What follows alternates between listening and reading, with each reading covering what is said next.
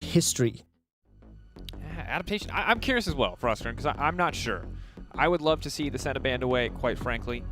But Matt obviously have prepped, have planned, have a lot of strategies up their sleeve for this series. And see if Fnatic, as the team that won Game 1, feel like they need to do anything different if the Senna's not banned away, or if they're just going to run back the same draft. Because despite the fact that we've switched sides, the bans so far, only 2 bans in admittedly, are identical. I would like to see more agency given to Humanoid's champion pool. I agree with Yamato that I feel like Humanoid has a smaller effective champion pool than some of our other mid laners that are left in the tournament or throughout the LEC. When he does get on one of his big priority picks, it's always so explosive and exciting to watch. And while he is a good Zoe player, Zoe doesn't have the same agency as something like his Azir or his Kiana or his LeBlanc. So these are kind of the big picks that I would really like to see Humanoid get his hands on so he can be a bit more impactful and not necessarily so locked down into throwing out bubbles, looking for CC chains, or just being away from their bot.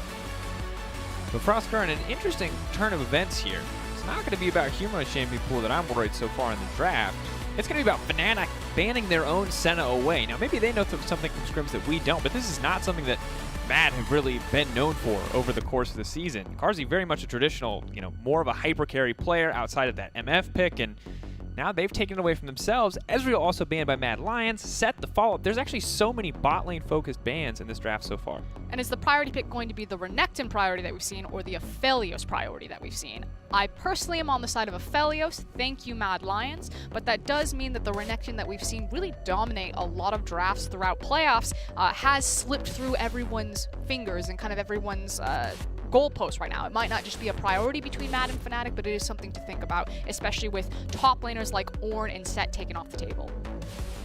And I'm curious to see if we see that adaptation that you talk about. The MF going to be picked up for Fnatic. Would not be surprised to see it paired with Hylissang's Thresh. I frankly love that duo for Fnatic. But of course, Gragas was unbanned, so Selfmade will grab it there. But one thing that we talked about last game, Frostburn, was the adaptation overall for Bwipo, if it was going to remain tank meta, tank meta, tank meta, or if we would see Bwipo really start to flex later on in this series by trying to pick something that is more of a bruiser, that is more aggressive, that can kind of snowball these leads a bit faster.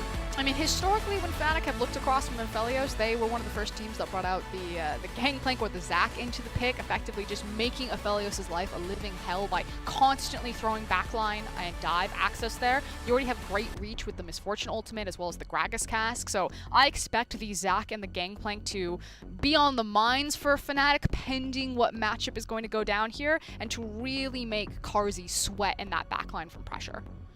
But also, I feel like we have to talk about the jungle now, because the Grag's been locked in for self, made us 5-0 so far in the playoffs, undefeated. And Shadow, we saw a monstrous performance up against G2 on this Olaf. A champion I have honestly very mixed feelings about, but when it's played well, when it starts to win a game, it looks so absolutely unstoppable. And it's quite cute that Shadow would pick Olaf across from Fnatic as Nemesis flashes Annie, praying to the Church of LS. There we go. Ooh, the Yasuo love Gragas it. combo. So we've already seen Fnatic pull this out in the playoffs quite to devastating fashion. It then does put more pressure on Humanoid that he cannot lose priority or the ability to contest priority in this mid lane, because we know that Nemesis will just peace out and look for incredible dives like how they dominated against Alphari. So needs to find something that can compete with this pick. It is still technically a flex pick, so that could also be Bwipo's Yasuo. But wherever this Yasuo goes, Selfmade is sure to follow, and Selfmade is one of our best Gragas players, so it should be explosive, it should be exciting, and Renekton, goodbye. And I like that they've already seen a bit of hard engage. They already see the Gragas there. They do not want to deal with the Hylissang Rakan as well. And it seems to be the standard so far in the series. You pick the Thresh, you get that Rakan off the table. You do not want to play against it. So Respect ban up against Hylissang. Fnatic will ban away LeBlanc too, and it seems like they are giving that recognition to Humanoid that you talked about, limiting some of his impact, making sure that he can't be that crazy assassin, that he might be forced to stay as that sort of wave clear bot, that pick tool, instead of being able to kind of roam freely. The Azir blind pick is still available for Humanoid if he wants to try to take the matchup there.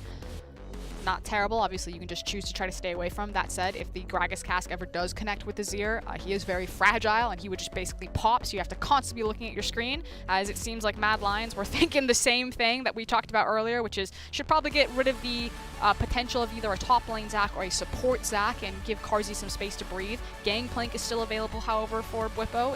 I would assume would be a support pick, however, here, so they can make sure they absolutely get the counter pick and they can still flex the Yasuo around in draft. And I'm holding my breath briefly here. Yes! Oh, wow. All right, you want two playmaking supports going toe-to-toe? Well, you're going to get it, friends at home. Blitzcrank locked in for Hylissang up against an Aphelios. You wanted explosive Frostgrave, and they're just doubling down after every single pick. Now, I know with the Nautilus into Thresh matchup, because of the wind-up animation for Dredge line, as it's a mid-lane Nautilus, thank you, versus Death Sentence, is that whenever the two champions try to hook each other, Nautilus will just win out because he hits Thresh faster, but I don't know the animation time wind-up for Blitzcrank's Q. It's pretty fast, so I'm curious if it's kind of like the same soft counter or soft answer where Thresh is like winding up Death Sentence. It takes like 10 years and Blitzcrank just quickly snatch grabs him while he's doing it. I believe it is the same. I believe it's the same 0.25 second cast time. So he should have that window to make things happen. But now we have the Nautilus locked in for Mad, most likely going to hit the mid lane in the hands of Humanoid, and an Aatrox on the top side. And I love that Fnatic have saved Bwipo this last pick. If there was ever a time to see Bwipo get really crazy, show us something new. That's not really what I was looking for, but Bwipo's Gangplank is legendary and would have to be respected. Oh! We prepped for this! Oh, we prepped for so many weird solo queue picks, folks, and they never happened. They never played on stage, but Bwipo has been jamming Malphite and solo queue, and if it is on hit, press the attack, Malphite. Trinity Force! I'm going to lose my mind. Sorry, not on hit. Trinity Force Sunfire Cape. This is a Wombo comp. That is a Malphite Yasuo. This is not Bronze 5, folks. This is the LEC. We do things different here. Do we actually? Because look at all the knockups and the prep for Yasuo. So I think Yasuo is the core of the composition that you called it and why Bwipo went towards the Malphite. Not that it's a bad matchup. Obviously, you can itemize into armor. You can try to play around Aatrox. The thing that I said Gangplank is that there's the Aphelios in there, and Bwipo loves playing both sides, the Aatrox and the Gangplank matchup. He's super confident on either side, and I've seen him outplay the Aatrox on the Gangplank, using like the speed up of his barrels to get around like all the flips that Aatrox is doing up there. So the fact that Yasuo is here is why I think that he really solidified and said, Malphite's the way to go. I can set up Nemesis, and now all my eyes are on, I want this Wombo combo. I want the ridiculous Yasuo ultimate. I want the Trinity Force to come out of Malphite. I want I want the explosions. I want them too. And honestly, outside of just the Malphite ult, the Malphite E, the ability to slow attack speed up against an Aphelios and an Olaf, two champions very attack speed dependent, is going to be big for damage output mitigation in these fights. We're now getting ready. Game 2, of course, Fnatic up 1-0 so far. Adaptation was the question mark coming into draft. What do Mad change? How do Mad adjust? What are they going to show us that's new? And this game looks completely different in draft. This looks a lot more like what we saw from Mad in their series versus G2. Now, naturally, when you do have Olaf into Gragas, you can try to abuse that jungle matchup. So, checking across, there's no sweepers. They have 5-man stack, so potentially something went funny in scrims. It's a Blitzcrank. Maybe they're just like, it is solo queue, everyone 5-man stack in a bush, wait for Blitz to walk into you.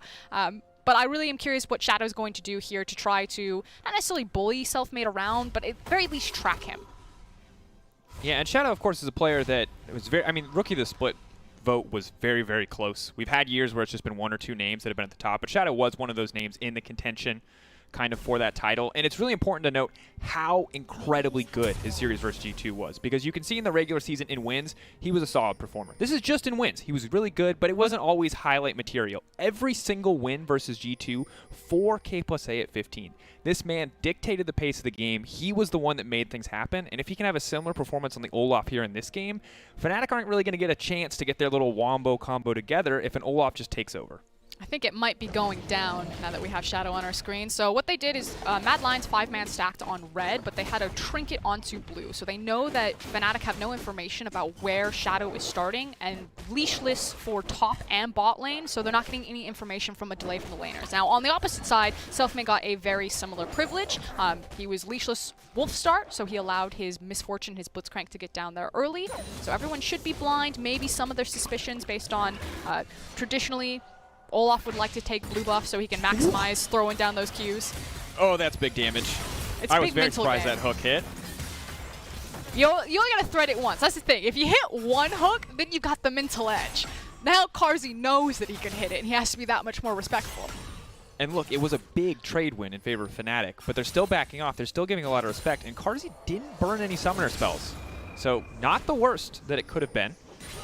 It is going to be a full side top clear from Shadow now as he moves into bottom quadrant. Quadrant? Sure. Quadrant? Yeah. Why not? Sure. There you are. We're seeing a little bit of contention here in the mid lane. Of course, Nemesis has to be careful here. The setup could be pretty easy. The flash is not going to be quite what he needs. Quick first blood. The emote spam for it as well. Humanoid is going to grab that one. That's what that was. Humanoid, obviously on the Nautilus. He's got CC riddled throughout his kit. He flashes forward, makes sure that he can get the auto attack, which, what, is it a snare? Is it a root? I don't know which one it classifies. It's a snare. It's a snare. It's really fair is what it is. Very fair and balanced. Locks down Yasuo and just lines it up for Shadow right there. So again, full clear into, he had the sweeper because again, he backed after they 5-man stacked. So he was able to make sure that this wasn't warded to even give Humanoid the option of setting up this play. Sidesteps the tornado, knows there's no CC left. There you go. Flash for flash. Flash just a little bit late there, and it might not have even been enough to come in. Selfmade was, of course, on the way as well. But this is the beautiful thing about a Nautilus in the mid lane, is the setup for an Olaf is just too easy. It is as simple as just auto-attacking the Yasuo, and he can't do anything. Wind walling an Olaf axe is not enough to stop him from killing you more often than not. But as we check in on the top side, we mentioned a little bit about press the attack, Malphite, FLICKR, and for right now, it does seem like Bwipo is suffering. Not quite getting the value that he wants. I'll hold that thought, though. There's the perfect Thresh setup as Hylissang is now in trouble. The hook's going to go out. Hylissang grabbed up here. Carzzy now with the onslaught. They're taking their time on this one. Hylissang go down there, and Shadow going to walk away. The Ignite burned as well. Hold up. Selfmade on the way in. Humanoid's there too. Bwipo is not really going to be doing anything here. They are going to at least get the 1-for-1 as Selfmade continues to get aggressive onto Orome. But early game Malphite, not quite a strong champion. His jungler did come up to bail him out. I do want to start with the bot lane play, however, because I believe Hilly held his flash for that. That's scary. Orome now in trouble. Bwipo zooming in. He's going to get walked down. Should be pretty easy for Malphite to get that one. Orome has the dash, though. Selfmade covering over the wall. Is going to backstep. Well played. The body slam forward, and Bwipo still going to grab that kill there. Down in CS, but managing to get another kill for himself. He does need to have Selfmade assist him with the wave, however, because as Bwipo's minions came in, they were focus fire, and it's going to push. So thankfully, Selfmade's hanging around to help him reset. So here's the thing. Really excellent gank setup from Kaiser, but Hilly looks for the sidestep, like he does the little Mario Kart snake where he's waddling back and forth. and he had flash. And maybe he's thinking, if I flash the hook, the axe will still hit me and I'll still die, but maybe it's also arrogance of holding the flash and not just immediately trying to get out of the hard CC. I think that one's a bit for the review tape. Yeah. I'll give him the benefit of the doubt there that he thought he could size. It's hard to believe the sidestep works out, though, because Blitzcrank just has... He's got a big booty. Big old hitbox on that Blitzcrank. Makes it pretty easy to land a lot of those skill shots in those tense moments, especially when he's already slowed there. But for now, very back and forth. Matt actually with an advantage here in the early game, and they talked about it right at the start of the day. In the interview that we heard with Kaiser, Mac was saying to the team, play your way, play aggressive. And now that we see Matt getting more aggressive, it already seems like it's starting to work better for them here in this game. Downside is, right now, Fnatic still starting to dictate the pace here as they go for this dragon, but Matt on the full up, all up into the pit, but he's not going to be able to smite that one away. The knock up the wombo combo is there, but Carzzy's now free firing into the rest of the team. He doesn't have a ton of damage, but maybe he can get it done. Nemesis with the Conqueror will not be enough. Fnatic may have gotten the dragon, but at what cost? 2 kills picked up by the side of Matt, and that's a 2K gold lead 6 minutes into the game. And that means Humanoid's going to be on a springboard for getting access to his proto belt. Like, obviously, you want to funnel those kills into Aphelios, but it's not terrible to have Nautilus get them, because if he has the proto belt, it helps him get access to wave clear, and he can start roaming around, getting unlocked, and moving his utility around into the lane. So I don't think it's the worst thing that Humanoid's sitting 3-1 on the Nautilus mid. And at a certain point, he will just be able to lay the smackdown on that Yasuo. And that is the nightmare state for Nemesis if Humanoid continues to pull ahead, if he gets that proto belt anytime soon. And FLICKR, when we look at game 1, 4 kills at 15 minutes. This game, they're gonna die. Well, we got 7 and we might get 8, because now Kaiser is gonna get knocked out here. Reckless retreating under the tower. No CC coming in from Carzzy. Carzzy also out of mana, but Shadow just going to rock and roll his way through that one. Tower will not finish him off, and Hylissang, just another name on the list. Mad Lions obliterating Fnatic in this early game. And here's the thing from Mad Lions, is they're almost taking a page out of the FPX playbook, utilizing the Nautilus mid multiple times throughout the playoffs now, and Humanoid always getting out into these side lanes, making these dives count. In their previous series against G2, a lot of the time it was going towards the top side of the map. This time around, it's going towards the bottom side of the map. But, you know, Humanoid known as the assassin player, and it feels like the big development for him coming into playoffs and now creating this X factor for Mad is how useful he's been using this utility, using these tanks, absorbing assassins like a Yasuo Gragas. Like, what are you supposed to do against a Nautilus? Even if you hit him, you don't 100% get the guaranteed kill there, and gets to walk up and do stuff like this.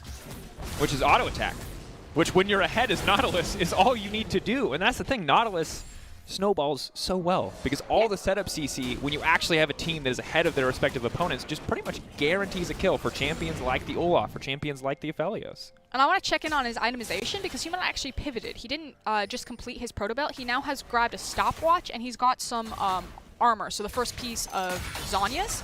So it's going to be even harder to kill him. I think he's actually just unkillable now with this back. And so Fnatic have to figure out where they're looking. They just throw a cask with a Yasuo ultimate and try to blow up into the mid lane. They need to move Nemesis around and pick a different target. And Fnatic's damage profile for right now, Yasuo MF, obviously entirely physical damage here, and you are going to get a mixture with on-hit Malphite depending on where Blippo wants to build. But Blippo hasn't built any of that damage yet. He will get damage under his belt. He can be an AP threat, but for now, he hasn't even finished the Luden's Echo. So this early armor purchase is, yeah, I just think very, very hard for Fnatic to actually deal with in terms of kill pressure in the mid lane. It's going to be nigh impossible to bail Nemesis out of this lane. It feels like at this point Fnatic are looking towards more of the group up stage, that it's no longer about kind of the 3v3s and the 2v2s that it used to be about, these kind of brawling, skirmish heavy games that they play, that now it's pretty confidently about the big 5v5 or at least 4 members. So minimize bleeding, try to get some pressure back, control the vision line a little bit more, and pick your moments better with how you're using this Yasuo. But for now, Mad Lions have first priority onto early rotations. Yeah, Nautilus is unkillable now that he has access to the stopwatch and some pieces of armor down there against the Gragas Yasuo, but he's also that much better at diving as well. He's got the stopwatch to play with, he's got the armor to dive, and I expect that to kind of be the game. Oh, there's the ulti. Now the first axe is going to hit. Goodbye to Nemesis. I was about to say it's not all lost. The CS difference is there. You know, he's got an advantage, but now Humanoid's going to grab at least 1 plate, if not 2. And I'm running out of nice things to say. And that's not a bad play by Nemesis. His opponent is just a Nautilus Olaf. He can't do anything at this point. He has to respect it, though. And where Nemesis truly got the better of Humanoid in game number 1, Humanoid is laughing all the way to the bank in game number 2 across from Nemesis right now. That is, like you said, it's Nautilus. You pressed R on him. Nemesis is like, this is cool. I'm really glad that I get to play around this. I could flash under my tower. I will most likely immediately get hooked. So instead, I will accept my death honorably. I'll burn exhaust and nothing else. Of course, as a reminder, tomorrow, G2 Esports versus Origen will fight to play the loser of this match, either Mad or Fnatic, starting at the same time the show started today. So be sure to tune in for that one. But at this moment, Bwipo trying to build a bigger advantage here on the top side of the map, willing to get more aggressive up into a Rome. The matchup getting a lot easier now that he has the Bramble Vest and a Gragas to back him up. Definitely needs his jungler's help here. Maybe they get a kill. Body slam, wombo combo. They're trying to finish that one off. The cast is going to do it, but Bwipo may have to trade his life for this one as Humanoid comes in. The Nautilus, very beefy. Protobelt there as well. And Selfmade just going to pop Predator to run away from that one. Good follow-up from Humanoid on the TP to pick up 1-for-1 in the trade. As now bot lane. No. There's no Thresh this time around for Reckless. He will just have to die there. And that's the rough life of having a misfortune. Reckless had his flash. He's like, there's no way I get out of this one. It's fine. I'll take the L. Olaf, kind of the feast or famine jungler. If he gets ahead, he's got a single play pattern, which is why a lot of analysts don't necessarily think very highly of Olaf, especially in a game that seems to be dominated so often, so much by who can outscale late game. But when you do get Olaf springboard ahead, that binary playstyle, all he's got to do is run into the backline and blow someone up, and it's going to be Reckless's number every single time. And if he continues to get fed, it can be anyone's number. I remember when we started talking about the series, Analyst was looking a lot at the bottom lane, and we're finally seeing kind of the Carzzy and Kaiser show up in a way that they just couldn't in that last Senna game. It just was not the most interactive laning phase. And I'm worried. Because you talk about Olaf being, you know, like once he scales, once he gets going, he's really powerful. I kind of feel the same way about Blitzcrank. He's such a win more champion. When you start to win, when you can set up vision, and you can just fish for hooks over the wall, Blitzcrank looks so good. But if you start to fall behind, he doesn't do anything for your AD carry. I agree with that. I just think that there's a bit more agency on like a fed Olaf. Like if I had to pick between the fed Olaf and the fled Blitzcrank, a winning team with a Blitzcrank. I should clarify. I'm not trying to feed kills to my Blitzcrank. You're not playing funnel Blitzcrank this time around. Look, we could. I'm He's always building down, Frost. Blitzen. If you want to not farm on Senna and let me play Blitzcrank, I will gladly whiff 100 hooks before you give up on me. But in this case, I'm okay. No, focusing back on this game. Ooh. I'm trying to think of where I want to go to. Right now, maybe with this Blitzcrank on a losing team, you just need one pick. That was the moment. Of course, the ultimate comes up, so. Potentially, Fnatic could look to re-engage the fight, though. With Olaf ultimate down, he's a significantly more vulnerable target. Only form of tankiness right now is Tabby. I think at this point, Fnatic, again, it's about stopping the bleeding, so they knew the Herald was going to go down. They're not going to try to force it, at least not without Bwipo. Maybe if everyone's grouped up and they can use a numbers advantage. So right now, they have numbers advantage because they know Orome's TP is down. So if Fnatic are feeling frisky, they could try to force a fight, but as Bwipo turns back around, uses the on-the-way ping towards the tower, it tells me that Fnatic are probably going to pump the brakes and say, no, let them have the Herald. They're probably going to use it top lane. Make sure it doesn't push through for multiple towers. So Hilly, I think you actually need to hit your reset right now. Does step forward there to make sure that the tower plate gold goes to somebody. The Herald charges in, though. It's just going to be more money into the pocket of Carzzy. Kaiser making sure to stand outside of the range to donate all of that money, to his AD carry. 3-0-2. So many tower plates in his back pocket. He's going to be very close to a second item, only 13 minutes into the game. But now Hylissang looking to make a mark on the map. Emote spam. The ulti comes out. That's easy follow-up. Arome, no chance to use any abilities outside of that ultimate. And once again, the TFT Yomo coming in clutch for Bwipo. Yeah, he was airborne the entire time. Very well juggled there with the CC to maximize the airtime duration for Arome, so good job, Fnatic. That said, they used everything. That was the Malphite ultimate, the Gragas cask. So a lot of big cooldowns and now a big window for Mad Lions to kind of immediately rush onto the map and to try to force fights onto Fnatic's members. Good thing is that Fnatic's key ultimates will be back up by the time the Infernal spawns. So Fnatic at this point are saying, it's cool, wait until next ult, probably around the Infernal. So within the next 2.5 minutes, it should be about set up on bot side river. Keep our eyes there. Setup is definitely coming through for Mad Lions, taking advantage of the fact that they know that they have more members active on the map at this stage. Infernal, going to be one to keep our eyes on. Obviously, for either of these teams, it's going to be a very big deal. Carzzy, though, continues to be the person that I've got my eyes on. He's finished Boots 2, as well as the extra 2 daggers. And this guy is going to get very scary very fast for a team like Fnatic, because if they don't hit their wombo combo, Carzzy is more than certainly going to clean up an entire fight.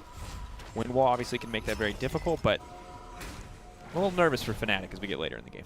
Yeah, it can at least slow them down. And I agree with you. My questions will be on Carzzy's positioning. In Game 1, it was a misposition from Carzzy that kind of led to disaster of the game, really spiraling out of Mad Lion's hands. That said, Carzzy has really impressed me over the regular split for how aggressive and how confident he's felt to maximize his damage output. Now, that does mean that he tends to die a bit more than other ADCs, so there's definitely windows or tendencies to punish there.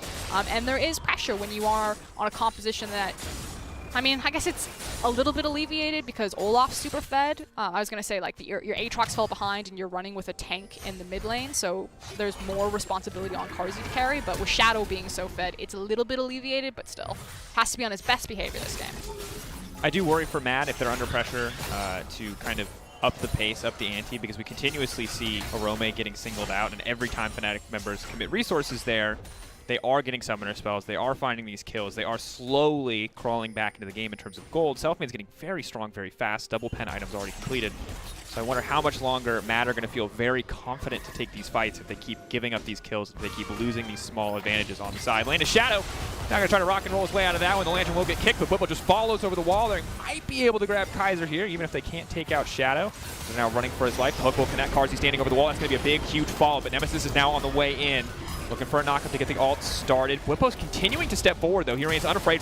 Now they're there as well. Nemesis dashing in. That's the shutdown onto the ult. That's big. And just like that, Fnatic starting to close the gold gap. Only 2K difference now. A solid play in the end for the team. Yeah, making the most of the dive right there. In fact, they're going to turn it around. Ooh, another hook.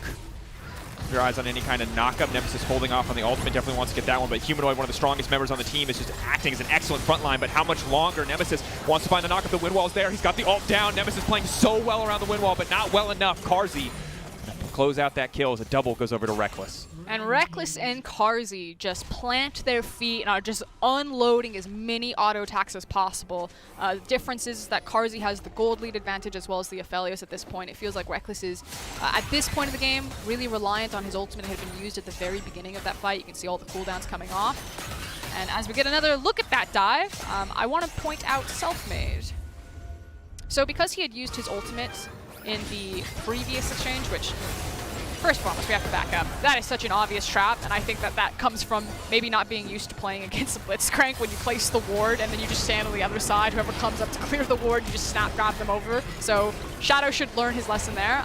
But pointing out back to Selfmade, because he had used his ultimate previously before the fight, I think it extends it a little bit for Fnatic. Like, if Selfmade has his ultimate there, they don't have to chase so deep, take so much damage to clean up some of these back half kills. And then I think this is the other questionable decision from Fnatic, for Hilly to re-engage the fight when I think they've gotten everything that they wanted already. Oh, hold that thought, Frostgurn. And we got another fight. We got a TP on the flank. Whipple running teleports into the backside. He's looking for the setup. He's got the perfect access for Yasuo. The entire team is grouping in the pinch. They can't afford to do that. They have to back away from Whippo. They're retreating. That's the knockup. Nemesis won't be able to get into the midst of the fight.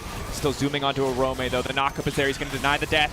Saves Hylissang's life there, and Fnatic just smashed that exchange, tying up the gold lead just like that. They just ripped Mad Lions apart. Whippo, just a heat-seeking missile onto Carzzy in the backline right there, deleted him. And that's one of the scary things about Malphite, is that, yeah, he got punished in lane, he got kicked around, but now that he has the Sheen, he's got the Bramble Vest, the Sunfire Cape, he actually just blew that Aphelios up all by himself.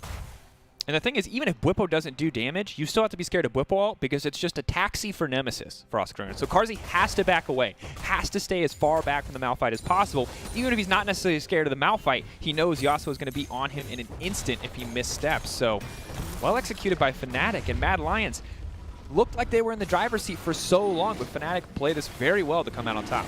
And again, look at Carzzy. He sees the TPs coming in, so he's afraid to step forward and group up. He wants to stay in the back, and then you are right. Yeah, Malphite can be a taxi for Yasuo, but Malphite doesn't need Yasuo's damage there. No, I was Look at so that. wrong. He just 1v1'd Aphelios. I was like, he doesn't have that. He's like, he doesn't have the damage yet. All he's got is a Sunfire Cape and a definitely has Sheen. the damage. I was wrong. He had the damage. I take it back, Frostgurn. He has to be scared of just Malphite and Malphite alone for the rest of this game. That was a lot. And I think now it's going to be, so here's the thing, it's kind of this scary dynamic where you have dive tools on both sides. Definitely Fnatic's are much stronger dive tools whenever you have a Yasuo Malphite Gragas cast, like 100%. But because Shadow is really fed, he theoretically can work like a dive tool. Pops his ultimate, starts sprinting to the backline, but Fnatic's composition are 5 champions that do damage. So even if he finds one of them and trades his life, you still have to deal with the other 4 members. Because Origen got tanked pretty hard up on the Aatrox, he's not as powerful as he should be, and you're still running with a tank-esque support in that mid lane. So it's not like Humanoid's going to be picking up the damage slack. I just think compositionally, Mad Lions, these fights are going to be so much harder for them to survive. Oh, Reckless. Body Slam's going to come in. They just have enough damage to burst through the Olaf. Carzzy just getting 1v1 by the Malphite. Frostguard, I'm glad you corrected me, or I certainly would have looked like a fool for the second time. That damage is so gross. Hylissang coming in with the hook, though, trying to buy space for Nemesis. Nemesis dashing out, getting the reset on the air blade as he comes through. Stacks up another tornado, can just fall up right onto Humanoid. Humanoid been hit by 2 in a row. Reckless now going to try to clean it up with the ultimate, but Humanoid, from dominating here in the early game to getting obliterated under this tower, will be the 1-for-1 trade there between the 2 mid laners. But my God, Mad are getting destroyed. I'm curious how Bwipo found Carzzy all lonesome in his mid lane. I was watching what was happening in the setup top lane, but we'll see it in the replay. This does mean that Fnatic are going to easily rotate, walk to the Baron, pick that one up. And again, this game felt very tense, very close. You know, maybe some people were getting behind Mad Lions. They were making movements. Olaf was super fed. And then just like on a dime, 2 team fights back-to-back. Fnatic just rip Mad apart and rip the game wide open. Rome coming over, though. Shadow going to try to zoom in, but that flash is going to feel foolish. Oh, the ultimate's not there either. They're just going to slowly but surely walk him down. Carzzy waiting over the wall. Maybe they can buy enough space for the retreat, and they will do so. So saving Shadow's life, and now it's Hylissang in trouble. But Bwipo coming in. He's not too far off from the ultimate, but Fnatic have decided to pull their finger off the trigger, back off, get the resets, and we'll take a look at this play one more time. So it's greed. That's what it was. Oh, no. Oh, the emote! I'm sorry. If you're tired of me getting excited about emotes, I get it. You see them all the time in your solo queue games. This is the first time they've been in pro, and it's so special. Outside of those world ones, which we don't really count. They're not very BM. They use them in the LPL, so I'm a little bit over it. Sorry, Dracos. It's so funny. Good hook from Hylissang as well. Actually, potentially could have gotten a kill on Kaiser a little bit faster if he hadn't pulled him out, but they still managed to close it out. 1-for-1 overall, but Fnatic are just monstering in these fights, and Mad cannot move their members around the map fast enough to respond to what Fnatic are doing. Okay, so this is what Mad need to do, because I agree. At this point of the game, even without the Baron, I think that Fnatic, I like the execution of their composition on what Mad's composition in its current state can do. Mad needs to make sure that Carzzy survives. I'm going to say at least 2 of these ultimates, preferably 3. Now, if he does survive that, then I think Mad Lions, they still have great scaling potential, great damage, you have good meaty front line, nice levels of CC, and some disengage. You just create space for Carzzy. Issue is that they're never going to get a front-to-back team fight. Oh, There's too much dive access. You can see it happening before your eyes. Oh, no! Ah! Not like this! The wombo combo for Fnatic, but Reckless instantly dies. Mad may have suddenly turned the fight. Bwipo's very focused on Carzzy. They have managed to isolate him and take him out, but no, the flash over the wall. The pullback coming in from the Aatrox changes clutch, but Nemesis now trying to finish the kill off to Humanoid in the mid lane. Fnatic still on top of the fight so far, but not the disaster situation made it out to be at the start. Carzzy trying to lay down damage from the backside. Arome flashing out to safety. Keep your eyes on that Hylissang hook. It will connect onto Kaiser, and that means one more name on the list, one more death. Kaiser will walk away. Not quite enough damage here. Arome trying to buy more time in Shadow. Sacrificing his own life, let's say, to buy space for the team. The hook will not connect from Hylissang, and Fnatic still coming out on top. That was a nasty outplay from Selfmade that actually ended in Shadow's death right there on the replay. Selfmade was like, you want it, I'm tasty, I'm delicious, come on Shadow, you can come for it, and just sidestepped the axe. Shadow then overcommitted, his team then collapsed on him. That was actually very clean. So, Carzzy survives this initially, but the key things to take away from this team fight is that Carzzy now doesn't have access to flash, and he doesn't have access to heal. He burned everything. So what we should see is immediately coming out of this, Fnatic going to sprint at Carzzy and delete him at the very next opportunity that they have. Ooh, and I think the flash over the wall for Bwipo is timed perfectly, unintentionally, with Arome's pullback there on the Infernal Chains, so he does not get to finish the kill. So Shadow's going to come around this wall. He sees the Gragas, and he's like, I can at least trade on this jungle. And Selfmade just pops him with the slow, sidesteps the axe. He's like, you're in trouble now. You thought you had me. You never had me. In early game, Olaf, those duels, it doesn't matter. He's going to catch you. But late game without his ultimate, it's just, he's just dancing on him. And so much hope for Mad Lions here in this early game. And we talked about Fnatic as nature as like kind of this wombo composition. There's always a chance for you to just outright win games with that style of comp. But I thought they were so far in the hole that they couldn't come back. And absolutely not the case. Fnatic have continuously find fight after fight after fight after fight in their favor, even after falling so far down early on. They are starting to get some of the more key items that they needed to on their Aatrox to participate in some of these damage. Also, I believe that Humanoid has completed his Gargoyle Stone Plate now. He may have had it for the last fight. I'd have to double check, but you know, the items are coming through. You can see the world of execution where Mad Lions, like everything lines up for them and they can start winning these team fights. It's just always going to be that question of, did Aphelios survive Fnatic pressing R on him? If yes, then the longer the team fight happens, you start to weigh more that Mad Lions probably came out favorably. If the team fight ends pretty quickly, which he could be killed by probably a Gragas 1v1, definitely a Yasuo 1v1, definitely a Bwipo 1v1, then it doesn't look great. Rome does not want to get caught out again. Already 0-5. Hylissang on the chase here. FLICKR, my concern is this. I don't know how they kill Bwipo. Because Nautilus does not have enough burst to kill him. And he has 3 armor items against 380 champions. Yes, Olaf does true damage, but that doesn't seem super reliable to me. So the later we get, until Carzzy gets some armor pen, I don't think they can kill Bwipo. Who? Oh, no. He's going in. He knows exactly where he is. He's trying to finish this one off. He's just going to dash out to safety. He baits out the ultimate. The rest of the team are just waiting for it to expire, but it's Kaiser on the backside. Carzzy's still in touch for now, but the rest of his fight is just getting decimated. But no, Bwipo just goes in through the exhaust. Bwipo does not care. He is the honey badger of top lane. He's emoting. He stops auto-attacking because he knows his team has won the fight, and that was hands down the most disrespectful thing I've ever seen in a playoffs best of 5 in my life.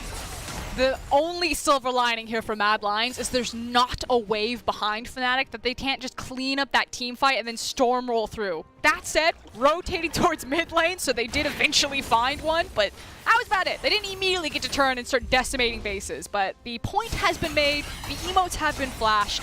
Fnatic maybe starting to style a little bit, especially Bwipo into that backline. I don't think that there's a lot of options that Mad Lions have left. I think picking Aphelios into Fnatic is almost like a death sentence. It is not where you want to be. Fnatic going to grab their second Baron of the game. And from here, Fnatic set to close out yet another matchup. This time, Mad showing us so much more, but still not enough in the face of Fnatic as we look back on this, well, very wild exchange. I mean, it's adorable because Nemesis is just like getting information. You see all of the 4 members of Fnatic in mid lane, and then Nemesis sits in the bush. He just waits for his team to give them the numbers advantage when they start this fight. The fact that, again, it's Fnatic who are first to the rotation, which has been kind of the constant throughout these 2 games of the series.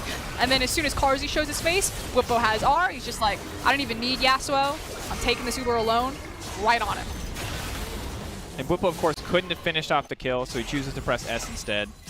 But with no lifesteal and no armor pen, outside of maybe Bloodline Legend, or Legend Bloodline, he's killing himself on that Malphite when he auto-attacks. And that is the absolute worst possible scenario for an AD carry that has to kill 4 other people on that team in any given team fight for Mad Lions to win the game. And unfortunately, Arome has, again, we said, he's completed 2 items now, but he's still just so far behind the clock that he's no longer a damage threat onto the side lane. It's really now just left open to Shadow and Humanoid, maybe CCing someone to death, and hopefully Olaf's damage is enough to take them down, but oh no. It's dire straits. Here we go, possibly last stand for Mad. Self-mid fishing with the cast is going to go in. Nemesis won't look for the fall. Body Slam Flash will not connect. Bwipo on the backside trying to zone Humanoid out of the fight. He can't go over the wall. Humanoid out of the fight. He can't go over the wall at any moment with that ultimate. He has Flash and ult available onto Carzzy, and he's going to go for it, but it will not connect. But now the American Assault comes out. The rest of the team's still trying to fight. Humanoid in the backside, but they don't have any damage. Look at Carzzy. By the entire team, but Carzzy, big ulti over the wall. Arome Holding on for now, but Nemesis getting the ult. Now he's feeling himself. He's running through the entire team. Triple kill. Reckless flashing over. He's strutting his stuff. And Carzzy just does not have enough damage to close that one out. Infernal Soul, and it looks like game 2 for Fnatic as well. There was a split second. There was a tiny window where you could see it, where Carzzy was untouched, where he was starting to get damage across multiple members of Fnatic, and then immediately it was snapshot. Fnatic just obliterated everyone in front of them. They have the Baron, they have the Waves, they have the Soul, and they now have match point.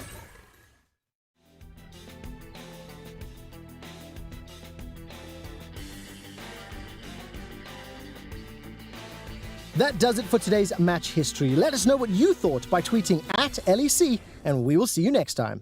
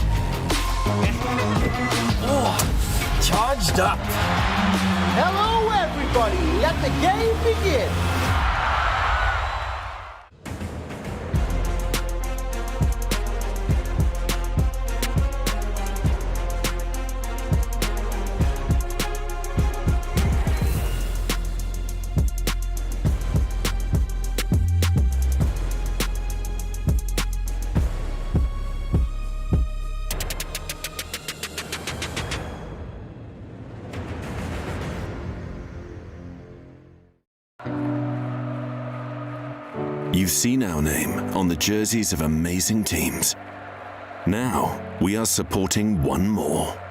One that you don't see live on TV. But they are the best team in the world, and they are playing the toughest game. Maybe they're not performing in front of millions, but they are under the pressure of an entire planet. And they don't have fans cheering their names, but they have patients who will forever remember them. And they also need your help to win this game.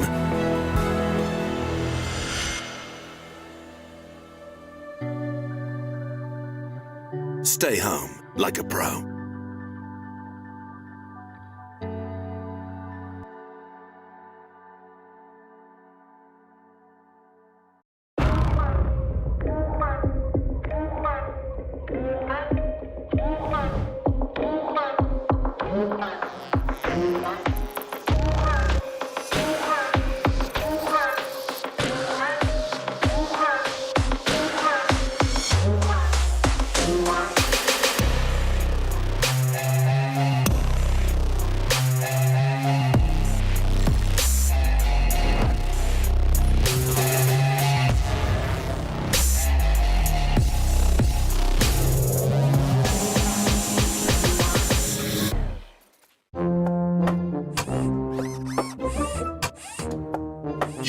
A chance against me.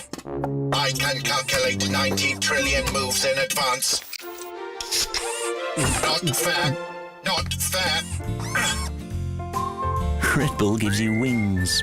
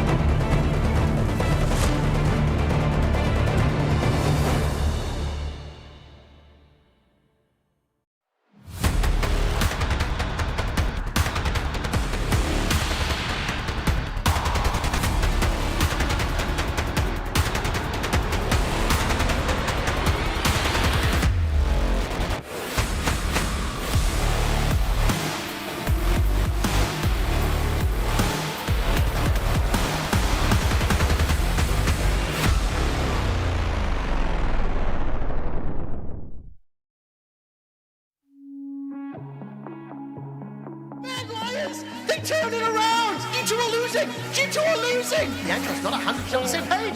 Sniped by Cause. Looking at Mickey. Look at the color of Humanoid. No, Cat! He bounces! They almost got the kill!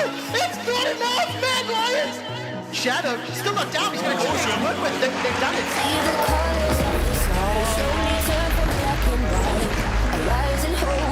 They've done it! It's the Mad Lions! They have unseated the champions! They have killed the kings! The rookies have risen up! He instantly gets shredded through, and there's Finn. All that gold pan off. Massive fight in favor of Rogue. Oh, they've just gotten into the meat grinder. Rogue has set it up so beautifully. Just let him die! And here we go! Rogue looking to end this series and face Origen next week.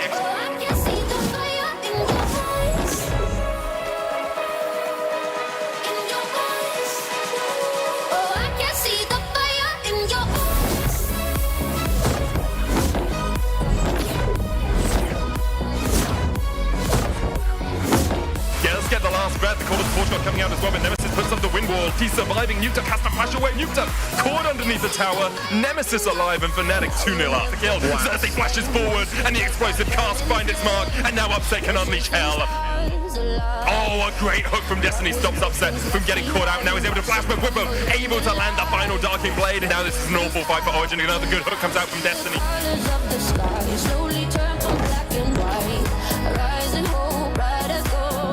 This does mean that Rogue will face off against Origen, two teams that I think have a very similar stylistic play.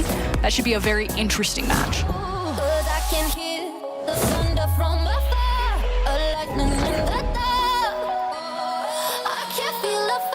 Everyone thought that G2 was going to 3-0. The question is this iteration of G2 better than 2019?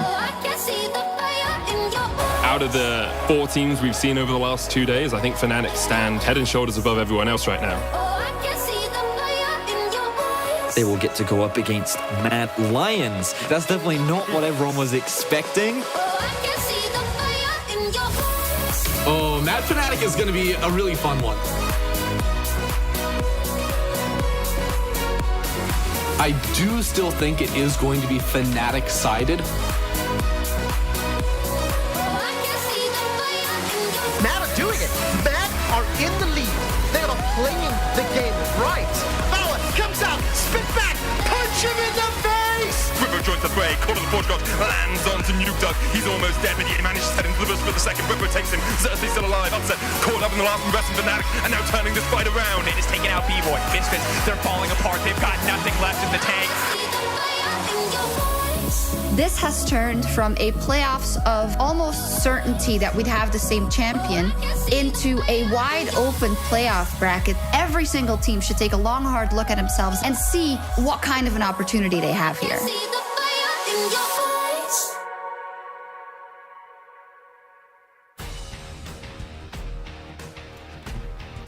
Well, hello everyone, and welcome back to the LEC playoffs. We are closing out round 2 with a rematch of last year's spring final as G2 Esports and Origen fight for another shot at the title. I am Shox, joined here by FLICKR and by Ender. Happy Easter if you celebrate. If not, happy Sunday and happy LEC Day, because it's the 3rd day in a row, so I think that's a reason for celebration, don't you? I completely agree. You know, we've had some quick series, but very bloody series as well. Yes, a Mad Fnatic got out to a crazy start, and I hope we get some more action, high-octane gameplay today. Yeah, I mean, yesterday was pretty wacky. We built up to that Fnatic versus Mad matchup, and I don't think it delivered that much in terms of how close it was, because honestly, Fnatic showed the rookies who is boss. I guess it depends. If you're a Fnatic fan, it certainly felt like it delivered. Like, this is our tournament to lose right now, because Fnatic reminded everyone that they are the clear heavyweights in this playoff bracket. That they did. We saw it there. It was only 3 games. And yeah, it left people wondering what is really up with Mad. They were able to beat G2 Esports last week, so the expectations were really high. So what do we take from this? Is Fnatic just so much stronger than everyone else? Did Mad really have an on day, and did they have an off day yesterday? Where do we land, Ender?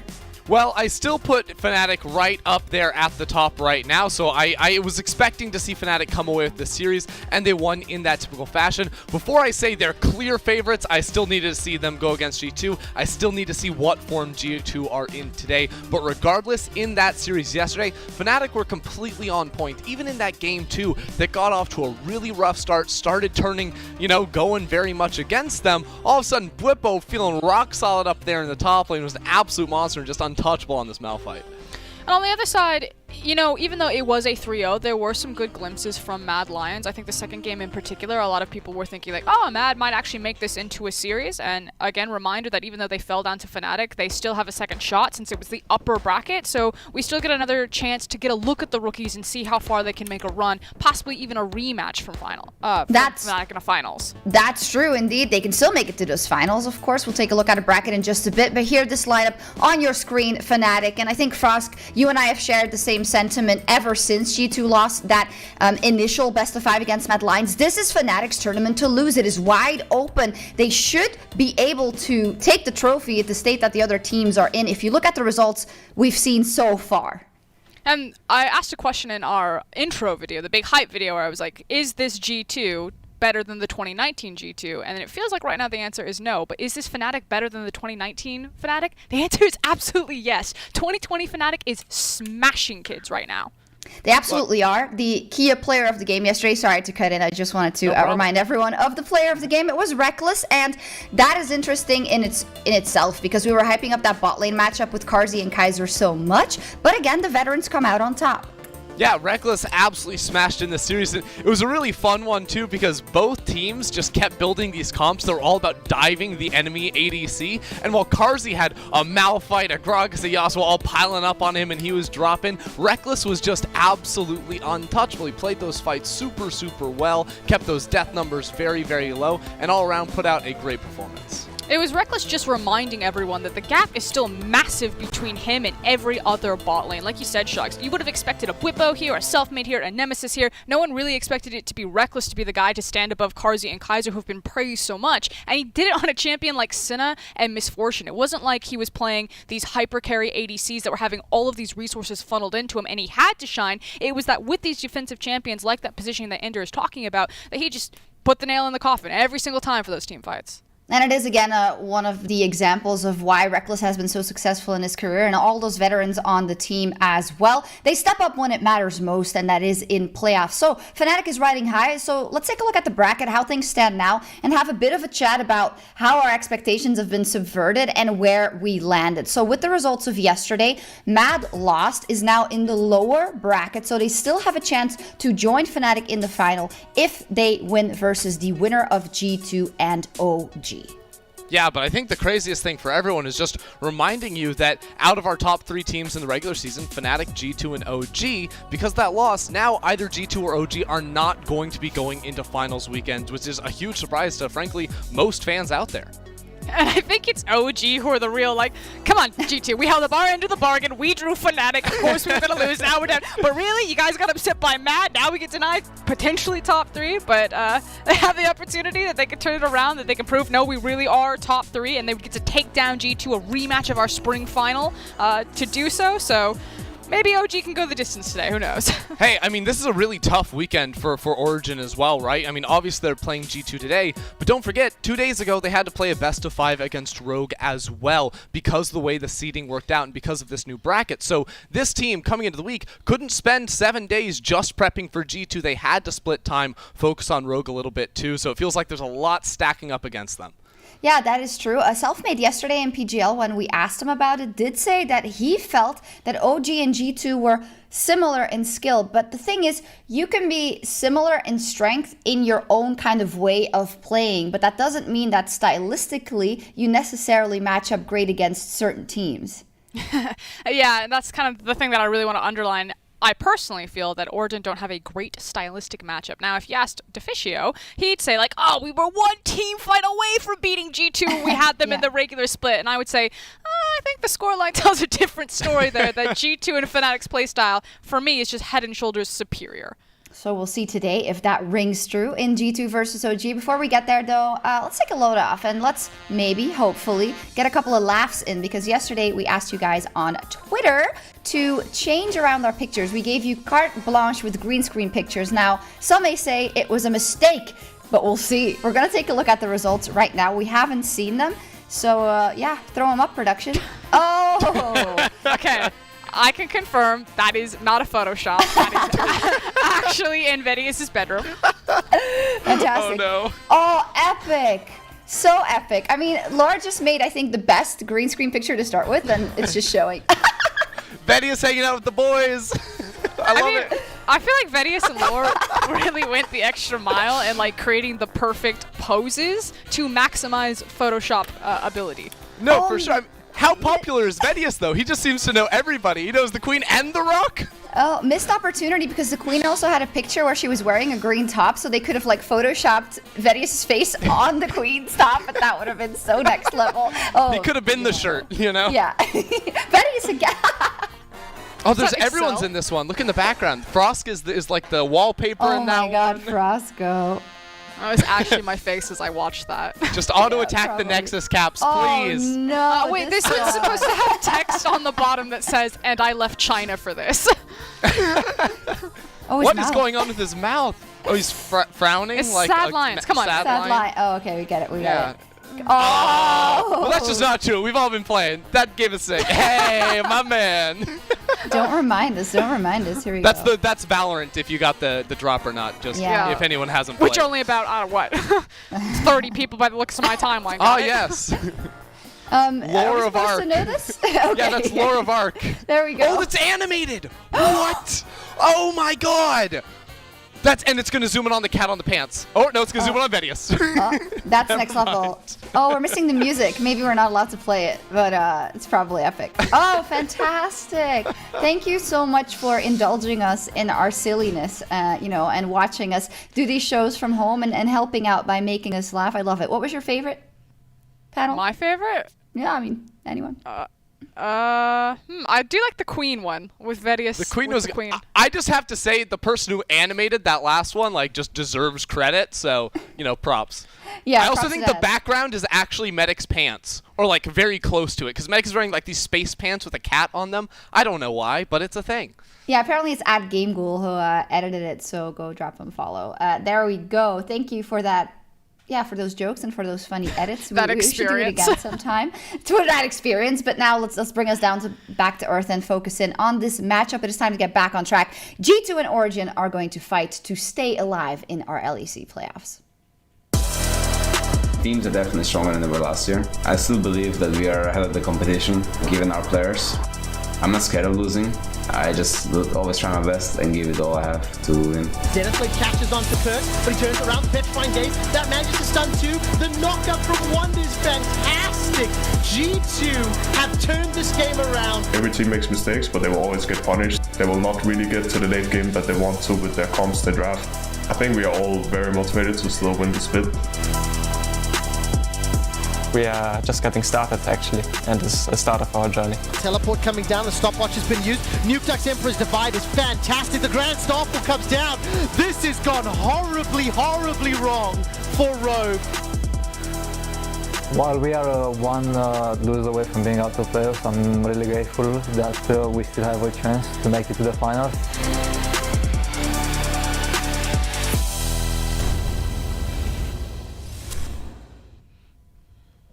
Massively impactful best of 5. The loser is out of the spring playoffs and the winner gets another chance to make it to the finals, and it would be a huge letdown for each of these teams if they didn't make it. And let's start with G2 Esports and the story so far. The swap famously in the beginning of the split ended them or netted them a lower bracket seed, or is that too harsh? Okay, well, we gotta zoom back a little bit further because yes, they are in the losers bracket now, but they were winners in the spring split, right? In the regular season, they did finish first place at the end of it all, and it was just that one best of 5 that ended up knocking them down. Still though, I don't think that anything short of winning the finals is success for G2, so if they were to lose here today and not even make it to finals weekend, that would just be a colossal failure. Yeah, but that's because the bar has been set so high by G2, who kind of reinvented what success looks like for a Western team. Like, let's be frank, Rome didn't fall in a day, and G2 is not going to fall in a day. Yeah, they had a bad series against Mad Lions. Yes, they were punished rightfully for it, but it also came down to like a satchel auto attack from turning the series around. And besides that, if you zoom back out on regular split, this team was still dominating. To completely write off G2, to say that this was predictable, that this was expected, this is the death of greatness, I think are just fans who are tired of seeing G2 winning and really want to pile on the few instances that they get a chance to take a pot shot at this team. But, you know, haters love to hate. Keep coming at G2. This series will answer a lot of questions of if this team is really dead, and I think they're not. I mean, for us, we're trying to balance between being G2 apologists, which I think they have deserved with the track record they've had with this team, right? We're not going to write them off after one best of 5. And on the other hand, we do have to judge them for what went wrong in this best of 5 and maybe connect it to some of the issues we've seen with G2 down the line, because they just have a very explosive playstyle. They are high risk, high reward, but that is also what has netted them so much success in the past. So it is a tightrope to balance for G2 Esports. I come from the LPL, and there's a lot of teams that have a similar playstyle. Invictus Gaming won a world championship on the back of it. And frankly, this is what it looks like. When you win big. And when you lose, you look like absolute fools. And you just have to kind of get used to this volatility. And this may be Europe's kind of first look like Fnatic and G2 at this style of teams, but this is what happens when you do see some of those cracks in the armor. And the thing is you now have to examine this. Was Wonder being poor at playing weak side? With Caps getting caught out in position? With Jankos trying to invade without having any sort of priority? Are these tendencies, are these weaknesses that Mad Lions exploited that G2 have always had there, or was it a bad day? Did someone not have their Wheaties for breakfast? Did someone not get enough sleep? And if you ran it back on any other day, would that have been a G2 victory? And the game was so close, and Mad Lions played out of their mind, and they deserve to be like held up on this pedestal, but it'd be completely disingenuous to say that that wasn't just a shit game from G2. That was just a bad performance. I love how passionate you are about this, Frost, and I think that totally embodies everything we want to see here today, because G2 are embarrassed and they want to show us that that's not the real G2, but remains to be seen if that will be the case. They are fighting to keep their legacy as those kings of Europe, and for a little preview of the match, Laura is standing by with Ocelot. Thank you very much, Shox, and thank you, Ocelot, for joining me ahead of your team's series today. It's my huge pleasure. Thank you so much. I want to say revenge series, because that's what you're aiming for, facing Mad Lions again next week. And many people have been wondering, what can we expect from G2 today? Which face will show up? Well, you know, it's every team got better. You know, there's no doubt about that. And but at the end of the day, you know, crunch time moments, those moments where if you lose, you're out, or if you win, you win the whole thing, are, I think, what define great players. And you know, when you're, you know, against, you know, when you're between two walls where your only good outcome is to win, otherwise you're out of the tournament, is when the best players come out, and the best of each player comes out. So let's hope that is today, otherwise we go home with a 0-3. And I mean, even Frost and Shox and everyone were talking about this series last week, and I know you were not watching Splice versus Gamers 2 as you were playing Valorant last week, but if you had to summarize what happened last week in one word, what would you be? In one word? Yeah. Let's make it one Against sentence. Mad. In one word, rookies. There you go. Rookies. Okay, rookie power. Rookies took over. You know, they have no fear. That's what I love about the Mad Lions team. I like that a lot. It reminds me of you know, our first sort of years together in G2. It was like very fearless. You know, Perks just going in, not really thinking that much, and I mean, sometimes it does work. You know, and if it caught you off guard, like it did the other day, then you may as well lose the series. They played amazingly, and we honestly deserve to lose. It is what it is. But now is the real moment. You know, now we play Origen, you know, which is a tough team to beat, although historically it's not been that tough, let's be honest. But you know, hopefully today we have a good day, and we keep moving forward. Next Mad Lions, and hopefully next Fnatic. Next Fnatic, and there's this big discussion around the fact that Fnatic may be the best team right now. I mean, you still had a flawless season, but what's your take on that? Yeah, I mean, it's been we're in LEC, well, ULCS for now how many years? 5 years. And every single split, there is G2 fans saying there's no way they lose. There's Fnatic fans saying there's no way they lose. And at the end of the day, we've been kicking their ass quite a bit more often. Let's see. I think that this is the best iteration Fnatic had in the last couple of years, no doubt. And I think that our role swap, which remember happened because we wanted to have fun, and I think we're having very good fun. Is working just fine, So one bad series won't define the year, and honestly, we have an insanely good team. The way they work is amazingly. What you see in the outside, which is this team that is always making fun of each other, of opponents in a funny way. Like we do stupid shit. Look, I have myself watching myself interview on a pillow. Of course you have. Gummy bears with my face. We're completely stupid. We're idiotic. Let's be absolutely honest here. We're just here to have fun. This is at the end of the day, this is a video game, and want to entertain us as well. And things are good. I mean, we got first in regular season. Hopefully, we can win the whole thing. But the team is feeling good. We're feeling good. We're optimistic. We're positive, and our fans are the best. Fnatic fans are the second best.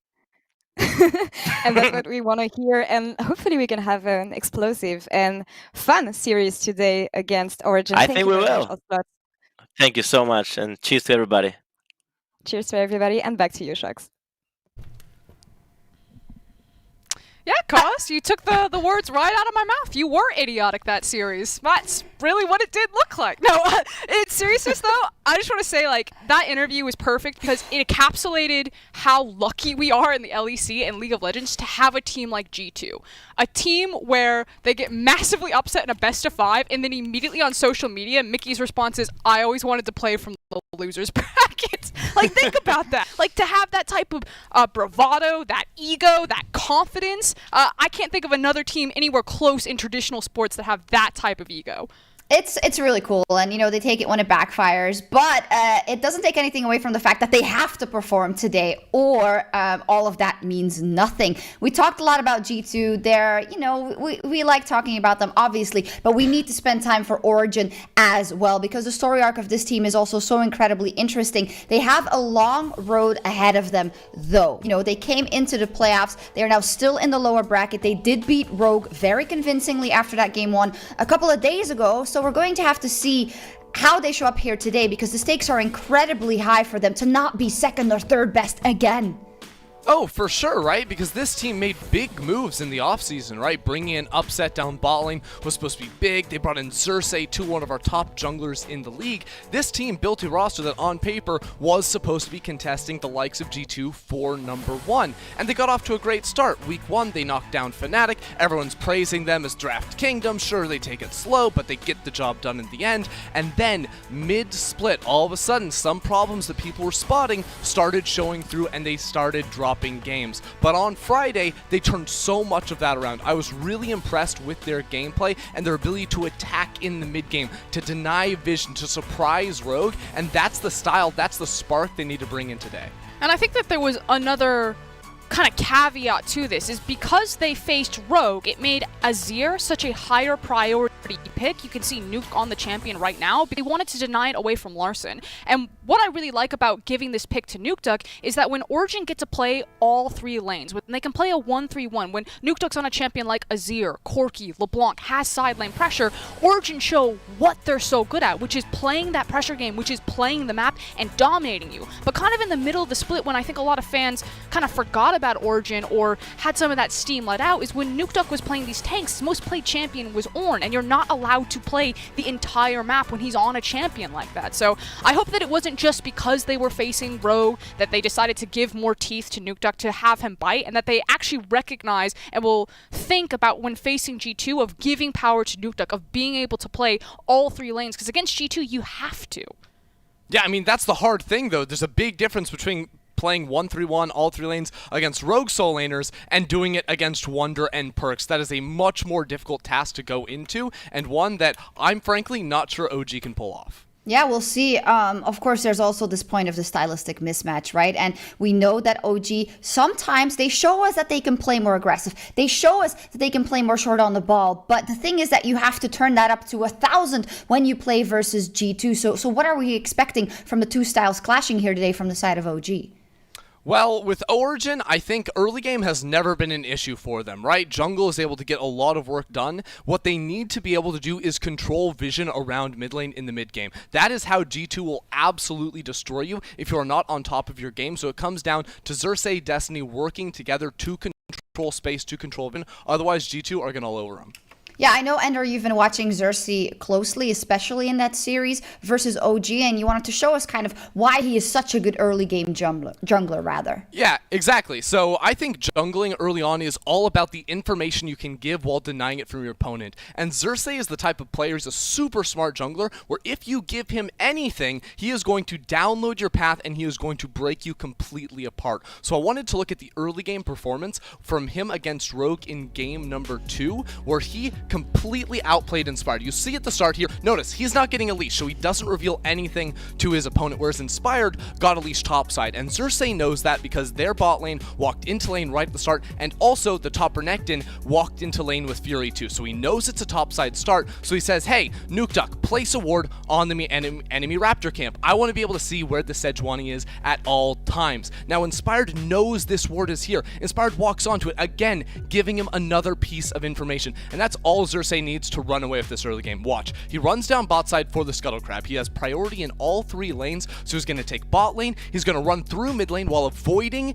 giving vision of himself over to his opponent. That means 2 Scuttle Crabs for him, and what does he do? He walks into the top side jungle. He has a level lead, so he smite steals away the Gromp camp, the most valuable single target camp on the entire Summoner's Rift. So most junglers in this situation would go back bot side. That's where their camps are going to be respawning. That's what Inspired is doing. But not Xerxes. He tricks his opponent. He surprises them. He has Predator boots on the set. He's going to run straight back up into top lane, where Finn overextends trying to fully push this wave up into the tower. He wastes his gap close, and here comes Xerxes for the first kill of the game. It's beautiful stuff from him. He's going to continue to run over the rest of the match, and he did this in multiple games, and this is exactly what he needs to be able to do up against Jankos to get his team an edge. Yeah, and I'm super happy to see Xerxes pull out champions like the Set jungle, like the Pantheon, and kind of diversify his pool a little bit, rather than being so reliant on the Karthus and the Gragas. It feels like a blueprint has been set up that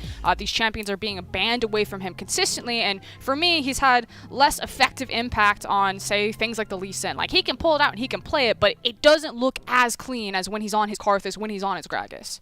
Yeah, we're going to have a lot of eyes rather on that Xerxes versus Jankos matchup, but I also want to look towards the bottom lane, and one big thing that came out of G2's best of 5 versus Mad Lions was Caps is playing bad. Caps through that series, where do we land on kind of the whole change, and how Caps performed in that best of 5 compared to the rest of his spring split?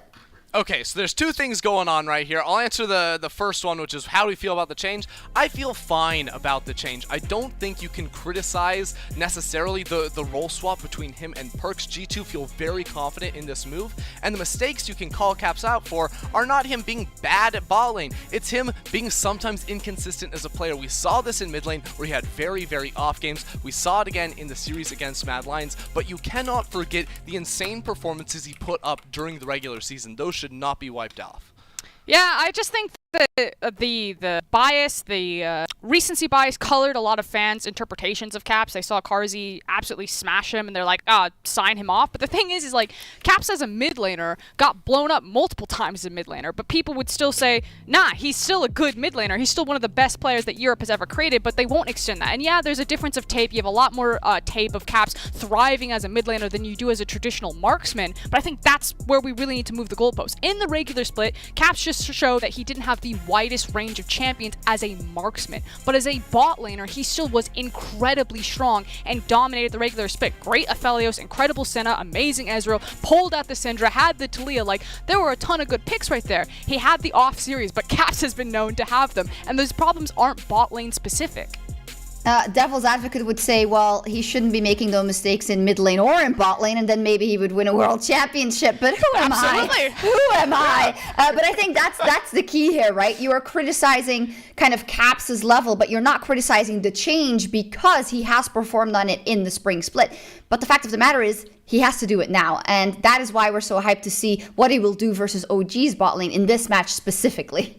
Yeah, we're going to be looking at that 2v2 down bot side, but I honestly, like, when I look at how that plays out, like, yes, bot lane is going to be important, but for me, I feel like the game is going to come down to jungle mid 2 versus 2, right? That's how G2 have been able to take over so many games, and it also is the stylistic mismatch we saw when Fnatic played against OG, where Nukeduck's on these picks, they get locked down in mid lane, and Nemesis roamed all over him. That could be a serious issue if Perkz is able to do the same thing in this matchup. It's also historically where Origen have stumbled themselves. You know, Cersei said in that interview that the action between Rogue and Origen was going to be the 2v2 mid jungle. Yamato and I looked at each other and we laughed. Like, what?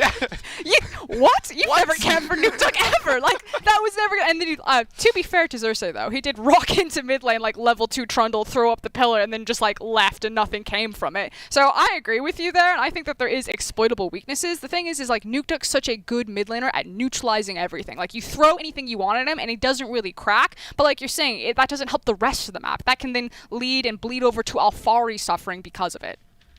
Yeah, indeed. We have a bit of a delay getting to that champion select, and that opens up the door for us to talk about what we may see in this very first game. We saw OG in their best of 5 versus Rogue. That they lost that first game, right? They got bled out by Rogue. They went for the scaling. They had to cast it in the mid lane, and it didn't work out for them. Something tells me that is not what we're going to see out of this game 1 from OG.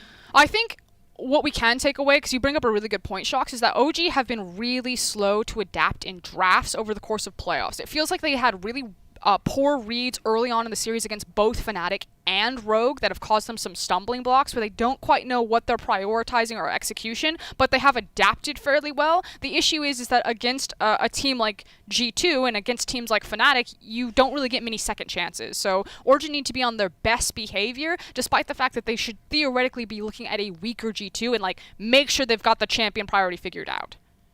Absolutely. Yeah, that's where you're late. You're late with your. We have a system where we type a little T when someone wants to come in and say something. Ender is all over the board late. on the T's. Always laggy.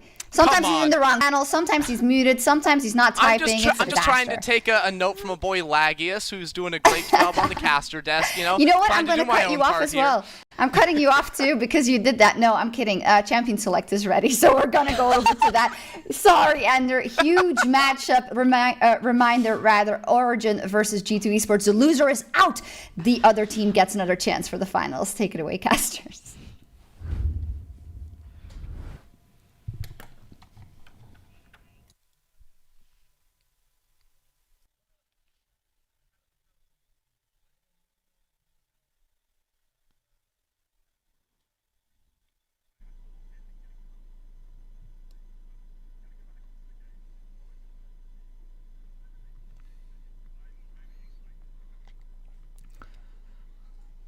I mean, so you say that you're excited, Medic, but the last time the G2 and Origen met in a best of 5, it was the fastest ever best of 5 in Europe's history. And then they didn't get another opportunity in summer because they finished in 7th place. So when we look at Origen's track record against Origen, honestly, it doesn't excite me. Right? And you kind of have to set this expectation that when you look at Origen, you look at their playstyle, it's slow, it's not usually something that can match the likes of a G2 or Fnatic. And that's why I'm really curious as to, are they going to change things up against this series against G2? Because expectations are that G2 can bounce back. Expectations are that OG are still playing this slow, methodical playstyle where they don't actually invest a lot in the early game. And I think a lot of that comes down to the fact that Nukeduck doesn't have agency. And we heard the analyst desk talking about it. And when we jump into the draft, I'm going to be looking specifically as to what champion they put Nukeduck on, because something he doesn't do a lot of, which Perkz does a hilarious amount of, is use his priority to impact the rest of the map. And that is what I think the biggest difference between these two teams are, and how they overall approach the game. So I believe that I am the only one that can be heard right now. So, as I am feeling, I'm going to be talking a little bit more about expectations that we can come up when we look at the draft. Some of the things we need to think about are the Gragas and the Karthus that have been heavy priority picks for the side of Origen. They are, of course, on the blue side, which means that should any of these picks be left up and available, they will look to try and grab it for themselves. Along with champions like the Senna and the Kalista, I wonder if Origen are willing to first pick it, because typically they've been trying to remove Senna on their side of the map, and they don't like to prioritize it. And we can see that Origen already choosing to take away the Syndra. They're also going to take away the Kalista, and now I wonder if Syndra will be their final ban, Senna rather will be their final ban, and it looks like G2's actually going to take that one off the board. So the Pantheon is obviously going to, I say obviously, OG's going to remove the Pantheon, which is definitely a high priority pick for G2, heavily suggesting a Renekton priority, but the Karthus has actually been left up. G2 is saying, you know what, we're fine if you want to pick it, because we have an answer to it. We have seen Jankos be very aggressive with his early game Lee Sin and how well he utilizes early pressure. I'm very surprised that Origen are going for this very first pick of Felios, because it gives a lot of options here for G2, and they're just going to immediately lock I would call it a comfort pick for G2's bot lane in the form of the Ezreal and the Yuumi, something that they've played during the regular season. They played it against Fnatic. I think it was one of Caps' best performances of the split, but OG do have a lot of agency with this 2v2 in the bot lane, so they can easily play around it, and by locking in the Renekton, they're likely going to guarantee themselves a strong top laner for Alphari as well. So Origen looking to get Prio in the bot lane, Prio in the top lane, and I think that we might be getting Medic back into the cast. I believe so, although right now I can't see draft exactly. I will say that Renekton is something, it's like the Aatrox locked in. From what I can see on my very small screen. So the Renekton was something we've seen from Alphari a lot during the split. I'm a little bit surprised to see Origen not decide to go for that, but with G2 having the final pick in this first phase, I wonder whether Origen didn't want something powerful that could counteract the Renekton in the top lane. Yeah, I'm wondering if they're a little bit concerned about potential counter picks to the Renekton, and so they decided to go for the Aatrox instead, which is a much safer blind pick up towards the top side of the map. The Trundle answer is actually very interesting. I wonder where they're going to look to put that, because picking under the assumption that it is in the jungle, blind picking it is not something that you normally see.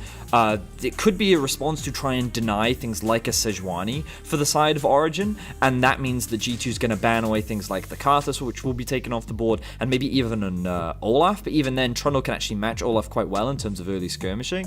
So I'm curious as to what they're going to do with this pick. We'll keep an eye on the draft and see where it evolves and what direction they take it. In terms of the ban, you would have to imagine Origen going to look to ban away some of the strong top lane answers that can be played into the Aatrox. I like the Ornn being taken off the board. OG may even choose to ban away the Renekton themselves. They could also consider something like a Fiora ban if they're worried about Wonder playing that. Camille is something that Wonder does also like to play as an answer to the Aatrox. Very strong in terms of scaling later on into the game. Yeah, we'll see where G2 decide to go in that top lane, or whether Origen, as you say, will ban things out. There's the Elise ban, so 2 AP junglers removed here by G2. They're trying to minimize that pool. We have seen things, Talia is a possibility, although that usually gets taken down towards the bottom lane more than the jungle in terms of AP junglers. But Origen do still have their final ban on this second phase.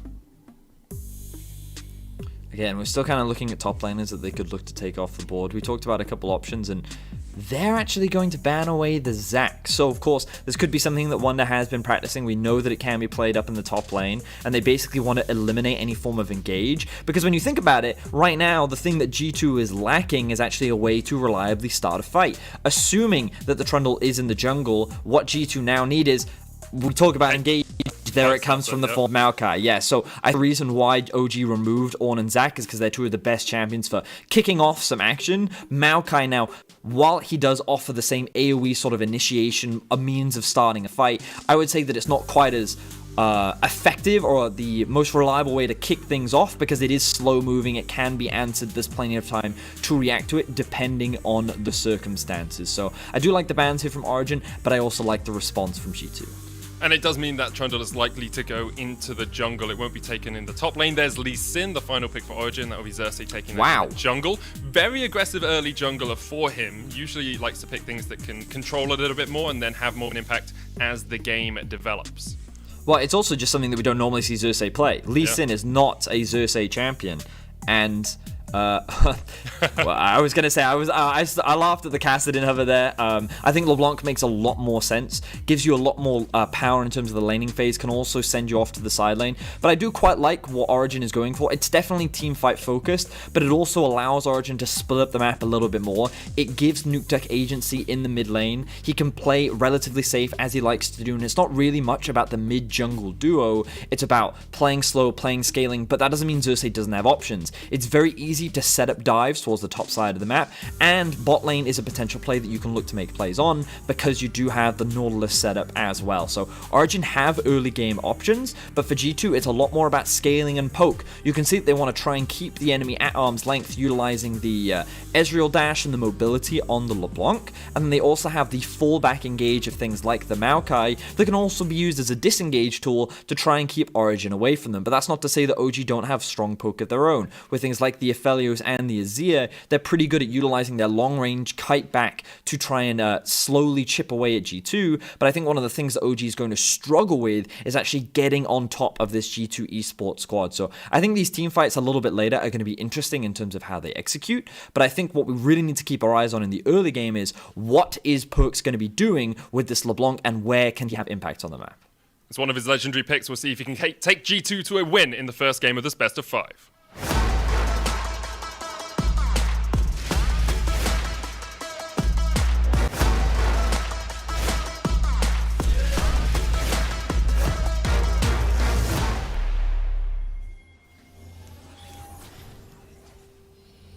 And on to Summoner's Rift we go. I just looked up Perkz' win rate on LeBlanc, 77%, Vedius. He's played it 22 times in his history as a professional e-gamer, and he has won 77% of the time.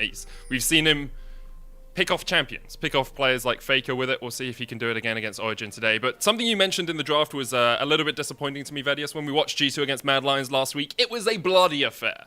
There was action all over the map. Everyone was dying. Everyone was getting kills.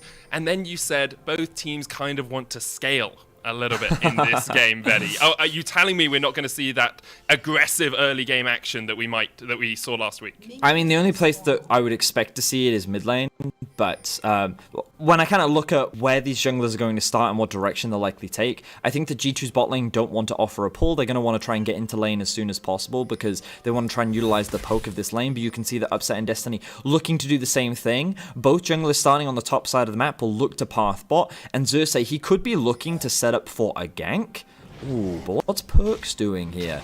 It looks like he's just trying to get information. I thought he might go for a sneaky play, but now they've just guaranteed it. They've secured it. They know that Xerxes is starting on his blue buff. This means that Caps and Mickey are going to be like, okay, we've got to be careful. Not right now, but we know that Lee Sin is going to be in the bot side of the map after he in terms of his actual jungle pathing. Jankos is going to be doing the same thing so that he can match and help cover, and his priority might be trying to get that early Scuttle Crab, but he's not going to be able to do that because you can already see priority is being given over to the Azir in the mid lane as well. So right now, Origen are utilizing the strong fact that they have push top, push mid, and push bot to give Xerxes a lot of freedom. So Jankos is going to have to be playing on the back foot and just mainly prioritizing getting information and vision to cover his lane.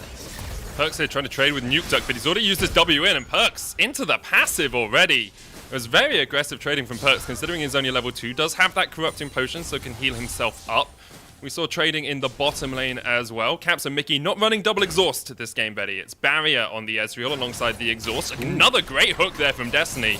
Gonna land the root onto Caps, but the Zoomies heal will mean that Caps is pretty topped up in the lane. So, two really good hooks being landed from Destiny, and this is kind of what you expect in this 2v2 in the bot side of the map. I still want to keep my eyes on what the junglers are up to right now, because we can see that Xerxes now did a full topside clear, doesn't even have his red buff up, but this good ward, I believe it came out from Jankos, will provide that extra bit of information to identify where Xerxes is, and this is what we talked about. Jankos needs to be tracking enemy jungle, making sure he has an eye on what he's up to, where he's looking to gank, and a lot of the vision that they've set towards the bot side of the map is very defensive. They're cautious of a potential dive, which is quite challenging against an Ezreal and a Yuumi especially, but at these early levels can be deadly, especially in the face of a Lee Sin. So G2 showing that respect and just being very wary of it. And I think you can see that respect is kind of mirrored in the CS numbers in the lanes as well. Perks has fallen behind just a little bit. Bot lane is behind as the wave continues to push in towards them. And early on, G2 will be pretty happy with the state of affairs. Looks like Jankos, I thought he was going to try and catch Nuke Duck as he came back into lane, but instead he's just helping Perks push this out so that Perks can go back and match the double Dorans that has been completed by Nuke Duck. So great cheater recall here from Nuke Duck. He recognized that he has that early priority. He also had a very good trade against Perks, so he was able to go back to base.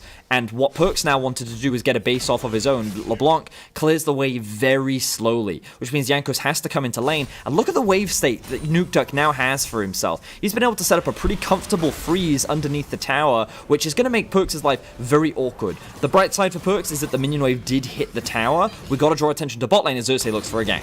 Caps still has Splash, still has the Arcane Shift. Oh, actually must have used it because he went for the Flash first. So Caps does burn his summoner in the bottom lane as Xerxes looked for the gank. And Origen in a very comfortable position early on in this game. They have a 500 gold lead already.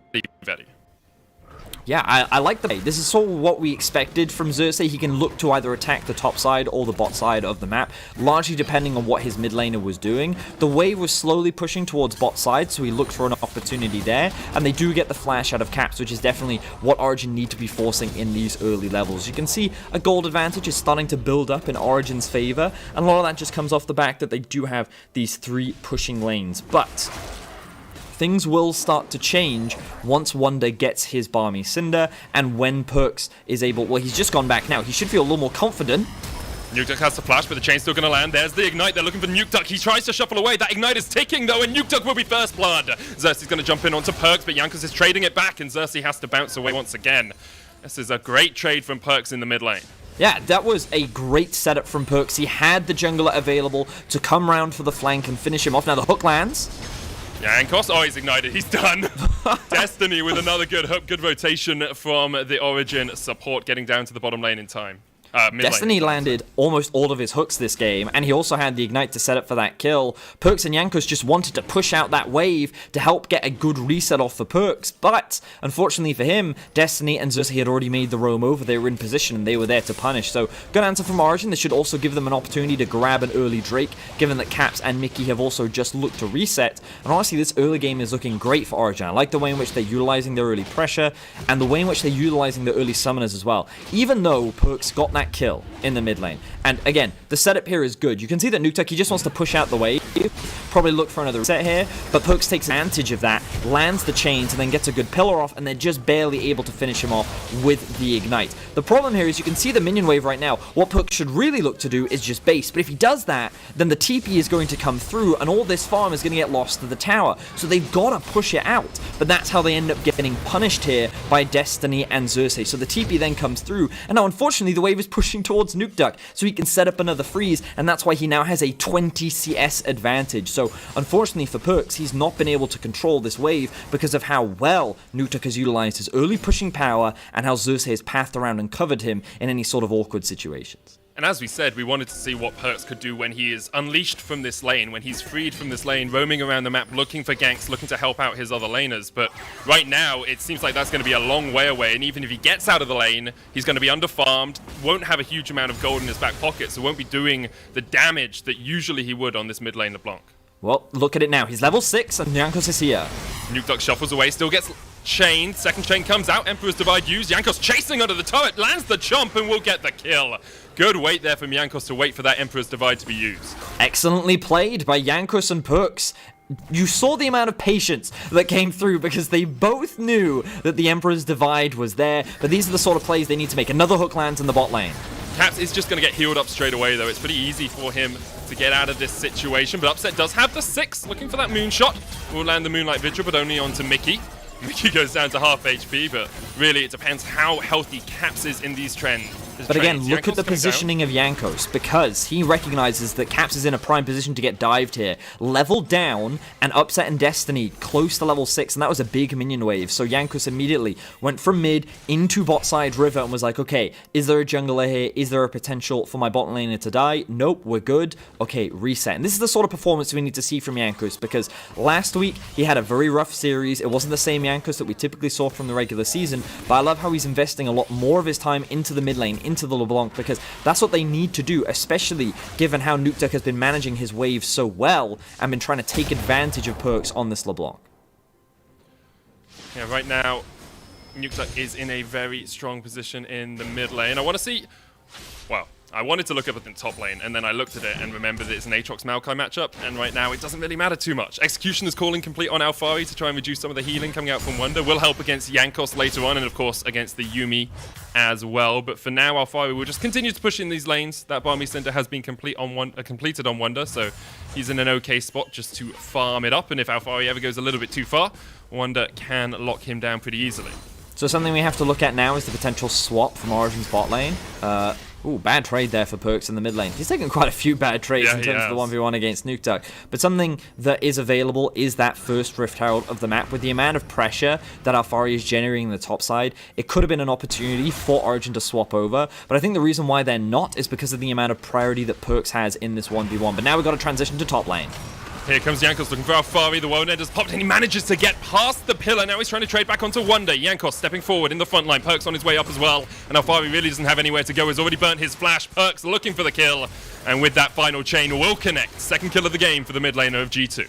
Yeah, well played there by G2. Alphari, I'm not sure why he didn't expect that. I think he wanted to just try and push the lane out, and he ends up getting punished. But now Xerxes trying to make the cross-map play happen. But again, this is why I was talking about the swap. Origen could have looked to just send their bot lane up towards the top side of the map, because G2 was in a position to be able to contest that Rift Herald, given that they did have strong prio in the mid lane. But they decide not to do it, they don't get anything off the back of it, and Origen just walk away with a free kill and nothing to lose. And there's the hook on to Caps. Depth charge going to come out as well, but you can see Jankos on his way down with the final chapter coming out. Destiny really doesn't have anywhere to go. Has his flash, will use it to get away from the pillar. Upset chased off towards the top side of this as well, and it will end up with just Nautilus having to flash away. The story of this game is Jankos, right place, right time. The dude has been in position at every opportunity that Origen could have gone for. He stopped any potential dives, he set up his mid laner for success, and here, when Upset and Destiny tried to force an all-in the bot side, it looks like Caps is out of position again, but he's not. He knows that he has his ultimate, he knows he has his flash, Mickey has ult, and Jankos is on his way. So G2 avoid another potential gank, but Origen continuing to keep the gold even as Jankos is looking for another play. Xerxes does have a flank position here, could look for the fight onto Jankos, who hasn't got his flash. There's the Sonic Wave. Xerxes looking to dodge behind him. Dragon Rage kicking back. Nukeduck's on his way up as well, and already Jankos has been caught. Origen with their second kill of the game. And there's the classic caster curse, Medic. Just as I'm singing his praises, he ends up losing his life. I think he tried too hard to force another play. He effectively overstayed on the bot side of the map, allowing Xerxes to then come for the counter gank. So Origen, they answer back, they extend the gold lead a little bit more, and you can see that Nukeduck continuing to come out ahead in terms of these small skirmishes. Yes, he's a little bit behind in gold, but thanks to the priority that he has, thanks to the fact that Jankos has just died, Origen are now investing a lot more into these early Drakes, which is going to be a great opportunity for them as another potential win condition as we get later into the game. And it's not something we often see from Origen either. Usually they are very willing to give up the first couple of dragons, let the other team get it, and then when they get to, you know, the map changing, that's when they start to pick up dragons for themselves. But here, 2 early Drakes does put G2 on a bit of a clock. We saw it last week against Mad Lions. The early dragons forced G2 into fights perhaps they wouldn't have wanted to take. Of course, I'm not sure there were many fights that G2 ever don't want to take. They seem to be very willing to go in for a Barney whenever they can. And right now, 12 minutes in this game, although gold is pretty much even in the mid lane, there is that CS advantage for Nukeduck. Both teams scaling up. The Azir-Aphelios combination in the late game is going to be very powerful for Origen, but we've seen what this Ezreal Yuumi can do for G2 as well. Caps can be relied on a champion like this to carry a late game for you. So let's have a look at how the lane assignments are coming through now. Perks is being sent off to a side lane. He's had enough of playing against the Azir in the 1 versus 1. He doesn't feel confident in terms of being able to get consistent prio anymore, especially without his jungler hovering around. So they're going to move him off to a side lane, and this is going to force Upset to swap. There's been a very low priority on securing an early Rift Herald, as we do see another hook lands. Aatrox is on his way down. Yeah, it feels a little bit greedy from Destiny, though, because no one else is really coming. Now Origen are going to be able to get there in time, but Jankos still getting back towards the tower pretty quickly. Does have to burn his flash. Destiny was exhausted as well. The hook doesn't quite connect on Caps, so I guess overall it is a good trade for Origen, but Destiny was fighting for a long time before his team could join in. Wonder came down from top lane as well to try and force them away, and it looks like Origen are going to set up their vision control around this Rift Herald. However, there's a control ward in that bush. I'm not sure if Origen know it's there. I assume they do. Now Upset definitely does with the sentry in the bush itself. I think Origen used their priority pretty well there, personally. Yep. The fact that Upset was already in the rotation from bot side River, the fact that Alfari pushed them out underneath the tower, they were always going to be in a numbers advantage. And I think G2 were looking at a potential Rift Herald play from Origen, and G2 were probably surprised when they saw Upset was still in the bot lane. Because I think Origen could have invested much harder into this objective, especially with how well Nukeduck has actually been coming out on top of a lot of the 1v1 trades. Now they're finally going to look to secure it, but again, if you look at the map state right now, Nukeduck has the teleport, Perks is securing his blue, the Maokai is going to be forced back to base, and because the dual lane of Upset and Destiny have just pushed out the mid wave, which Caps won't be able to answer this early on into the game, it will now result in a pretty easy Rift Herald. I'm not sure if they'll have enough time to be able to secure the next one, but they will be able to secure this one and hopefully use it to break the mid-tier one. Jankos looking for the pillar on Xerxes, who can just dodge away. Destiny has been caught though. Perks misses the chains and now has been rooted up in place. Upset opening up on Claps on the backline. Jankos maybe have to flash across this wall, but he doesn't even have that summoner spell available. He's on the back of it. Perks jumping in, but Jankos healed up, almost gone down. Now he's going to get chunked out again. There's the true shot barrage from Caps. Off towards the side. They've taken down Xerxes. Destiny pops his stopwatch and now Wonder's in the pit with 3 members of Origen, but Wonder has already got the kill on Destiny. Upset, no flash. No way out of this as Caps jumps forward and G2 have found the fight in the river that they were looking for. Nukeduck forced underneath the turret once again. Perks, I don't think he's got another chain in his back pocket, but they're diving this tower. Nukeduck has the ult. He's going to push Wonder back. Perks takes another tower shot. Wonder goes in with a twisted advance, and Nukeduck is done for. G2 with a perfect execution of a fight in the river. Yeah, somehow this fight heavily swings in the favor of G2, even though it should have been a pretty clean secure. Notice the Azir. When does the teleport come through? It's actually quite late because the fight is already starting. Nukeduck is just doing his Krugs and he's like, oh, okay, this is serious. I gotta join the fray. Caps and Perks utilizing their mobility to disengage. And remember we talked about how the point of this comp is to utilize poke. Jankos is soaking up so much of the damage, gets the heal off, while Wonder actually keeps Alfari busy. So he's not actually doing anything in the fight. Then Upset and the rest of Origen find themselves in the choke point after they finally take down the Trundle, but the poke has already been landed. Upset has used all of his mana and health, and that means that G2 can then go on to the chase. G2 playing their comp extremely well, and Caps, I don't think he was expecting to take tower aggro there. Nearly ends up dying, but he does have the barrier and the heal as well. And G2 end themselves with 7 kills to 3 now. They've only got a 1k gold advantage, so it hasn't ballooned out of control, but the kills have gone on to the priority people. And when we get an opportunity, I want to look at the gold differences. How much more of an advantage does this LeBlanc have? Because with the Mejais being completed, along with the Luden's Echo and the level 11, I feel like Perks is sitting very comfortably and in a very strong position right now. Yeah, it's about 800 gold ahead. There's a 400 gold lead for Caps in that bottom lane. He's completed his Mane Mune that is stacking up. And G2, this is what we used to see from them. You know, they up until 15 minutes, things could be a little bit quiet. Things could be a little bit slow. But when you get to that 15 to 20 minute mark, they used to balloon their gold leads. Usually they'd get 3 times as much gold advantage in that position. Perks flashes away in the mid lane. Upset already down to half HP, and Nukeduck's next on the menu. True Shot Barrage coming out as Wonder dives underneath the turret. And now they can step forward. Wonder's just tanking it all for days. In the end, he will fall, but it takes a long time for Origen and a turret helping out for that kill.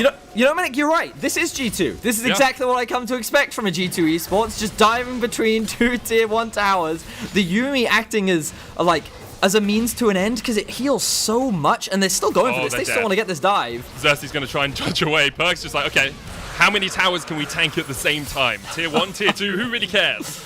Alfari takes the turret in the top lane. That's the first tower of the game. G2 perhaps messing around a little bit too much looking for kills instead of focusing down the tower. But that gold lead, as you said, only 1,000 at the moment for G2. However, it feels like they're getting towards a very powerful point with this composition, Bedias. I mean, I kind of, if we do get an opportunity to look back at that replay, I want to see if there was an opportunity for Alfari to TP in there, because he did have his TP up, but I think he was a little concerned because he didn't think that G2 would overcommit to the play. And I genuinely think the only goal there for Perks was to just force Upset back so that G2 can actually threaten this tier 1 in the mid lane, and it helps them then secure the Drake. I don't think they were expecting this level of commitment, and the classic Maokai flash where the moment he's twisted advanced onto you, he goes wherever you go. So if you flash away underneath your tower, he's coming with you, and looks like he's going in for another fight. They're looking for Destiny once again. Now that Nautilus has the flash, we'll use it early on. Alphari's going to pop the World Ender, and Destiny is eating Mystic shots to the back. The pillar actually makes him dodge it, but in the end, Caps goes on a killing spree. 3-0-3 on this Ezreal. Perks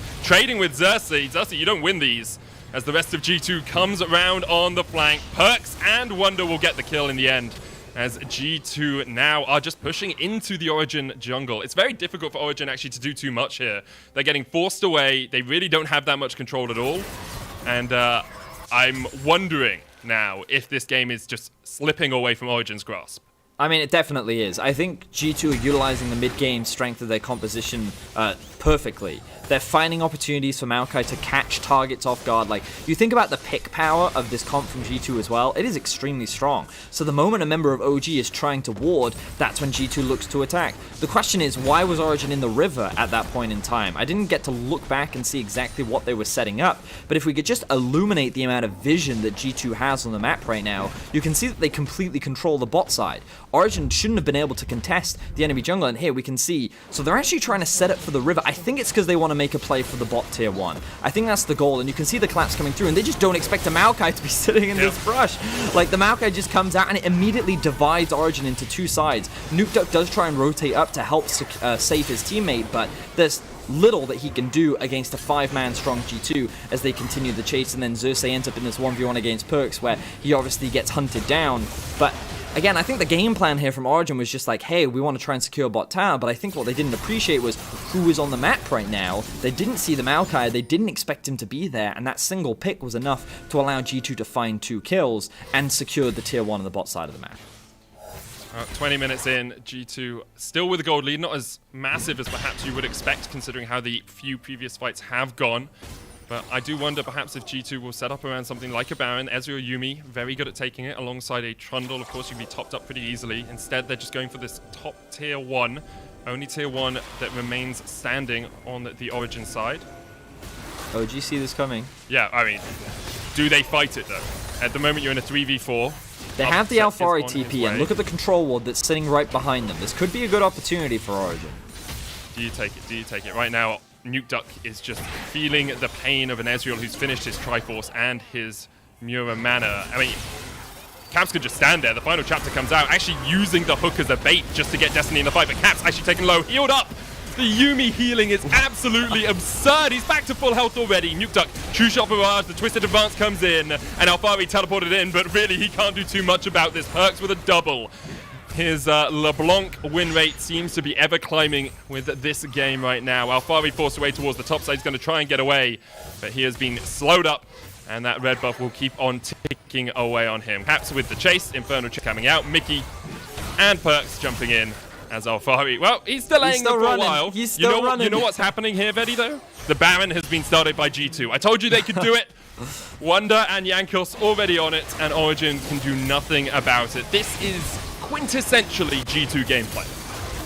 I think that what surprised me was the fact that Ezreal was the tank in that engage. The fact that he didn't die was absolutely ridiculous.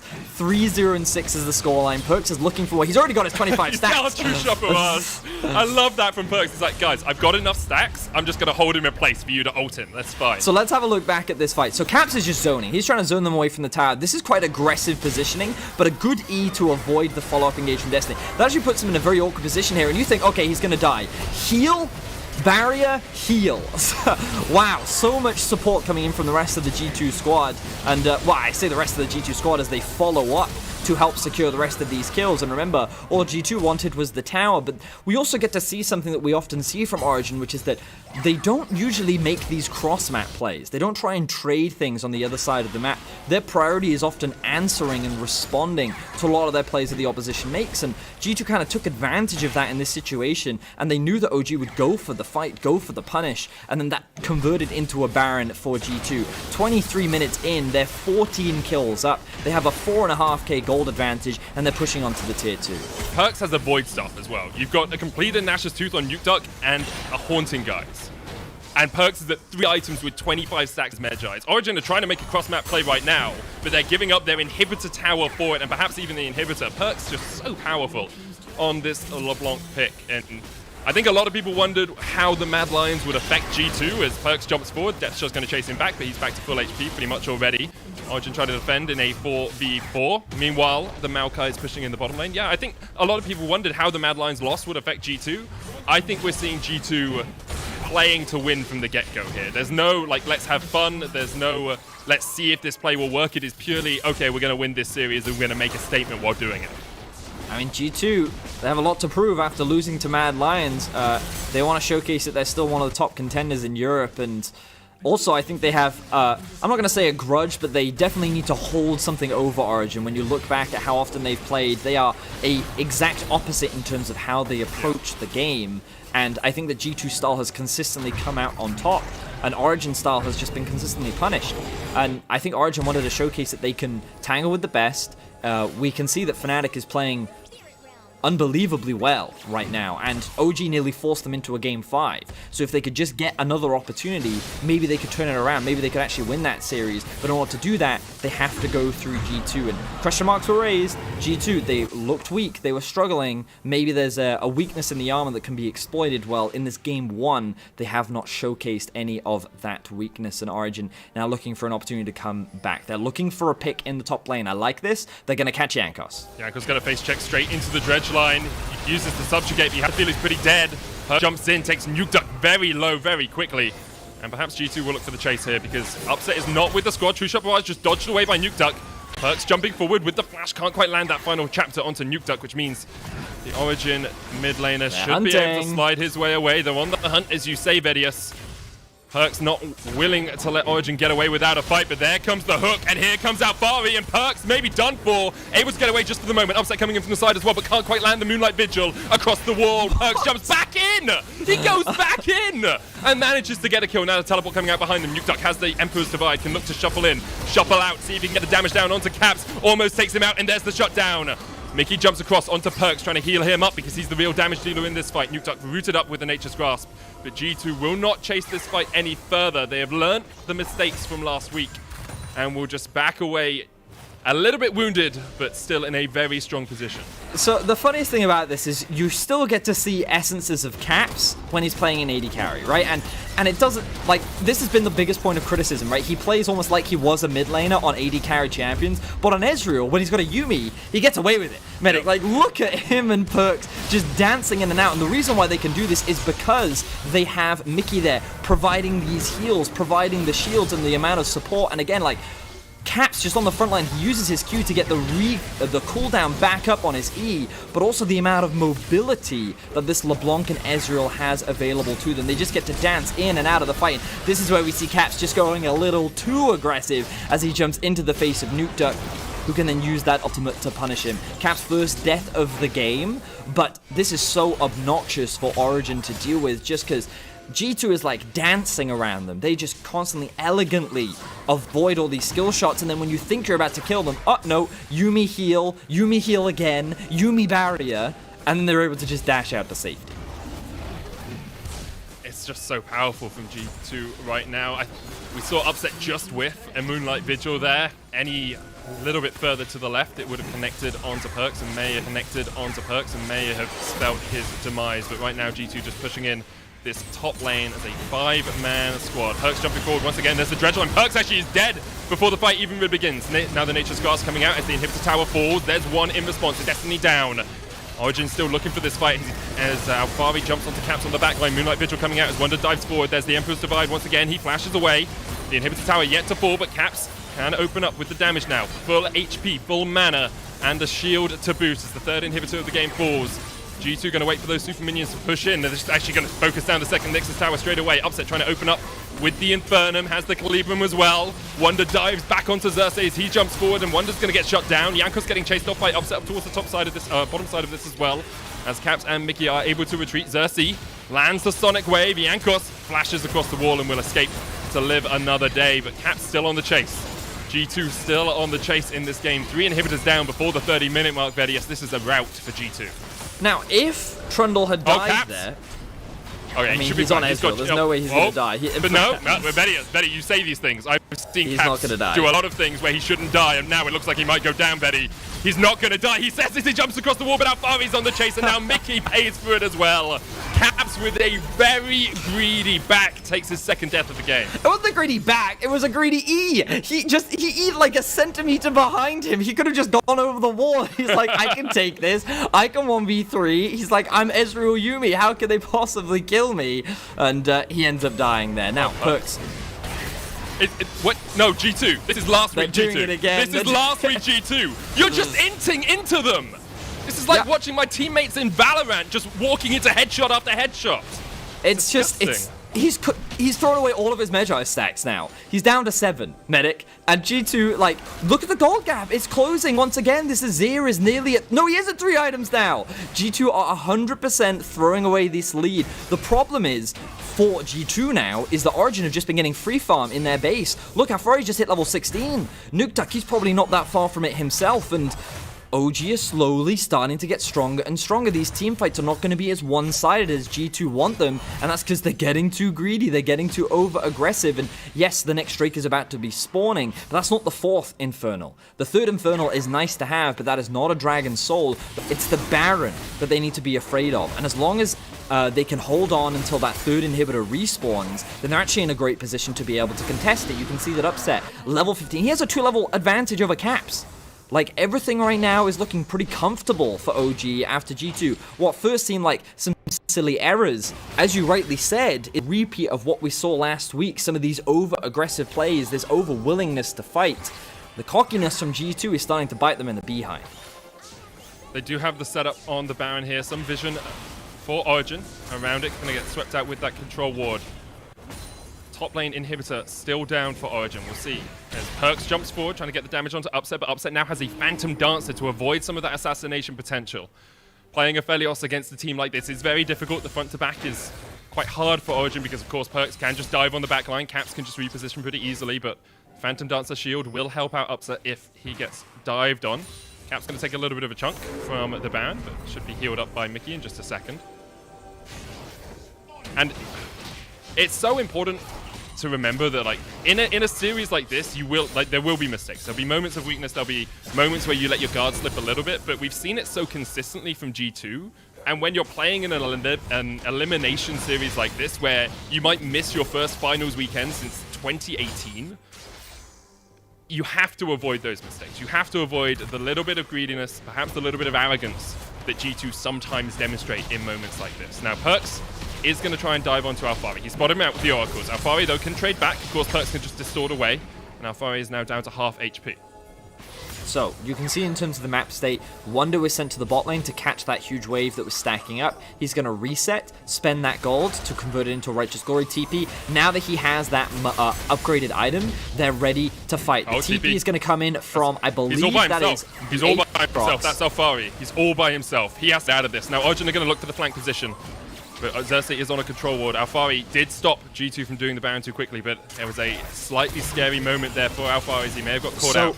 All G2 need to do is wait for that top lane to push, and they have to hold mid-prio. As long as they don't lose this wave, they're actually very comfortable, because bot's mostly going to freeze. OG, they've got no wards left now, so they have nothing left to break into the river of G2, which means they have to face check. And face checking against this team is very dangerous, but Xerxes has been able to find an opportunity to get behind. Perks is trying to trade onto Nukeduck in that top lane. Now they've got a ward in the pit, but it's being controlled. They can't have the vision, and now Perks comes back. He's got the flank. He's looking for Alfari. He dodges back. They're just going to finish the Baron. HP. The Nature Scar's coming out, and Nukeduck's going to teleport into the middle of this, and there might be a fight even if they finish the Baron. Caps jumping forward onto Upset. Almost takes him out. Perks goes in, and Upset is down. Called out by Caps, who dived in from the side, and that's a double for Caps. He's looking for 3. He's looking for more. He's looking for 4 as Nukeduck gets exhausted and will fall. There's the triple. Destiny next on the menu for the quadra kill for Caps. Secures it with the auto attack. He's going for the Penta. Will G2 steal it away from him because Alfari is trading, but the chains locks Alfari in place. Caps with a Penta kill to assuade the naysayers. No one thought he could play well last week. Well, a Penta puts them in their place. Caps just had to one-up Reckless, didn't he? He just had to do it. The quadra for Reckless yesterday, and Caps says, oh, I can just get a Penta in my first game of the series. G2 are going to lock this one down. G2 with a dominant win in game 1 of this best of 5. It was messy at times, Medic. They nearly threw the game. Admittedly, they had a lot of control still, but we saw the gold gap starting to close. We saw OG being in a position to actually challenge and contest. And this is still not super clean G2. Over-aggressive, getting a little bit too confident, I would say, but overall, very clean. It was very surprising that Origen, even though they had 3 pushing lanes, couldn't quite snowball the early game lead that they had. We didn't see a huge amount of, I think like the biggest criticism I have is that they didn't invest more into helping Azir get through what was a very challenging early 2 versus 2, but also invest more in the Rift Herald. If they'd secured it, they could have opened up the map a lot more, and they could have looked to try and break some of these towers much earlier, and they don't allow the LeBlanc to get rolling like she did. So even though Origen had all this early game agency, they weren't able to actually do much off the back of it. Right, it's the first time Caps has ever got a pentakill on the LEC. Only had one at MSI before. What a game one we had there, video. So we're going to go to a short break before we come back, getting ready for game 2.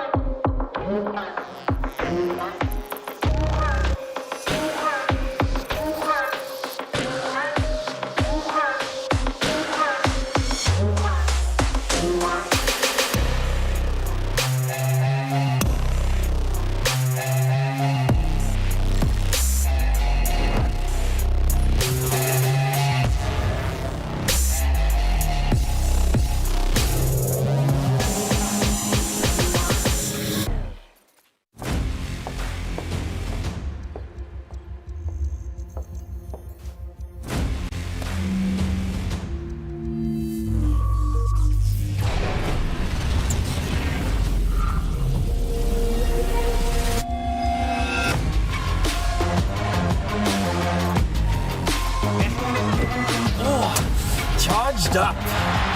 Hello, everybody. Let the game begin.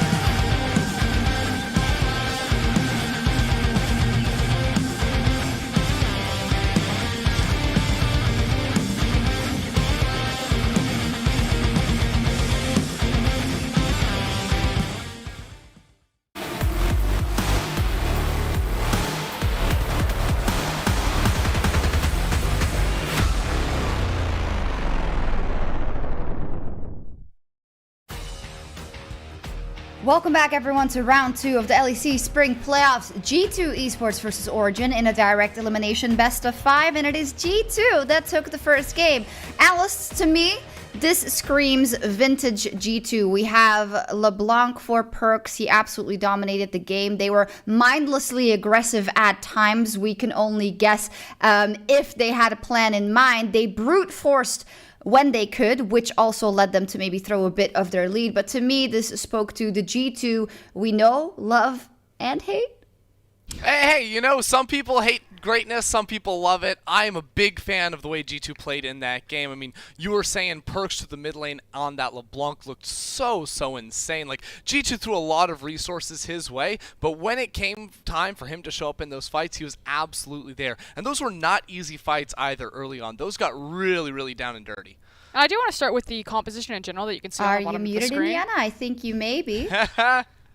It's okay. They could hear me. You guys couldn't. So I was just speaking to the really important people now. I wanted to start a bit macro and start with the composition on the bottom of the screen, because I think it's really important to understand the decisions that G2 made on when they were brute forcing or striking because of the composition that they were playing, which is a poke composition. You have Yuumi, LeBlanc, and Ezreal, and it is very strong kind of in that mid game, and it really thrives when you get LeBlanc springboard or snowballed ahead of her opponent, so that poke damage hurts or she has kill pressure on people. So I feel like G2, like, everything looked okay initially from the beginning. It was a bit sketch on the early game, but as soon as that Rift Herald fight in particular came about, G2 thought, if we don't do something now, if we don't get this LeBlanc snowballed ahead, we're actually just going to slowly lose the game to Origen scaling. And so that's when the muscle came in, where they're like, okay, it's time to flex, guys. Like, we got to go hard in the paint.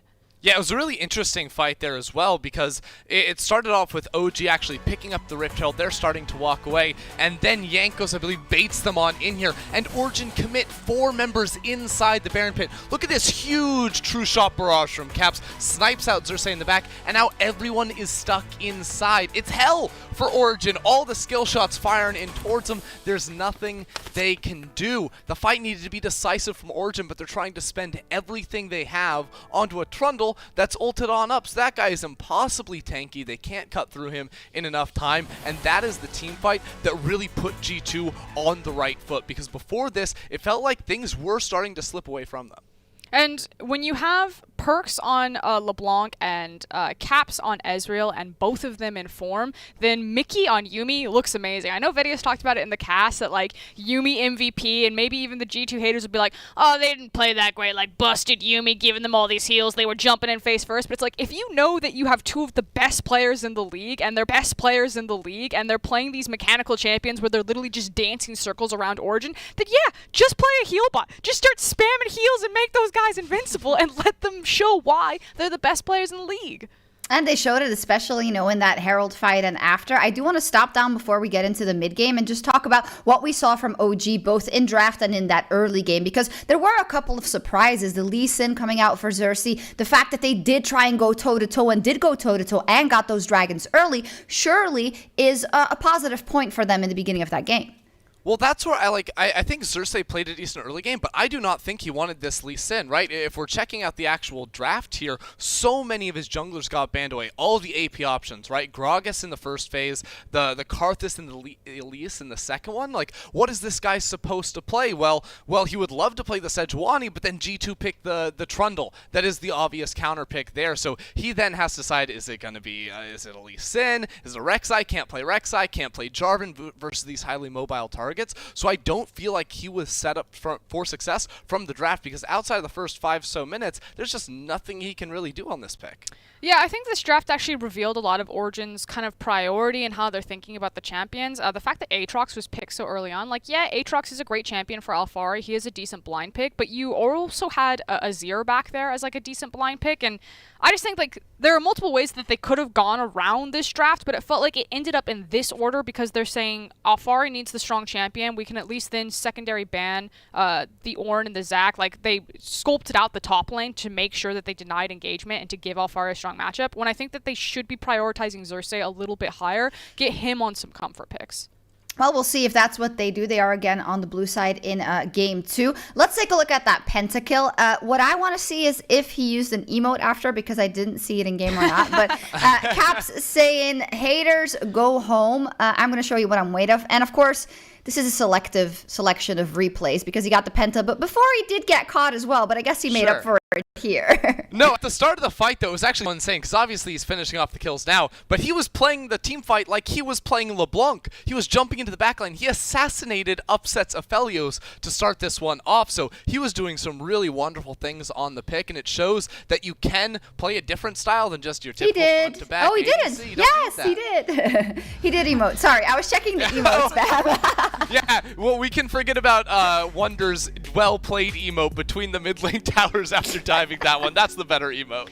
And again, I know Caps got a lot of flack after a very poor series against Mad Lions, but there was a reason why he kept appearing on those All-Pro votes, that he held the All-Pro third place, and he showed it there on the Ezreal. When you give him champions that he is comfortable on, like, he can flex and he can show up, and he was massive that game alongside Perks. Yeah, and people will say, well, did he get help from the Yuumi and whatnot? But, you know, when your team chooses to support you like that and you use it, that's all in the game, right? So I do want to stop us down because I know we want to go like, oh my god, they're going to run over OG and it was so convincing and all that. And you are inclined to say that when you look at G2's track record. But let's take a step back. Let's look at what now this best of 5 will evolve into. What is your gut feeling telling you about game 2 from the side of OG and how much of a chance they have? I mean, I'm just going to say, I asked Stats kind of in the middle of this conversation. I was like, have Origen ever taken a game off of G2 in playoffs? And I got the answer. And the last time Origen took a game off of G2 was 2016. And it was 3-1 and G2 won. So in the last 4 years, Origen have ever taken a single game off G2 one time. Now, that said, they're a newer team. They went away for a little bit. That loss hurt so bad that, like, we're just going to sit a couple years out and then came back. So yeah, it's not that bad. You're ruthless. No, but I think Origen had the right idea. I like the fact that I saw Nukeduck on Azir. I love seeing Alfari on Aatrox. I think they just need to give a bit more priority to Xerxe and kind of stop the bleeding, slow things down, and get to that comfort zone where Origen really thrive, which is in that mid to late game fighting. All right, we'll see if that happens. Indeed, you can't count anyone out because it is a best of 5. Let's see what Origen come up with. Wow, Ender is absolutely creasing. G2 are fighting to set up that rematch with the Mad Lions next week. We'll see if they can keep it up after this.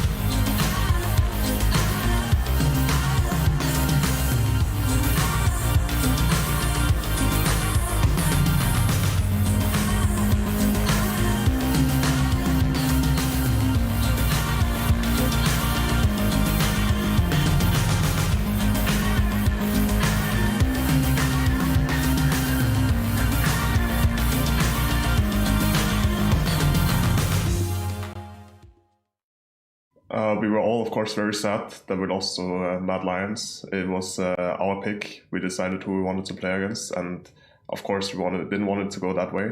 But I think, just in general, we did a lot of uncharacteristic mistakes, and mistakes that probably comes from like lack of focus. And I think coming into our next series, we will be more focused, and we will just in general like be more aware of what's happening and what our game plan and what their game plan will be. And then I think we will also be better.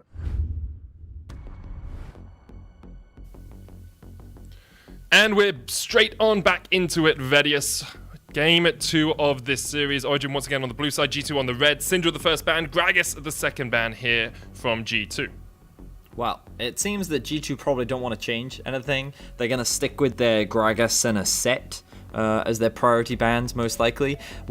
With the adaptation from Origen to ban away the Yuumi, it does of course leave the Pantheon open. So G2 now have to make the question, do we ban away the Panth knowing that Xerxes does play it? Or wow, the Tahm Kench is actually going to be taken off the board. So under the assumption that Origen first pick something like the Aphelios, they're not going to have that protection available to them. Yep, I think the Tahm Kench, obviously, as you say, does provide a bit of protection, but with things like the Pantheon, the set's still available, Origen are going to gobble up set for themselves. And now I wonder if G2 decide to go for the Pantheon, because... I mean, it has to be, surely. Yeah. I mean, they have such high value on it. You also know it can be flexed into multiple roles. It's like the G2 champion. And wow, they actually going to take the Aphelios away from Origen's bot lane as well. We know that Upset is happy to play the Misfortune. And no, they're just going to... Wow, G2 have a clear priority on securing a strong 2v2 in the bot side of the map. But Origen, yeah, it doesn't surprise me. Misfortune Nautilus is going to be the answer. I think this is a good pick into the Aphelios. But of course, G2 will get the Pantheon themselves. So clearly defined priorities for both sides here. And... again, we immediately have to look at this Pantheon and say his focus is probably going to be in the bot side of the map. We're going to be seeing some heavy investment in the Jankos-Mickey duo. And I think that Mickey, even in their loss last week, did have a very solid Thresh performance. So excited to see him back on that pick. Alright, sure. I'm just very surprised by Caps deciding to go for the Aphelios so early on. It's 2-11 across playoffs. Caps only had a 50% win rate on it in the course of spring regular season, and we all remember his awful game against Misfits on the champ. So G2 obviously putting a lot of faith in the fact that Caps can step up on this Aphelios. He is, as we've said, a very good player, but I wonder if Origen will be able to maybe force G2 to have to make some harsh decisions as to whether camping that lane is the right decision for them. There's the next ban though. Ornn going to get removed by Origen. Aatrox taken away, and we'll see if Origen keep going for top lane bans, because of course Pantheon can be flexed, set can be flexed. We aren't 100% sure that the Pantheon will be in the jungle, nor that the set will definitely be in top lane. I mean, I actually expect the set to be in the jungle. Yep. Ooh, and we're going to get the blind Neeko top lane for G2. This is something that Wonder used to be very well known for. It was one of his go-to champions, and it gives you a lot of power in the lane, and there are very few picks that are just naturally good into it just because of how oppressive it can be. You also have the flexibility of going both AD and AP. Even though AD Neeko is much weaker than it used to be, it can still be quite obnoxious, and... It now gives freedom for G2 to pick pretty much whatever they want in the mid lane, which I'm just throwing it out there. Maybe we get the Perks Z. You never know. You never know. Okay. LeBlanc is still an option as well if you really want it. But as you say, like the ability power, you want more physical damage from... Well, it depends. It depends in what direction. Usually you do see the AP Neeko in the top lane. They could also just put the Neeko mid. It's something that Fake is actually a really big fan of. But we do see a couple of hovers coming out from G2. I'd be surprised if Yasuo was actually the lock-in. But yeah, things like Zed are actually good into... I don't think Zed is necessarily into this comp. Zillion? Okay. I mean, this is definitely, like... When I think of Zillion, I don't think G2. That is not the pick that comes to mind. But when we kind of look at the comp in its entirety, one of the things that G2 again is going to struggle with is finding a reliable way to actually start off any kind of fight. And one of the advantages that a champion like Zillion has, that speed boost makes things like Thresh and Pantheon and the Neeko as well much more effective at being able to close the gap and potentially set up some fights. But G2 again actually have some great tools in terms of zoning, in terms of poke, and keeping OG at arm's length, whereas OG have a much more conventional wombo combo 5v5 team fight style of comp, where they're going to offer a huge amount of utility from things like the Nautilus and the Maokai. You're going to get an element of it from the set as well, but regardless of how G2 try to start off these fights, it's going to be very easy for OG to just play these front to back. So finding ways to get through the Nautilus and the Maokai are going to be very important for G2. But again, like, I think in terms of early expectations, I think we're going to see a lot of action, especially towards the bot side of the map, especially when you look at how powerful Pantheon can be in terms of setting up these early game ganks. Well, Wonder is undefeated on the Nico in the LEC. Perks 7-1 in Zilean. Last time he played it was 2017. He's cracking it out once again in the 2020 playoffs.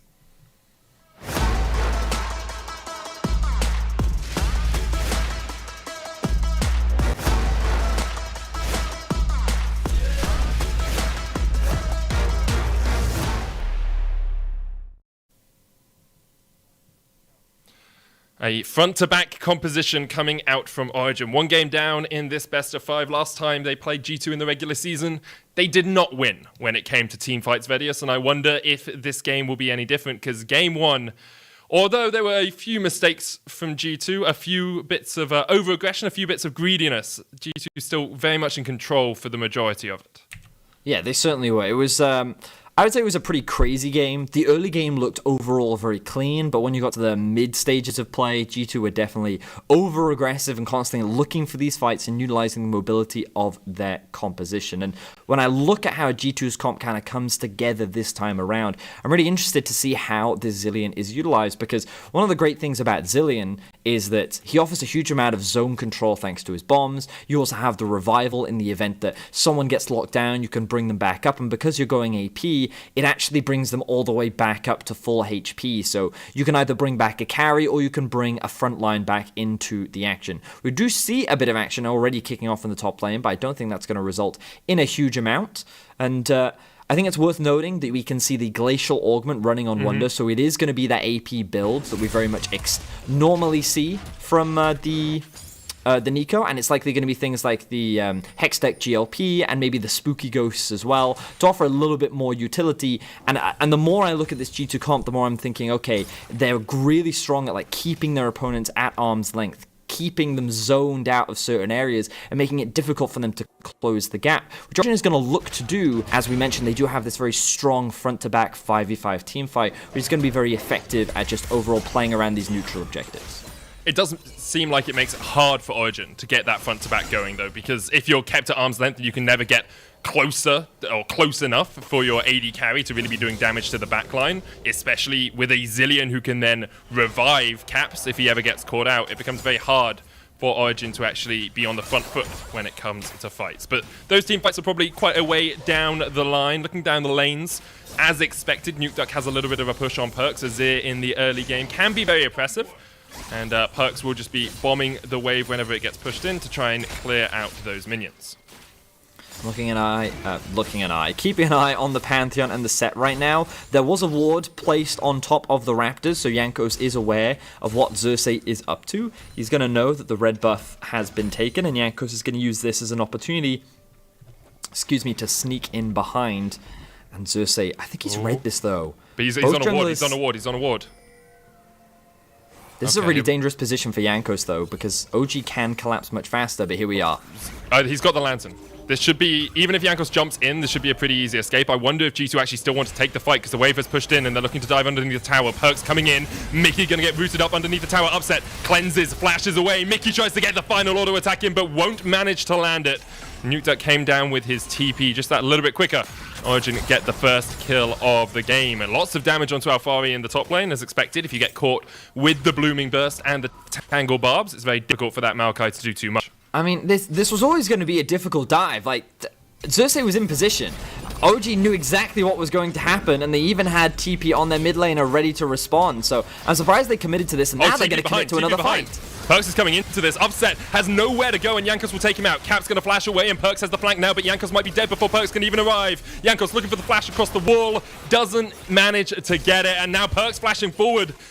That bomb's not going to connect, but the time will slow up Xerxes, and Xerxes really hasn't got anywhere to go, but the Haymaker comes out in the depth. The dredge line! Oh, it's a 1-for-1 trade in the bottom lane. Destiny now underneath the tower. Here's the Hex Splash. Mickey looking for it. He lands the hook on Destiny, and there's the bomb. Oh, Perks missed the bomb! Perks missed the bomb! Mickey comes in with the empowered auto attack, slaps him down with the scythe, and G2 come out with a 3-for-3 in the end. What was that dive, Medic? Like that was ridiculous. Everything about it was just so silly. But the action's not going to stop. Jankos is now ganking mid lane. Nukeduck does still have his flash, perhaps the only player in the game left with it apart from those top laners. Looking to get away from Jankos. Perks on the chase as well. Has time warped himself up, but Xerxes, Jankos! That's some damage on the spear from the Pantheon. Does have another We've got a lot to recap here. Oh, he was on a ward! Oh, that was the ward. Okay, that was... Yeah, okay, thank you, observers. So that's how they knew that Jankos was making this play happen. Because Xerxes, he was pathing bot, but I was like, how does he know this? Is it just that second sense? But no, he did get that information, so both junglers were tracking each other here. And it surprised me that G2 went for this commitment. It looks like because Perks is roaming from mid, that they feel they have a numbers advantage, but the chain CC commitment onto Mickey was smart from Origen because they knew that was the target that they needed to rush down, and Upset, investing all his summoner spells, was able to disengage thanks to a really good cleanse from him as well. But Caps actually sticks around as Destiny's trying to get some vision down, and they know that the TP is going to come in from Perks as he resets and then comes in from the flank. But again, this is a 2 versus 3 for the vast majority of the fight. Good damage comes out from Jankos, and he actually buys a lot of time with his E, but of course then the remaining chaos ensues. They get that kill onto Jankos, and then Perks and Caps, well, Caps is going to get tower. He's going to take all this damage from getting hooked underneath the tower, which good side steps from Perks, does end up killing his AD carry as a result. But the action's not slowing down. We see more action in the bot side of the map. Xerxes has a level advantage and is looking for Mickey. The knuckle down coming out. There's a dredge line as well onto Jankos, but Destiny's already done for. Mickey able to escape off towards the top side of this, and Perks is on his way down with the chrono shift. Xerxes now caught on the wrong side of nowhere, and in the end the bomb will be used to chase down Xerxes. There's no escape here for the set. Caps is going to be donated the kill, and G2 now 6 kills to 3L. And Jankos with the Tentamo. Oh, what a camp, Betty. You predicted it. Jankos Medic, was like, I was I'm just setting about it up. to say, I'm setting it up. Medic, I was just about to say, I knew we'd see action bot lane. I wasn't expecting this level of camp.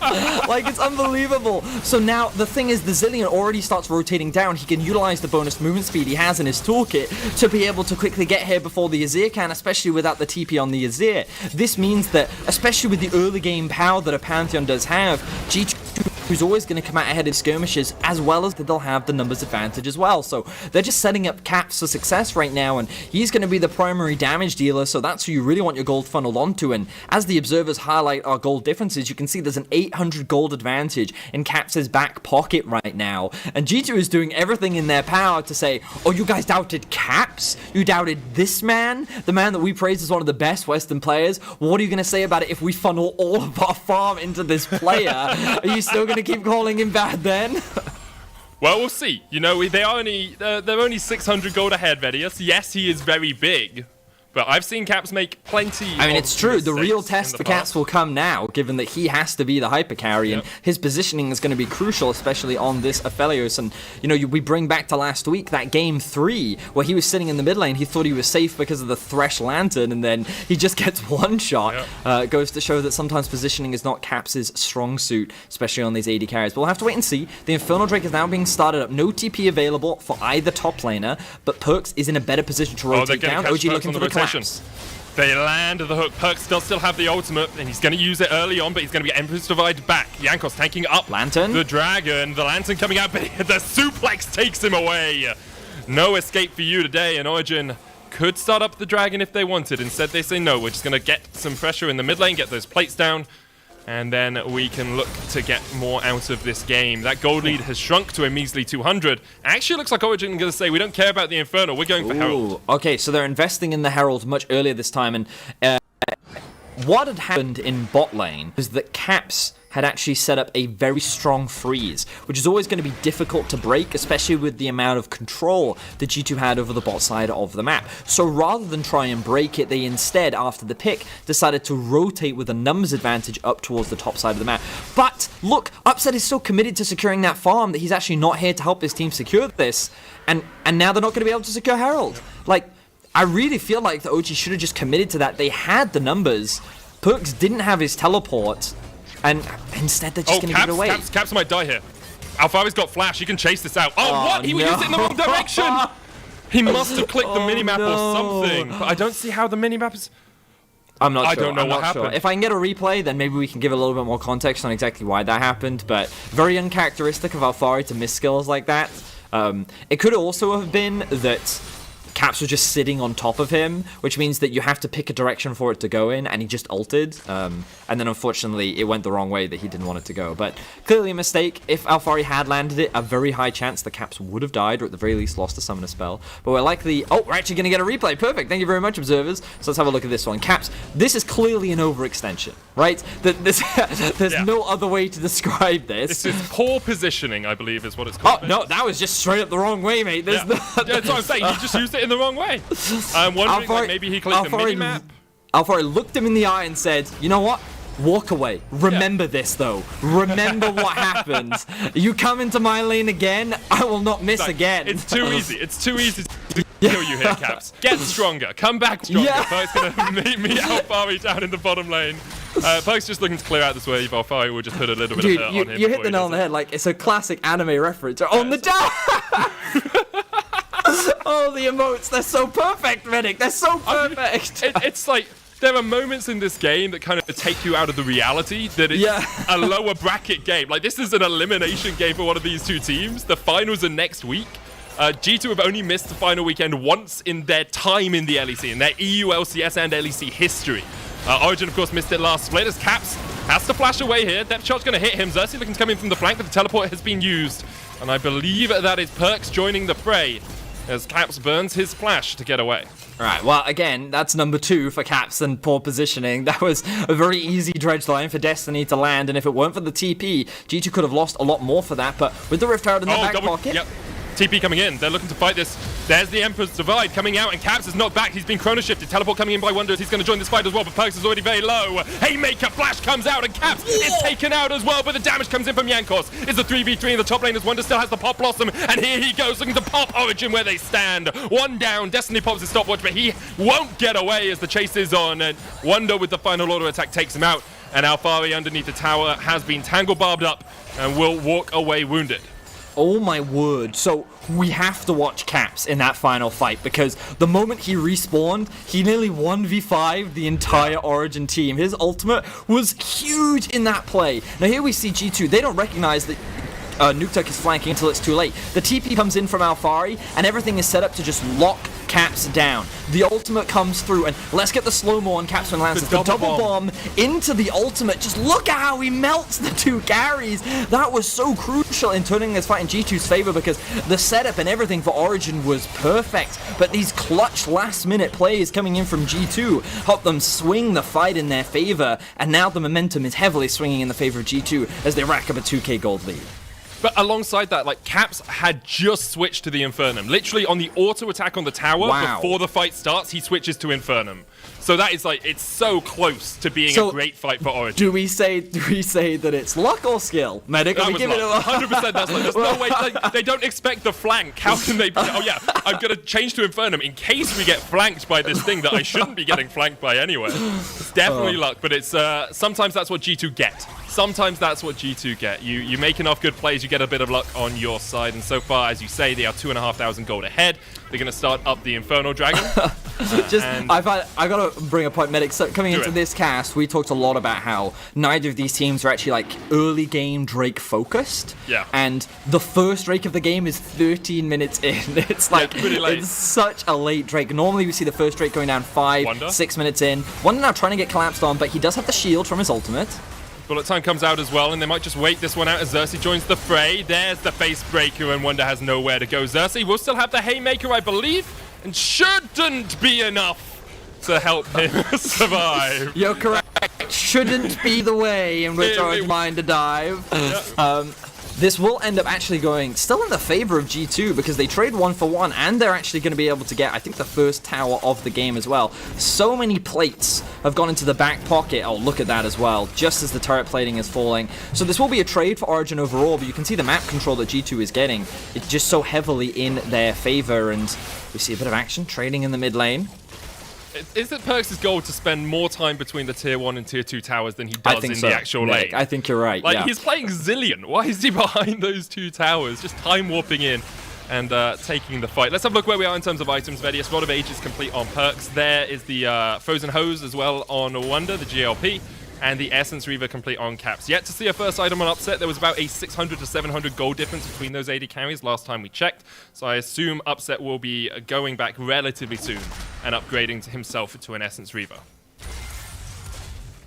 So let's, as you rightly said, we kind of looked at some of these items and you can see that a lot of big breakpoints are being hit for G2 right now. So what's the next objective that we can come to expect? Because with the Dragon spawning in about 3.5 minutes, that's likely not going to be the priority. And with the Rift Cloud, I'm not entirely sure when it spawns, but another one should be up for grabs before the Baron is available. Right now it seems that both teams are just trying to get some control over their lanes. Wonder is pushing out the bot side of the map, while Xerxes is looking for a potential gank up top side, but G2 are in a position to answer.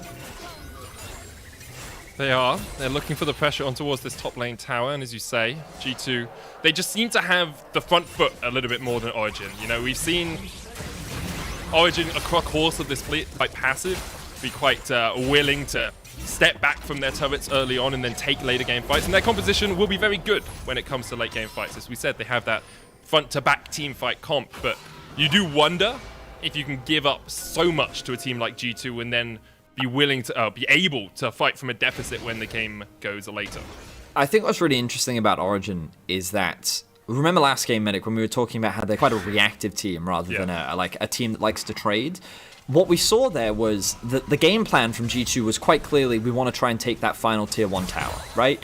And when we were talking about like next possible plays, that was the one that G2 looked at and said, okay, this is the one for us. OG saw that, read that, and instead of trying to trade on the other side of the map, or maybe trade it for a mid tier 1, or like trade it for even enemy vision control on the bot side jungle, they actually tried to respond, but because bot lane was being pushed in solo by Wonder and Alfari couldn't hold it, he didn't have TP either, and on top of the fact that Perks can just insta-clear waves now, it was way easier for G2 to rotate and set up that objective for free. So Origen ends up just sitting there and watching their tower go and not being able to trade anything for it. And the thing is, if they keep trying to do this, then G2's constantly going to walk away with these advantages. And again, like, look, they're just kind of grouping up in mid now as G2 just kind of set up this river control, and they're constantly kind of a step behind G2 in everything that they tried to do. But now here they are. They're looking for that team fight. Nukeduck has the TP. And let's see if they can find a successful 5v5. Alfari's going to look for the Nature's Grasp here. Puts it in the right direction this time as Jankos jumps onto him. But look at how split Origen are. Great bullet time on the backline's going to do a lot of damage as Caps almost falls. He's got the Chrono Shift to come back to life though, and he's still yet to die. Waiting for that Chrono Shift to time out because then Caps is actually going to be very low in this fight. Does he have Flash? No. Yes, he does. He uses it across the wall. Used it as I looked at his summoner spells, but with the Rift Herald going back into its spawn, G2 will be forced away. However, Alfari did go down. And I really want to draw attention to Mickey in that play. If we get an opportunity to look at the replay, he did so much zone control that was just unbelievable. So keep your eyes on Mickey in this setup because Alfari is coming in from the left flank. He brings Perks to the rest of his team, and then as the bullet time is coming out, he's looking for it, he's waiting for it, and then he interrupts it. That mitigates a lot of the damage. Then he uses his ultimate and Flay to zone Xerxes away so he can't ulti. Mickey single-handedly kept 3 members of OG completely out of the fight, allowing the rest of G2 to focus down Nukeduck and Alfari. So mad props to Mickey because, like, I think that is some high-quality Thresh performance. Oh, that's really good performance. And that's one of the things that people don't always look at with Thresh. A lot of people, especially myself included, I look at Thresh as a pick champ. Like, you're looking for the hook. If you land a hook, you can win the fight, etc., right? However, Thresh is a very good disengage champ if you have zone control. Because there, you're funneling people into a specific position, and you put the box down, that's an incredibly large slow. The Flay stops people getting near the team, and you help your teammates reposition with the Lantern. So, very, very good stuff there from Mickey, as G2 will now look for the second dragon of the game down towards his bottom side of the map. Vedius. We might get a Cloud Soul. We might get a Cloud Soul. With a Zillion? No! Do you know what that means? Yeah, no! That means Zillion with Cloud Soul. There's enough. Right, let's see. This is the moment of truth. Moment of truth. What is it? Ocean. Yes! Ocean. Yes! Ah, damn it, Medic. Damn it. Mate, I'll be honest. I want people when they die in the game to stay dead. Okay? Like, I have enough problems following a team fight without people coming back to life all the time. There's GA in the game. Imagine it. There's Just a team Nico fight. in this And game Books as well. revives Caps. Books revives Caps again and again. What is going on? We don't have to do that this game. And there's a Nico, so I don't know which Perks is dying. Is it Wonder Perks or is it Perks? Like, who knows? Alright, let's have a look at the map state now. Origin are going to G2 push trading in on the top bot side of the map. Oh, Empress Divide not quite used. There's the Dredge Line. Perk's going to get pushed back. Is going to use the Chrono Shift, but there's really no one here to help him. The Flash has been used as well, and Perks is going to fall. Origin actually have a great position here to push him for the Inhibitor Tower if they want. G2 were pushing in bot. They got one tower, but now Origin, with this Rift Herald charging in, may be able to take the tower before G2 can respond. Instead, as the minion dies, they won't be able to get it. So I'm surprised that all of Origin cancelled their backs, because this actually gives G2 the opportunity to flank. Wonder, Pop Blossom. Oh, he doesn't go for it. Doesn't go for it. I was so hankering for a fight there. He missed the route. He did miss the route, so he didn't want to commit, but they're continuing the chase. Perks doesn't have teleport, so even if he respawns, he's not going to come back in time. I think G2 are overcommitting here, because you can see that Alfari is rotating up to the river. But honestly, like, OG were very split in that decision there. After they secured the top tier 2, they should have just reset. They should have gone back to base, caught some of the bot wave farm, and then used that as an opportunity to allow G2 to then control up the topside jungle. But now, G2 have come back out onto the map, they chased Origen all the way out, and now you can see G2's already sieging onto the mid-tier 1, while Origen is only just now getting back onto the base. So they are very far behind on tempo, and that whole delay has really slowed down their ability to get back on the map. And again, it's Origen just kind of catching up. They're playing second fiddle to G2 almost all time. Oh, Caps is dead! The Lantern was there, the Chrono Shift is used, but you could see it. You could see Caps trying to stick around and stay and bait and wait for the Lantern. He's like, oh, I'm going to outplay you, but like, as a support player there, that was diabolically bad from Caps. All you have to do is not go for the extra auto attack. This is like, watch. I mean, okay, yeah, but he's playing under the assumption that he has Zillion ulti, plus he has the Lantern here as well, right? So the great play from Destiny here is the fact that it lands just as he's taking the Lantern, so Caps presses the Lantern just way too early, and that is what ultimately interrupts it. But I guess he had to, otherwise he was going to get hit by the hook. So yeah, but the thing is, you just don't go for the final auto attack on the tower. You just back away, you accept you're not going to get the turret, and you don't need to greed. I mean, are we talking about the same player here, Medic? Yeah, I mean, Caps is like the man that plays on the edge. I mean, this is ultimately what the criticism that comes down to him as an AD carry player, because he plays like on the boundaries of everything, and as a mid laner, that's what made him so fantastic, because he was permanently limit testing, right? But as an AD carry, even the smallest mistake can cost you so much, and now all of that tempo that we were talking about has swung in the favor of Origen, and they used that as a very quick opportunity to gain control over topside river. The Baron area now fully belongs to them, and this is where we have to again look at these compositions and talk about how Origen want that full-on 5v5 team fight. It is difficult with the amount of slows and zone control that come out from G2's composition, but in an area like the Baron, that's the best place or the best case situation for Origen to actually find that successful fight. We'll see if Origen decide to fight around the Baron, because G2 are giving them the opportunities to stay in this game. 3,000 gold lead for G2 right now. Next Dragon up in a minute and a half. It's an Ocean. There's a possibility that G2 will definitely want to go for it because it puts them on Soul Point if they secure it, but Origen might want to take that fight. Haunting Guys and Nash's Tooth now complete on the Azir. Essence Reaver and the Infinity Edge on its way for upset. And you're starting to get that tanky frontline because Randuin's Omen has been finished on Xerxes, so that's going to reduce the damage coming out from Caps. You've got the Sunfire Cape and the Spirit Visage on its way for Alfari. Like, this frontline is becoming not impossible to deal with, but a lot harder than it was a couple of minutes ago. I think Time Warp was just used mid as Perks looks for the double bomb. Can't quite land it. The trade's going to come back from upset. And Perks with another bomb. There's the Time Warp again. The rewind. Oh, upset just about dodges away from it, but Caps does have the Gravitum, has that purple gun. So if he Moonlight Vigiled, he could have got a route off onto upset. So the great thing about that play for G2 is that Upset lost half his HP, and he's also lost a lot of mana. This has given prio in the mid lane for G2, and they can use this to set up bot river control. Now the rest of Origen are kind of just dancing around, and they're just conceding mid, and now they're going to catch the wave. This again now gives G2 full river control, as we can see, and Mickey is looking for that pick. It's on to Destiny. Double bomb's going to come out as well, but there's the depth charge. You can see the Nature Scars coming across the fight as Origen look for the fight. Bullet time lands only onto Mickey, but that's a great shows up on the damage coming out. The shutdown already. Hot Blossom forced away by Wonder as he's forced into the back of the fight. Perks is brought back, but he's gone.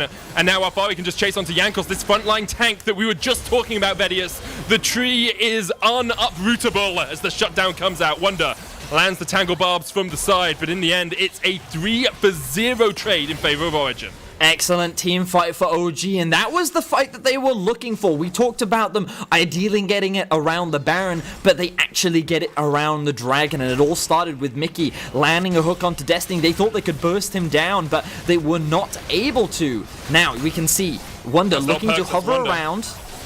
Tangle Barb's going to come in, but Destiny has the flank position and Wonder's being caught out. There's a lantern there for him to get away. Destiny trying to stop him with the ward, but Wonder will escape. And now that Baron going lower and lower. The smite should secure it. As the FPX from Destiny! What? You're not good enough to spam that, mate! Go to Worlds! Oh, dearie me! Did he really just FPX? Okay. Alright, so this replay, it locks down Destiny first, right? So this is not the target that you want. Upset is still safe, Nuke Duck is still safe. But the problem is they're not actually zoning Xerxes away, so he gets such a massive ultimate off, and then Caps gets dragged in to the entire team after taking a lantern that was supposed to save his life. So with the two main damage dealers immediately popped off, then it's easy for Origen to find the rest of this chase down. The funniest thing was, Medic, we talked about how G2 is trying to prove that you can funnel all those resources onto Caps and he can be that big carry, but we can see that if he's taken out of the fight immediately, that a lot of your damage just disappears, and OG are constantly finding him and shutting him down. Yeah, OG in a very strong position now. They've taken the gold lead for the first time in a long time in this game. Vedius, Infinity Edge now complete on Upset. It looks like Rabadon's on its way for Nuke Duck, and they've got so much standing gold as well. They've only taken 3 towers so far. Nuke Duck's now coming down into the bottom lane to look to take this tier 1. And if you can get a good Baron power play here, Origen, you can be in a very strong position as the game goes on. Well, the bright side for G2 is that they do still have the Ocean Soul win condition. The Ocean Soul is extremely strong and is a pretty effective means of coming back. The problem is going to be that OG have such a strong front-to-back teamfight comp, and Nuke Duck is so exceptionally strong at this point in the game, working towards his death cap as well. It's going to be difficult for G2 to find a good 5v5, and as long as OG take their time playing around these neutral objectives, the fight should always go in their favor. So G2 are going to have to try and look to either find a pick, or try and split up the map, or try and utilize something like the Pantheon ultimate to catch someone off in a side lane, because I don't think they're ever going to reliably win these 5v5s anymore. Totally agree with you, Vedius. Origen have always been, or consistently been, a team that scales, that plays relatively slow and waits for a late game. Well, this game we've had 24 kills in the first 26 minutes. G2 have tried to keep that tempo up, tried to keep that pace up, and Origen have been able to match them step by step. Xerxes able to get away from the Flay, uses the Haymaker pretty early there, but didn't want to take any more damage from G2 as Alfari is pushing in the mid lane, and Origen in a very strong position, a very commanding position in this game. Hook doesn't connect there from Mickey. There's I really wonder how much more Origen can break with this Baron buff, because they've only got 30 seconds on it. You can see Nuke Duck trying to put the pressure in the mid lane as Alfari's now come across. The Nature Scar's going to come out. Caps has to back away, does still have the flash. There's a lantern there for him as well, and he takes it early enough, but Origen will be able to crack this tier 2 in the bottom lane. Ahead by 2,500 gold. Origen actually did a really good job of playing through all 3 lanes there. They had a wave slow pushing in top, which Wonder had to go and answer, which means that G2, having been divided, can't defend all these towers. So good, smart, slow, calculated play from Origen, but it's what you need to do, especially when you've only just been able to close the gold gap. You don't want to make that mistake that suddenly swings the game back into G2's control. You've now got a very comfortable 2k gold lead, which means that having opened up the map a little bit more, all the tier 2 towers are now down. It makes it a lot easier to invest in deeper vision towards G2's half of the map, and you can start setting up for this next Ocean Strike that you definitely don't want to give away to G2, especially given that it will be spawning before the next Baron. Yeah, I wonder if we'll actually see G2 heavily contest for this Ocean Dragon. As much as it's really good for them to get it, I think they'll try and set up around it, but if Origen at all have the advantage, you have to feel that Origen just win out that fight right now. You've got double needlessly large rod finished on Nuke Duck. He has a 70 CS lead in the mid lane. He is so powerful. But I also wonder if G2 keep the game going, if they give up the Ocean Dragon, can they then win a fight later on, or are they just going to get outscaled as the game progresses. Aphelios, of course, still very strong in the late game. Zilean, still very strong with the Chrono Shift, but at the moment, Origen seem to be in command of the majority of these team fights. Again, it's kind of how you want to play the game because, yeah, in a straight-up 5v5, Origen will always win, but G2 don't have to play in that style. They can do this. They can look for picks in a side lane. I like the idea because you have the Pantheon ultimate to collapse too, but Xerxes hanging around is going to stop Wonder from setting up this plan. Yeah, no, but you can't. You can't take that gamble because you also know that Upset and Destiny are rotating down too, so G2 are going to be forced on wave clear duty. I think this is a very elongated flank. Okay, they're actually going to look for it. They know where Upset is. Here they go. Here they go as Xerxes is bombed by Perks, gets the lantern across. Here comes Wonder trying to catch up Nukeduck. The Tangle Barb's going to land. There's the Pop Blossom as well. Nukeduck tries to flash away but can't get escaped. Wonder, though, is the one who's caught out. Nukeduck's now down as well, and Perks, so low, uses the Chrono Shift on himself. Alphari coming in from the side as G2 have to back away, back towards their lane as Origen control the jungle. They control it right now as Caps steps forward. Xerxes still has the showstopper, jumps in, the base breaker comes out. Perks doesn't have the ult back up, so the 3/4 of that cooldown down as Destiny flashes in, can't quite land the dredge line. Upset doesn't have the bullet time. Caps is now stepping forward. That time walk can do a lot of work, Betty, as Caps is sped up, has the red buff, looking to slow on Alphari. He's going to dodge into that bush. Mickey doesn't hit the lantern. Caps still stepping forward, still very healthy in this fight. There's an Ocean Dragon available, there's a Soul available for G2, and that could be incredibly impactful if they secure it. All that extra healing, Alphari's going to get hooked up. Here comes the Nature's Grasp, though, they're diving onto Caps. Xerxes can't connect, and here comes Jankos, pulled back.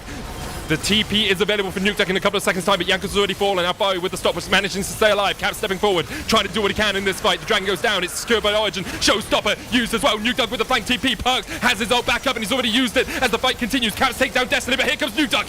Upset still alive, doesn't have the bullet time quite yet. Mickey's gonna fall. Wonder's still alive, but now he's in a 2v1. However, Nukeduck ticking away, manages to secure the triple. A great flank from Origen, and a great fight for them in the river.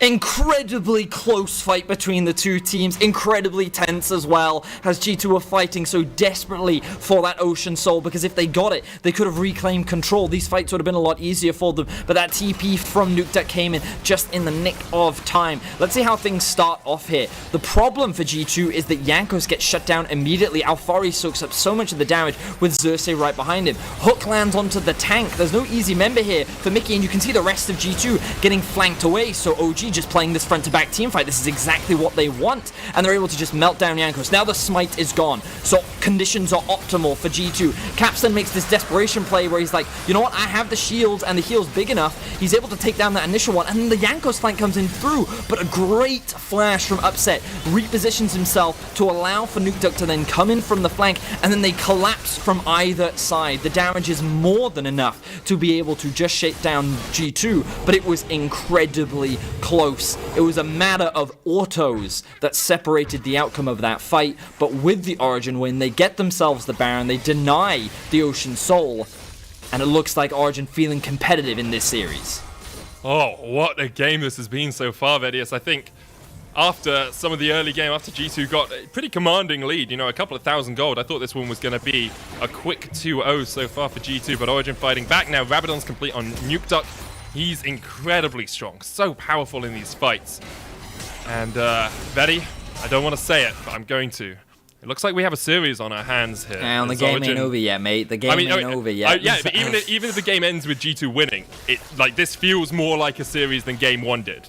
Game 1 felt like G2 made a few mistakes, and then Origen kind of got back into it, but this feels like Origen are actually landing punches on G2. Honestly, mate, I feel like the Origin have just punished the mistakes of G2. Wow, they're just running after Xerxes. They're just trying to chase down Xerxes. What?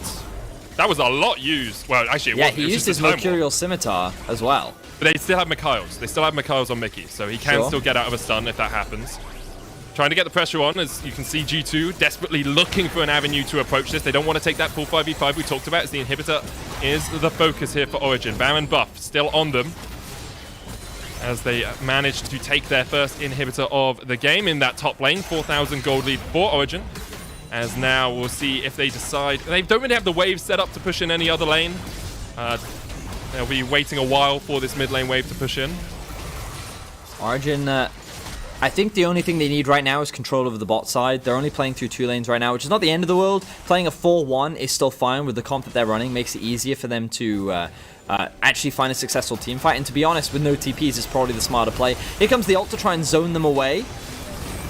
can see that Nature's Grass connecting on the back line, but Caps is doing a lot of damage. It's a 4-item Aphelios, remember. He's going to be able to output so much DPS as these fights go on, and with only a cannon minion there for Origen and the hook actually landing on Alfari, Caps is going to chunk him down. He's down to half already. He's going to be able to back away. Severum, the new gun for Caps, makes it a little harder to win out these team fights. You can see how obnoxious it is for OG to approach these towers with the amount of zone control that exists on G2's composition, with the bombs available on the Zillion, with the hooks constantly coming out from Mickey, with Wonder being able to land his E if you get too close. Like, there are so many things that OG have to respect that they can't just walk into the enemy base and take whatever it is they want. So they're going to be happy with the top inhib for now. They're going to catch bot wave, they're going to look to push that up, and they're going to start setting up for the next Ocean Drake, which is going to be spawning in a minute. This will give G2 another opportunity to potentially come back into the game with that Ocean Soul, but we've seen multiple times now that Origen's team fighting is very strong. They just have to play it patient.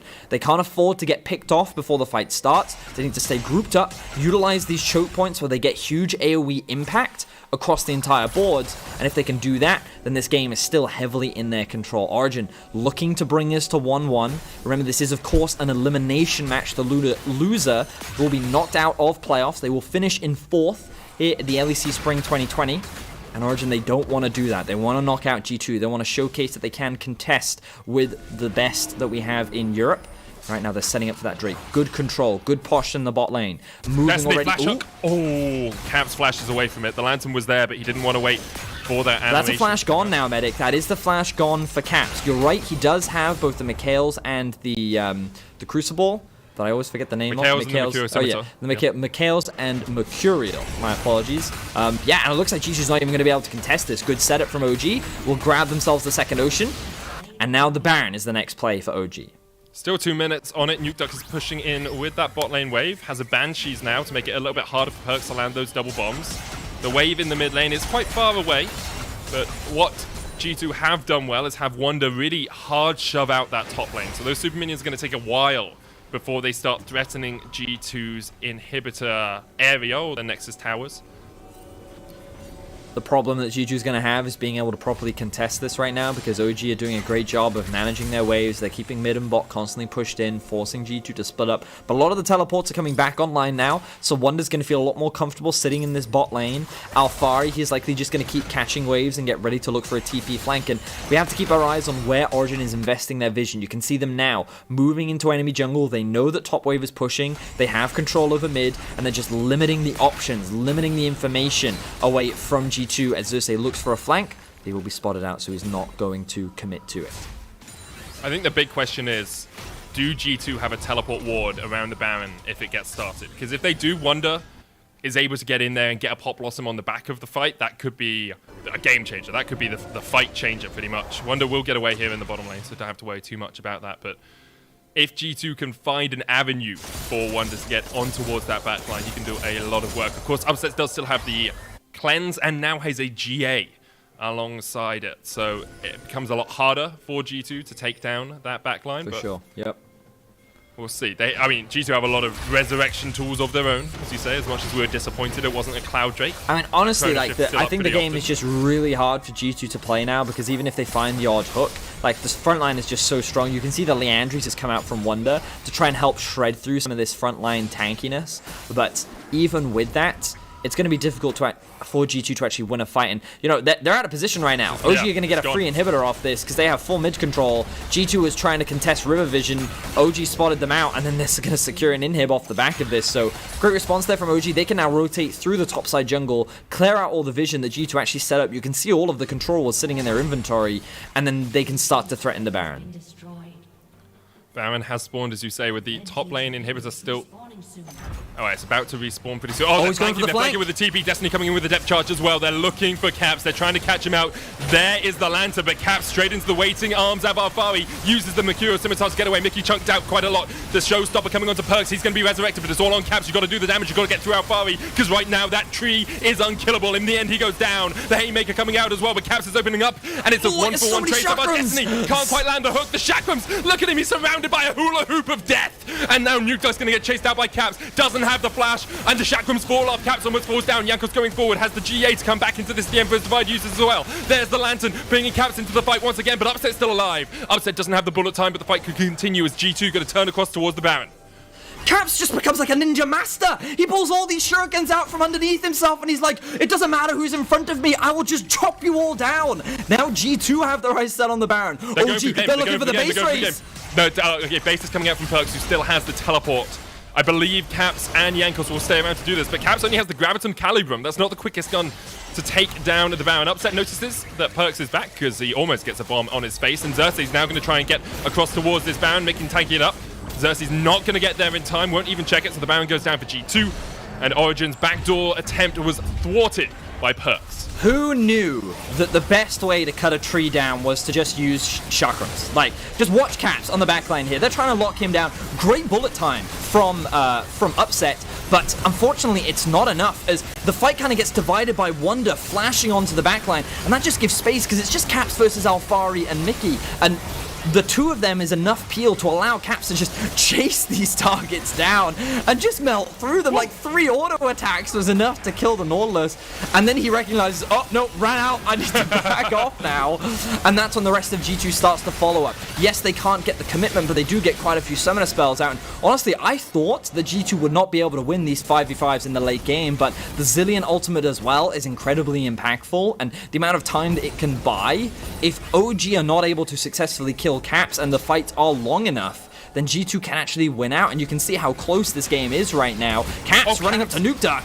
Just chasing straight into him. Xerxes here, down to half HP as well. Upset's coming across as the Dragon has to be the target for these two teams, but Alfari's gone into the front line. Hook doesn't quite connect as Destiny jumps away with his. The bullet time coming out as well, but doesn't really chunk out too many people, and Caps can step forward, trying to challenge the enemy AD carry to a 1v1, and Upset is on the losing side. Upset down into the GA as the fight continues, but the Pop Blossom is stopped with the Emperor's Divide.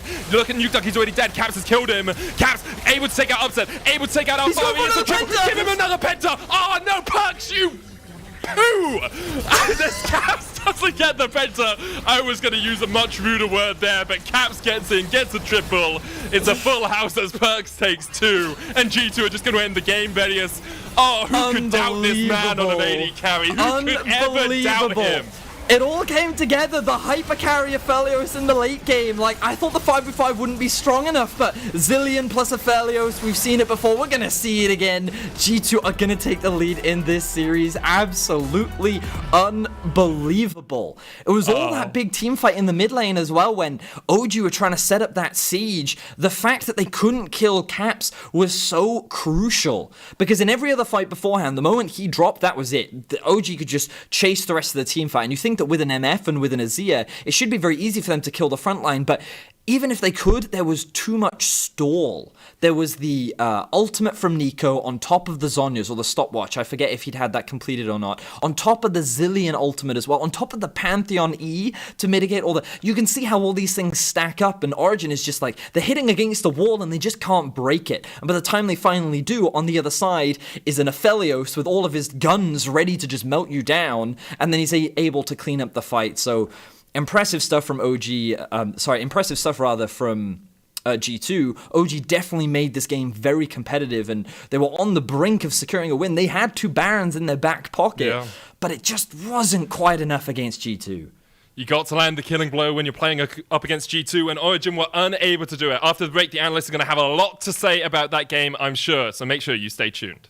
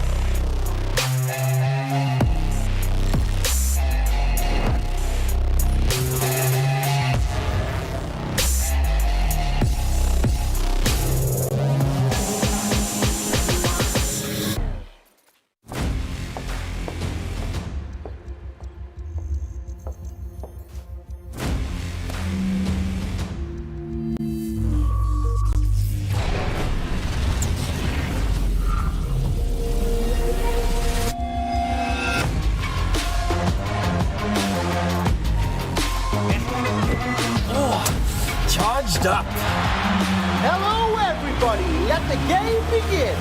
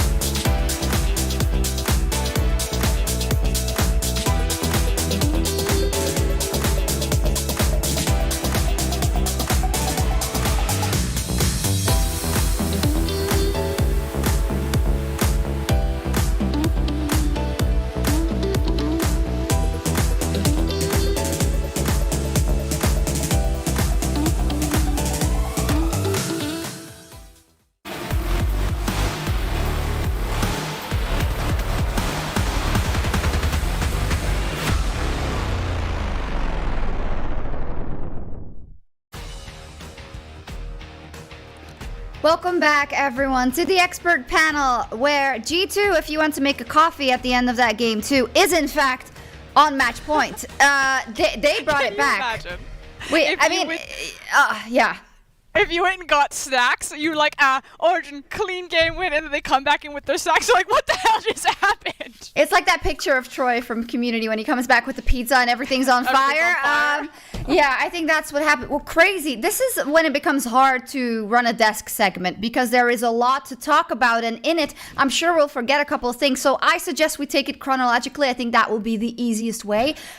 Let's start with the draft. And talk to me about the priorities of each team before we saw what happened. Sure. So I think the order of the picks I'm not super interested in, other than of course the initial change, which was of course the Yuumi ban from OG, followed up by a Tahm Kench, which then opened up G2 to lock in the Aphelios Thresh for themselves. Now Aphelios is going to be very important later on, so just remember that pick for the time being. OG went for this composition that's all about the 5v5. They have brilliant zone control, right, with the Maokai ultimate, Nautilus, Misfortune, Azir. They have everything they need in order to like have that good front-to-back team fight. But then G2's comp is all about kiting back at the start. They have great pull away, right, with the Glacial Augment on the Nico. You have the Zillion ults and the speed up, but then they turn it around on you if you don't make that first punch really count for OG. I do want to point out, though, that the Tahm Kench ban come through, because I agree with everything that you've got there, Ender, but I feel like the Tahm Kench ban, as soon as it was like, that was the calling card, that this is all going to be about bot lane. Vedius called it in cast, and immediately Pantheon was rushing down there, because once you eliminate that champ, you're like, it's the gloves are off. Like, we are fighting. You will not disengage from this. There is going to be no devour here. And it started right off the bat. Yeah, it did. Let's take a look at this one. Ender, yeah, you can take it. It was absolute madness. How can we make sense of what happened here? So, here's the thing, right? Like, G2 obviously died at the start, but I think the idea is correct, even though they know it's going to be countered in a 3v3, right? They think they can kill Upset. If Upset dies, you lose a whole wave down here. The TP from the Azir as well means he's going to be dropping minions in mid lane too, so that makes sense why they would go for that play, even though it looks really silly. But then it just gets completely out of control as they do not back down, and this is typical G2 fashion as well, where they continue to run in as Perkz got that reset off in order to teleport back down in towards this bottom lane. A couple of the skill shots go wide, right? Destiny's able to flash away from that one. Then unfortunately Caps gets sniped out there with a sick Q from Destiny to be able to trade back one extra kill here, but this is just about as crazy League of Legends as you can ask for in the first 5 minutes. I mean, limit testing. That's what that was right there. I agree with you that the idea behind denying everyone, you zone them off the tower, even if you die there, they lose so much because it's a massive wave crashing. Like, the same principles still exist there, but on the back half of that, Cap steps forward. I'm like, I guess we're limit testing today. Perkz juked out of the Nautilus hook, right? He trolled Caps there. Listen, I feel like we have to stop here for a second before we get to the next replay, and I was going to ask you guys this question before we saw how the game spun out of control. But I know we talk a lot about this identity of G2 and how we say it's fine that they do this because this is how FPX won a world championship, by playing this hard, by brute forcing. But isn't there a part of you that also thinks that they shouldn't be doing that in this game, that they shouldn't be pushing that hard because they lost the best of 5 last week because of it? Absolutely not. I think that was 100% the right call to go for that dive right there. Like, yes, it's a 3v3, but at the end of the day, they're expecting a 1-for-1 kill trade, right? Obviously, everything at the end, like, gets really nuts, but they're expecting a 1-for-1 kill trade, and the logic is sound. I'm just going to jump in. I'm sorry. I'm just going to cut you off. Take a look at this next replay. They're limit testing to the point that they let OG back in a game that puts OG at the steering wheel as we look at this next replay. I'm just trying to create some nuance here because I, too, want to see G2 go forward at every single point in time, but, I mean, sometimes it's questionable, or am I just crazy?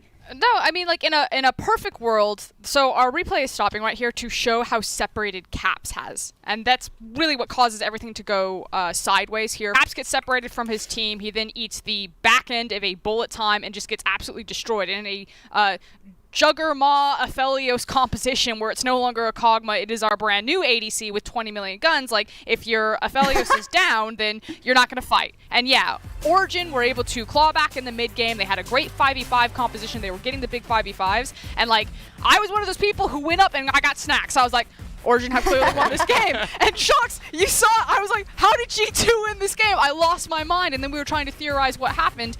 And it was limit testing. It was brute forcing. It was the fact that even in the best of 5 across from Mad Lions on G2's worst day, it was still just that close. It was the fact that they hold you. And I agree with Ender. Like, all across the world, you look at the LCS, you look at the LCK, you look at the LPL, you look at the LEC. The teams have been patched out if you don't have hands. If you used to be just a cerebral, a smart player, you can no longer play League of Legends like that. The game hasn't been like that since LPL started picking up championships. Fnatic have realized it. They've changed up their game plan. G2 were the first to realize it. That's why they soared in front of everyone. And now the rest of the league needs to get on on point, because this should have been Origen's game. And the fact that it wasn't tells you how strong this stupid playstyle is. So fans can be like, it's volatile, I don't like it, G2 are trolling, they're inting, all of those things are still true. But if the W goes up on the board, like, I'll see you in finals.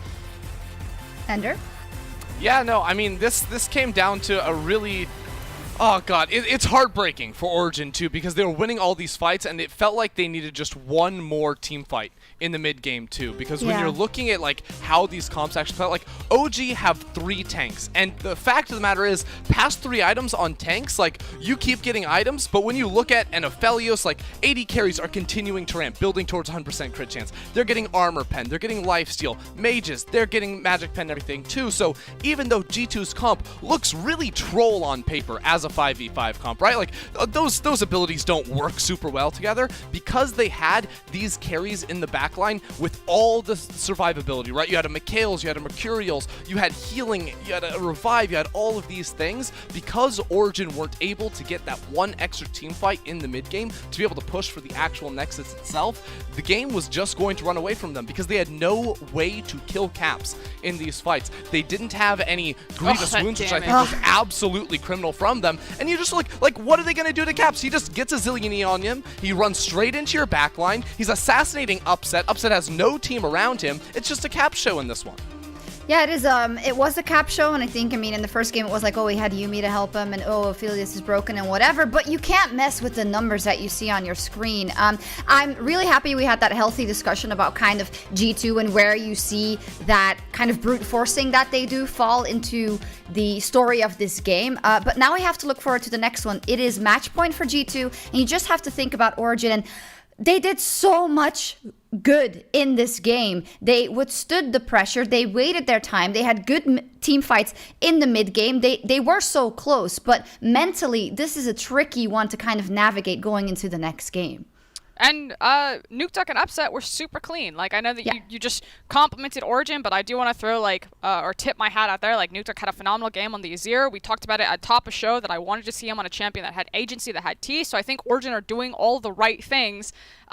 It just kind of feels, though, that they continue to do the same thing over and over and over, which makes them predictable. And unfortunately, across from the G2s, the Fnatics, and potentially even the Mad Lions, if Origen turn this series around and face Mad, it creates chaos. It throws them off their book. When Origen get to play by the rules, they play that game perfectly. But against these other 3 teams who are left in the playoffs, they make it so you don't get to play by the rules.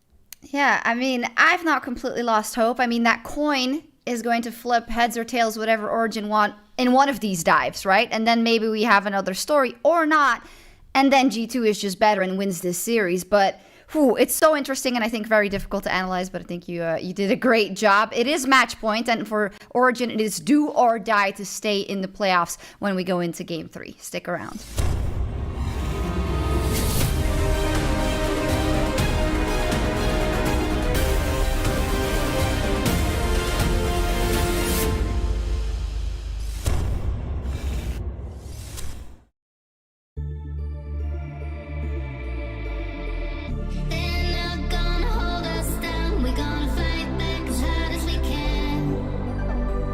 Nothing's gonna stop us now. We gon' fight back until the end.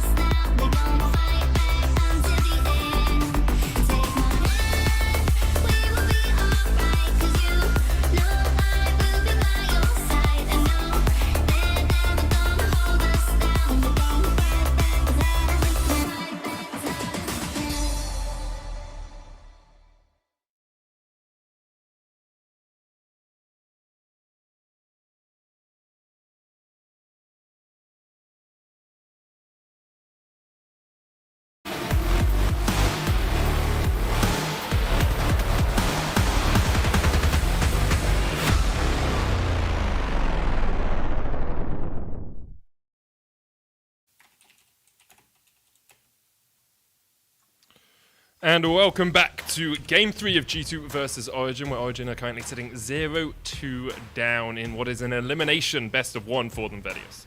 Yeah, it's got to be a difficult position for Origen to be in. Not only have they been 3-0'd by G2 only last year in the finals of Spring, but that last game should have been theirs. They were able to bounce back in a very convincing way. They found some extremely good mid-game team fights, and Frost was talking a lot about how Nukeduck and Upset were large contributors. I also want to talk about how Destiny has been landing so many great hooks onto so many crucial targets, catching caps out of position multiple times, especially in the last game. OG are finding their rhythm and they're finding ways in which they can catch G2 off guard, but again, it still just wasn't quite enough. You can see they're getting closer, they're getting there, and in Game 3 is where they bounced back against Fnatic last time, so I imagine they're not going to give up, and we can already see some pretty big adaptations in the draft.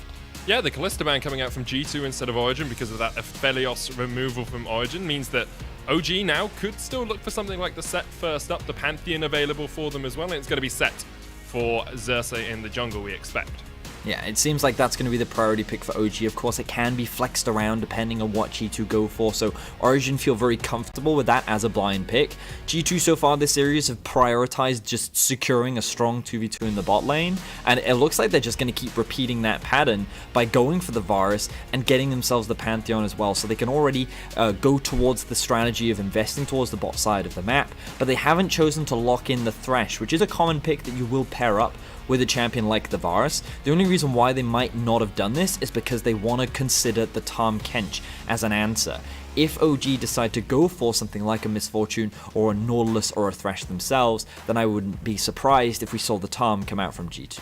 I mean, it makes a lot of sense. It provides some safety to Caps when he doesn't have an escape himself, and makes it just a lot easier for G2 to survive in that bottom lane. Origen now looking alongside this Misfortune to see perhaps what they're going to pick in the bottom lane, and as you said, the Nautilus is their option, so Thresh or Tahm Kench probably here for G2. That's very much what I'm expecting. I think that the only other option that they go for is Leona, which I find very unlikely, but that's the Tahm Kench that we were talking about. So this is actually a pretty strong 2v2 lane. Frost always does to talk about how this can actually be used to set up a lot of dives, because the Tahm Kench can be used to reset tower aggro. When you pad that up with a Pantheon, if this was in the LPL, you'd almost expect a level 3 dive to come out from this trio, so I wouldn't be surprised if we see G2 send, again, resources towards the bot side of the map, which seems to be a trend of G2 so far in this series, and I'm curious as to how Origen will answer, because now their Azir has been taken off the board, so Nukeduck won't have that blind pick. It's something that he has prioritized so far in this series, and another target ban coming towards Alphari as well. Yeah, getting rid of some of that strength in the top lane for Alphari. He has been one of the most consistent members for Origen across the course of this split, so no real surprise that G2 want to pinch his pools just a little bit. There's the Silas getting taken away, and expect G2 to pick a safe, blind pickable top laner here. That's gives Perkz the final counter pick, and Aatrox is one of the safest blind pickable top laners there is, so that's going to be locked in for Wonder.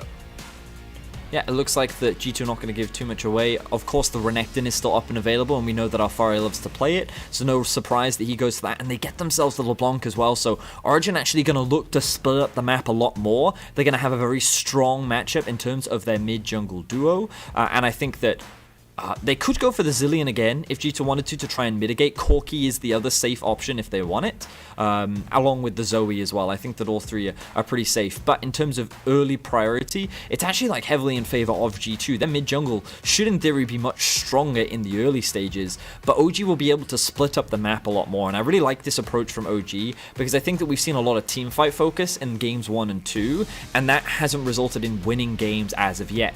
So instead, let's now look to try and start attacking these side lanes. Let's instead try and gain some mid-prio and then use it to rotate around the sides. I think the only problem OG is going to find is that in the very early stages, because of Zoe's strong ability to push hard on a lot of these lanes, it's going to be difficult for the LeBlanc to match, and it's also going to be difficult to find that collapse with a set that just kind of wants to only run at you, and then unless he can close the gap, he's not going to be able to find an effective E. So I think Origen's strategy will be interesting in terms of how they actually get LeBlanc into a strong enough position where she can then move to a side lane and be a threat. Because Origen's whole game plan to try and bring themselves back into this series is definitely split up the map, attack the side lanes, and see if they can divide and conquer G2. Well, we'll see if they're able to do it in this game. Game 2 was very close. Really just came down to one final team fight in that mid lane before G2 were able to get away with it yet again and run it down mid to take the win. So Origen have shown us some moments of brilliance. They've shown us some moments of greatness, but they haven't quite been able to pin G2 back. We'll see if they can do it here, because otherwise they are out of playoffs.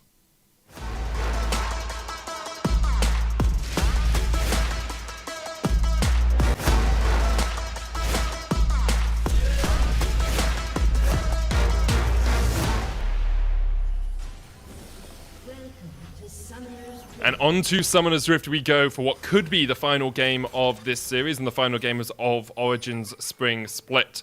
No real surprises at level 1. Everyone seems to just be lining up along the middle of the map. And no deep wards, which is always very important, because last game, of course, we saw Jankos and Xerxes meet down towards the bottom lane very early on. Yeah, I think, again, the bot lane will be a large focus, especially from the side of G2. And I think if NukeDuck can get out, he will want to do it as well. But OG actually have quite a few lanes that they can look to play around. I think that in terms of the top side, Alphari should have prio in this lane. And you would consider a 3 versus 1 dive against the Aatrox under the assumption that the LeBlanc can get prio in this 1v1. Now, there are ways in which she can do it. In terms of her early game trading, she is much stronger than the Zoe. The problem is Zoe can wave clear from such a safe distance away that it can be challenging for NukeDuck to utilize the actual strength of his champion, which is having strong 1v1 dueling capabilities, to give him the freedom to get prio in that lane and then rotate up towards topside. And also we see Zeus actually starting on the top side of the map. He's likely going to do a full clear on the top side, as we've often seen him do, and then path towards bot to try and mirror an answer. But Upset and Destiny are trying to fake a leash, so they want to indicate that Zeus is actually pathing up towards top and try and give some misinformation to the side of G2. Hook's going to land onto Mickey in the bottom lane as Destiny is forced away. That's the Aftershock burnt on Destiny as well, so it makes it a little bit harder if Mickey and Caps decide to go for anything at level 2, because Destiny won't have the extra tankiness from that. But Tahm Kench Varus doesn't really have kill threat at level 2 unless they can really lock you down and get that piercing arrow through the AD carry. Yeah, I find that it's they get priority just because you can't really kill them or move them out of the way. They have such a long range and their poke is so obnoxious. And they're just so tanky and survivable. Survivable? I don't know if that's a word. But it's like very difficult to bully them and move them out the way. That's why you can see Destiny and Upset playing on the defense. They obviously got level 2 second, so they're going to have to concede that. But Alphari doing the exact opposite on the top side of the map, utilizing the strong early game presence of Renekton to be able to push Wonder underneath the tower. But he's not stacking up any waves just yet. He's really just trying to force these minions underneath the tower as quickly as possible, get that early level 3, and then look for a rotate back, as we actually see Jankos making his way towards the mid lane. Yeah, seeing if we can get a gank off onto NukeDuck, hoping that NukeDuck will use the distortion forwards, because then, of course, Jankos could flash in, land the stun, and you can see if you can lock that champion down. Instead, he's coming down towards the bottom lane now. He's going to be spotted on a ward, and I don't believe they know Xerxes is here. They probably know he's in the area. Jankos actually building up his passive. Origen might be dived. Yeah, Jankos fully stacked now as G2 going to push in this next wave. He's looking to set it up, but he's going to face check into Xerxes, who's here for the counter gank as well. TP available on Alphari. Hook comes out onto Mickey. He uses the thick skin to take up a tower shot. Xerxes is just going to be able to defend his bottom lane underneath the turret. But Upset is now going to be about 7 to 8 CS down. Destiny face checking. Jankos coming across. Destiny's going for this. He's landing the hook.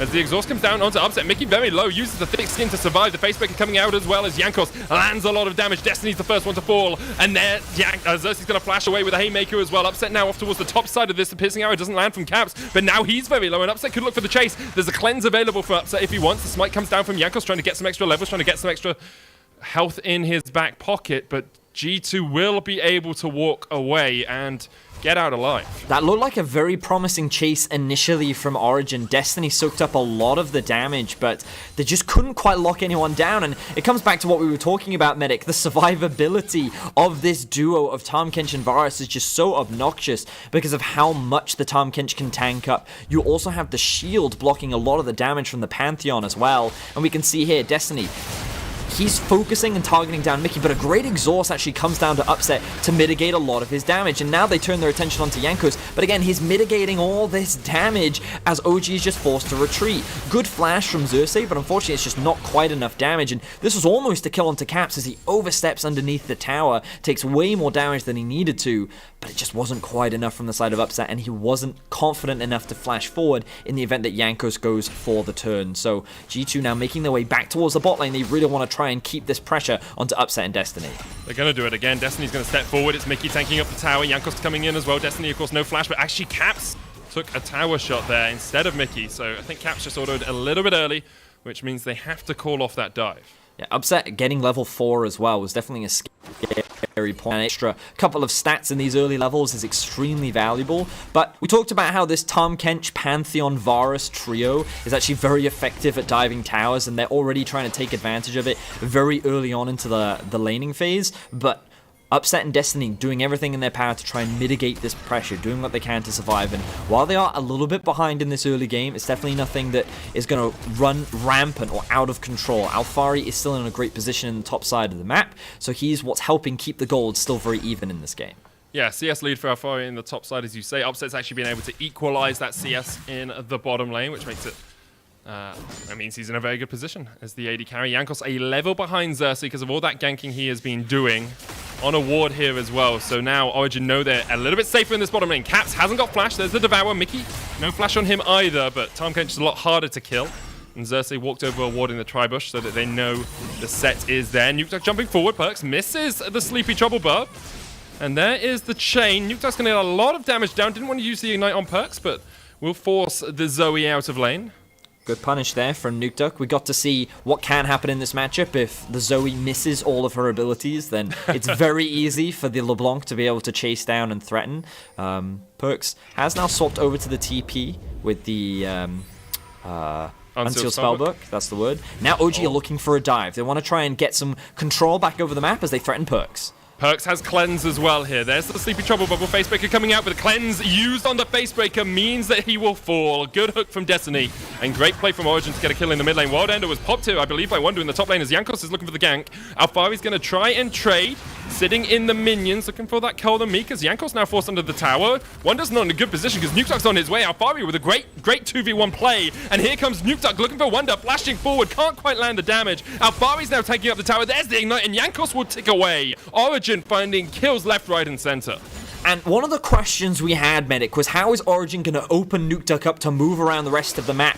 By sending 4 people mid and killing Perks is exactly how they're going to do it. He roams up top, he helps Origen secure another kill, and now Mickey and Destiny are having a bit of a skirmish back and forth. Sleepy Trouble was going to land. Mickey delayed Destiny for long enough. There's the dredge line. Can Perks connect? Not quite, just short. And now Mickey's tanking up the tower. He's ignited and Destiny survives. Underneath the turret, puts up the white flag of surrender, but it was him outplaying G2 there.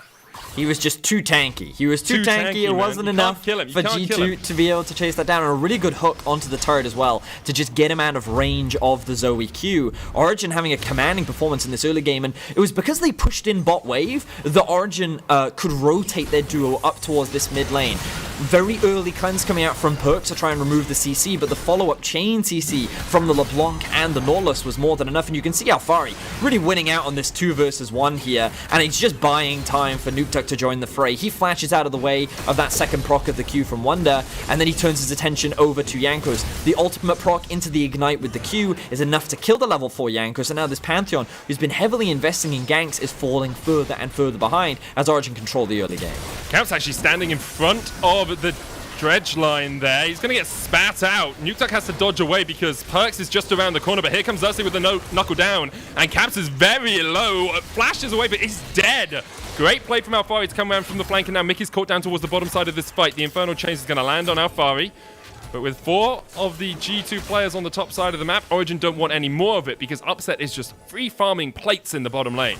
Yeah, and another big punish onto Caps. We talked about it a lot in Game 2, and, like, they're really punishing this aggressive style. He thinks that he's safe because Mickey is there, but the moment that consume is used, you're just easy pickings for the LeBlanc. And they have information that Caps is coming around this corner. He's face-checking this. He's face-checking this. This is definitely not what you should be doing as an AD carry. Wait for Mickey to come. Wait for your support to be there. Yes, he shows up to save the day, and yes, they get a kill, but that's a kill onto Destiny. Meanwhile, Origen is picking up kills onto their LeBlanc. Well, Alfari, rather. The Renekton is getting another kill. Nukeduck is generating a huge amount of pressure. And remember that Origen want to play this 1-3-1 style. They want to open up the map, and they're not slowing down as they look to kill Wonder. Destiny and Xerxes are this roaming Doom squad right now. Wonder's going to try and trade here in the top lane. Alfari with the Ruthless Predator. There's the Haymaker, and it's another kill for Origen. 4-2 up. 3,000 gold ahead, 9 minutes, or 10 minutes in here, Vedius. Origen are in a very, very strong position. Now, they have not been able to secure many early objectives. They did lose the first Cloud Drake, and they will lose the Herald, so G2 will be able to trade some objectives back on the map, but this game is heavily in favor of Origen in terms of this early game, and they're setting themselves up nicely because Nukeduck is sitting at 2-0-1. Alfari is sitting at 2-0-1, which means that Origen can just focus on playing the split push style. The carries that need to be strong are in that position, and they want to keep chasing. Destiny with a flash hook, and here comes the rest of the Goon squad. Xerxes coming in from the top side of it. Jankos trying to do some damage with the spear. There's the Chain of Corruption used as well, but Nukeduck's on the chase. They're looking for Caps. He hasn't got flash. He hasn't got a way to get away. And with the chains connecting, Caps underneath his turret will be taken out. Nukeduck just needs one more auto, and he goes down in response. Stayed around perhaps a little bit too long. Destiny trying to get some catfish for dinner as he lands that final anchor, and he picks up his first kill of the game. So Origen secure themselves another 2 kills. The gold gap closed a little bit because, of course, G2 did get that tower in the bot lane, but Destiny is not slowing down. He has his eyes set on Perks. There's the Sleepy Trouble Bubble, and Perks will be able to dodge away from the dredge line. The shutdown going across towards Caps as Nukeduck fell, of course, is very good for him as he can get up towards that Blade of the Ruin King, currently sitting on the Bilgewater Cutlass and the recurve bow. You're definitely right, Medic. I think getting those core itemizations is going to be really important for G2, but right now they have to slow the game down because Origen are in full speed, and I was not expecting this level of early game to come out from OG, and a lot of it comes off the back of that mid-tower divers. Alfari has now found Wonder and Caps. And Jankos as well. Everyone's in the river for a little bit of a party. You can take the Scuttle Crab, but we'll take your life, say G2. Yeah, and that one was just Alfari thinking, hey, I can punish Wonder here, I can steal a Scuttle Crab. Turns out it was a bait. Heavy investment of G2 into that topside river, all 5 members. And Nukeduck could have pushed in bot lane, but he decided to just let the wave hit the tower. He wants to rotate up to mid, make sure that not many plates are going down in favor of G2 and catch that farm as well. Alfari's TP is on cooldown, and Xerxes is here to help cover Upset for the time being. But it looks like a lot of eyes are hovering around this top side of the map. I forget at what time exactly the Rift Herald was secured, but I don't think it's going to be spawning in the immediate future. Just seems that Origen just trying to reclaim some control over the top side of the map. There's a lot of G2 wards in that river that are starting to be cleared out. You can actually see those zombie wards from Xerxes have popped up in a couple of places, but G2 still have that modicum of vision you need to spot anyone out who's trying to roam up here. Xerxes has been able to get behind Jankos. Caps coming across as well. It's a 3v4 for the moment. As Origen look to see if they can find another avenue of approach, but for the time being, they won't be able to find that fight. I really like what we're seeing here from Origen, constantly grouping up with the LeBlanc specifically and looking for plays, whether it be dives, whether it be picks, whether it just be any opportunity to try and get more kills and more gold funneled onto these split pushes. They've landed the ultimate onto Destiny. Destiny's going to pop the stopwatch. Jankos fighting Xerxes down towards the bottom side of this. Upset trying to open up, but Mickey's still very tanky. Perks has the exhaust, so Nukeduck really can't do too much to him. Another spear doesn't quite connect on Xerxes.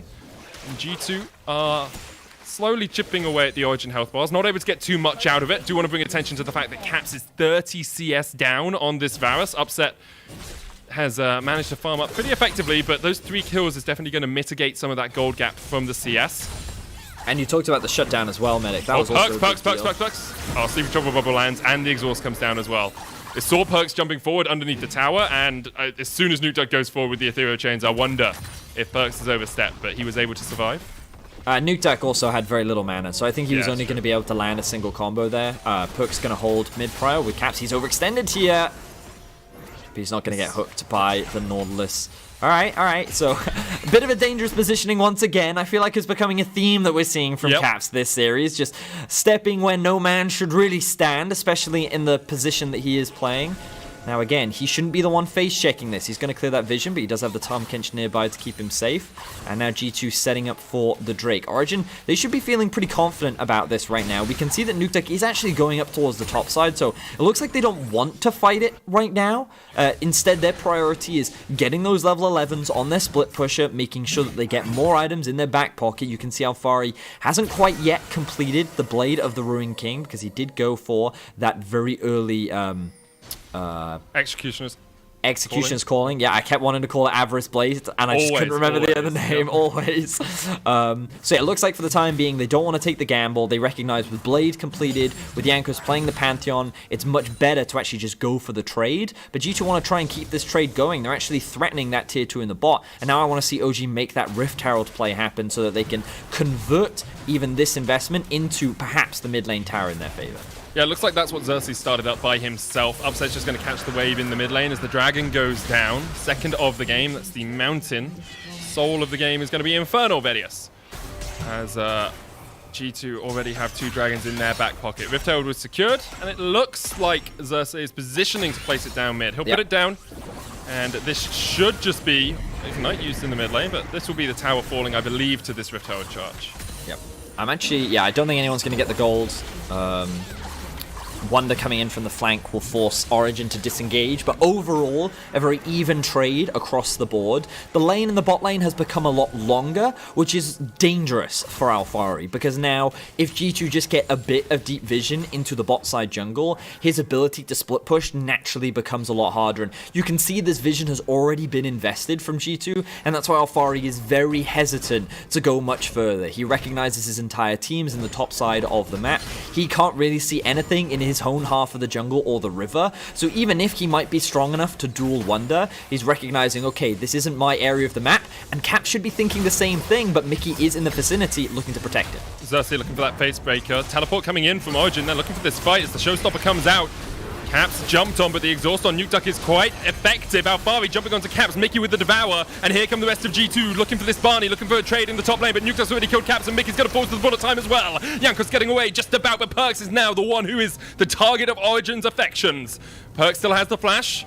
Destiny still will have the hook in just a second. Perks is going to have to flash this. You have to feel, there's the hook, there's the flash. Perks gets away. Really good fight here from Origen, things kicking off much earlier compared to last game, and it was just a big punish onto Caps, which turned into a punish onto Mickey, because Caps is pushing out that wave, and he thinks that he's safe because, again, he knows where Mickey is. And this is something that we consistently see from Caps. Again, he thinks he's safe. He doesn't realize that the rest of Origen is looking to make this collapse happen, but it's Mickey that initially gets collapsed on. Now, the split decision here is Nukeduck wants to disengage, but Xerxes recognizes that he can't disengage, so he has to commit to the fight, and that's why he calls the TP in from Alfari. Initially, this is a 4 versus 3, but Alfari is just tanking up so much of the damage that it buys enough time for Destiny and Upset to join the fight, and that's where they're able to turn it in their favor, because the G2 bot lane has taken too much damage. Now we see another skirmish as we're entering the bot side of the river. No Drake is going to be spawning anytime soon, but G2 is getting bullied out in this early game. Origen have a firm control. 3,000 gold lead for Origen. They're going to get a tower as well. Spread that to about 3.5. Wonder's looking for a trade in the top lane. Still sitting about 25, 26 CS behind. That bot lane CS has, the discrepancy has spread to about 40 or 35 or so. You can see that actually not reflected in the gold because, as we said, Caps has picked up the shutdown and those extra kills. So he's about 600 gold ahead. Top lane is a 2,000 gold lead for Alfari, though, Vedius. And look at the mid lane as well, that 1,500 gold gap. It's crazy. Origen, again, like we're going to keep saying it because they are set up to play the split push. We're going to see Nukeduck in one lane, we're going to see Alfari in the other. They have to be cautious of the fact that their teleports are down right now, but the same can be said for G2. So Origen, they feel very comfortable. They know that no one can win them in these side lanes, or beat them rather, and so they can just keep generating this pressure, and then they collapse. That's the goal. So if we look at the state of the map right now, you can see G2 have multiple members on the bot side. So what happens? Alfari Alfari pushes up top, he then rotates down to join his team, and then G2's forced to try and catch these sideways. And if someone like Perks oversteps, that's when Nukeduck comes out of the brushes and looks to find that kill. So they're going to keep using this information to get deeper and deeper vision down, and they're going to use that as an opportunity to maybe catch someone in a rotation, maybe catch someone trying to farm in a side lane, or maybe even force a fight in the mid lane with a numbers advantage. Ultimately, Origen have a lot of options what they can do with this pressure on the side lane, but G2's kind of forced to play back, play defensively, and kind of play Origen's game for the next few minutes. Origen going to clear out the vision down towards the bottom side. Perks trying to land the Sleepy Trouble Bubble onto Destiny. Can't quite connect, and now Destiny has a good flank position off. Alfari coming in. Xerxes with the Predator, looking for the hunt, looking for the chase. Can't quite find it. And G2, as you can see, they're making forays. They're looking for that pick. They're looking for a catch. Origen are quick to react, and as soon as Origen numbers get into the fight, G2 just swiftly back away. Yep, and now Origen is in control of the Infernal Drake. G2, as we mentioned, just forced to play on the defense. With the Zoe, they do have the ability to try and catch people themselves. Their single target damage is incredibly strong.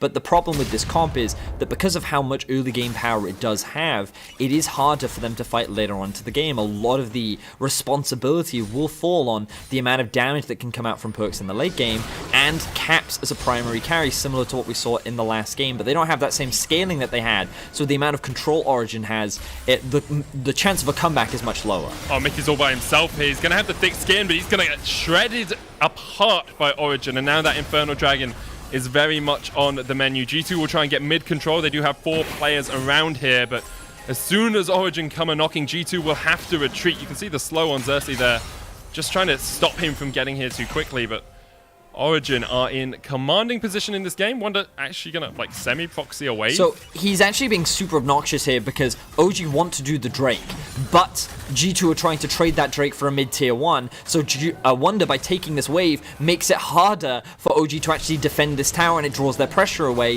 while Alfari is soloing the Drake. And look, someone's getting caught out. Chain of Corruption used on Destiny alongside the Sleepy Trouble Bubble means that's one dead. Wonder was able to escape having to burn his flash and the World Ender, but the Dragon is taken just by Alfari. The chase is on for G2. Perks trying to find the connections, trying to find his mark, can't quite land it onto Nukeduck, does land the sleep though onto Alfari, and there's no tower here. Remember, the Paddle Star coming back from Perks hits onto Alfari just at the edge of the hitbox, and Alfari will go down. That Crocodile is now a handbag for someone as G2 find 2 picks and are able to force Origen out of their jungle. Such a clever play from Wonder. The fact that he went behind and drew tower aggro, he kind of played on the minds of Origen, where he knew what they wanted to do, but Origen got too greedy. They wanted their mid lane tower and they wanted the Drake, but the reality is they couldn't have both. They got so distracted by what Wonder was doing that they end up losing the mid tier 1, and they end up losing, I think it was 2 kills off the back of that as well. So they give G2 that small edge back. They give them a little bit more map control. And while Origen do secure their first Drake of the game, G2 are demonstrating how obnoxious they can be even when at a deficit. Yeah, we've talked about it so many times. Like Perks last year when they were playing up against Fnatic said, like, yes, we might lose the game, but let's make them sweat for it. And that just seems to be the G2 mentality. It's like, we're just going to make it as hard as possible to beat us whenever we can. And right now, Origen, although they are in the driver's seat of the game, well, across the last 3 games, they've noticed it's pretty difficult to beat G2. You have to make the most of every single opportunity. But I do think that Origen have progressively gotten better as the series have gone on. I think it was a similar story when they played against a Fnatic as well, where in Game 3 is where they were able to get that big win. It was hard fought for sure, but they were able to secure it. And I think we're now starting to see that here, where Origen, they had a very confident early game. It seemed that they tracked and read what G2 wanted to do very well, and they punished it, while also being incredibly aggressive themselves. A lot of the credit needs to go to Destiny. The way in which he moved around the map and the way in which he worked with Xerxes opened up the options for Nukeduck to start roaming around and getting advantages. But now the game is kind of slowed down, and Origen can't afford for that to happen.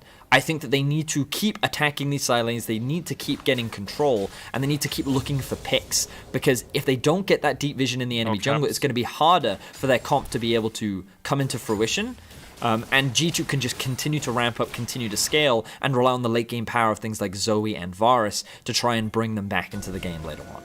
I was wondering there if Caps would make his traditional error of overstepping as an AD carry. Instead, Nukeduck backed away, knowing that Jankos and Mickey were coming up through the river, so Caps was able to farm the wave pretty safely. He's finished his Ginsu's alongside his Blade of the Ruined King. The Infinity Edge and Essence Reaver complete on upset, though, so if that bullet time comes off, if a few auto attacks come off from the Misfortune, the G2 health bars are going to get shredded pretty quickly. 1v1 in the bottom lane. Alfari winning out early on. The Blade of the Ruin King coming out as well, and Wonder really doesn't have anywhere to go. The Infernal Chains isn't going to connect. Wonder will dash across the wall, but Alfari's on the chase. That Dominus is ticking Wonder down. Alfari slices and dices up Wonder.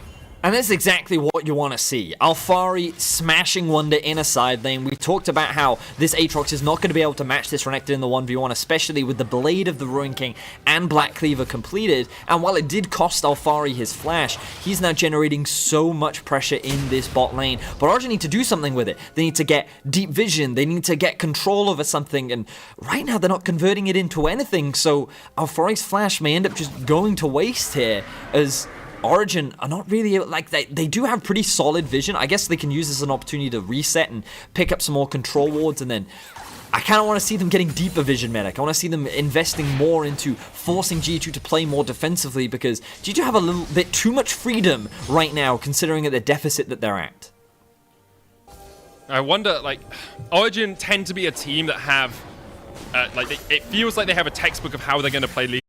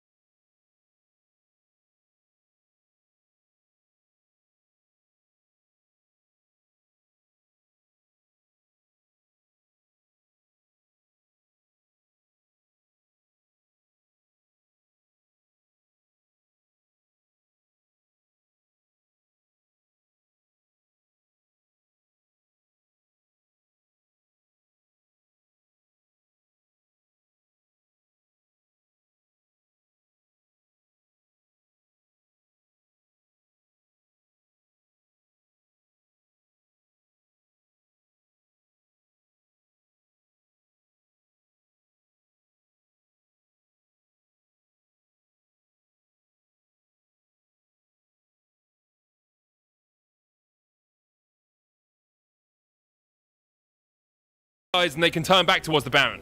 And we finally get to see the play that we've been talking about for so long. Origen actually get deep into the jungle of G2. They find a massive pick onto Perks, and now they'll be able to convert this into a Baron. There's no minion waves that G2 can look to punish. The best they can get is stealing away. Origen now has a firm grasp over this game. Fantastic pick on the side of OG, and now G2 is down a Baron. Origen with a superb pick, because it all started with Perks chunking Nukeduck out.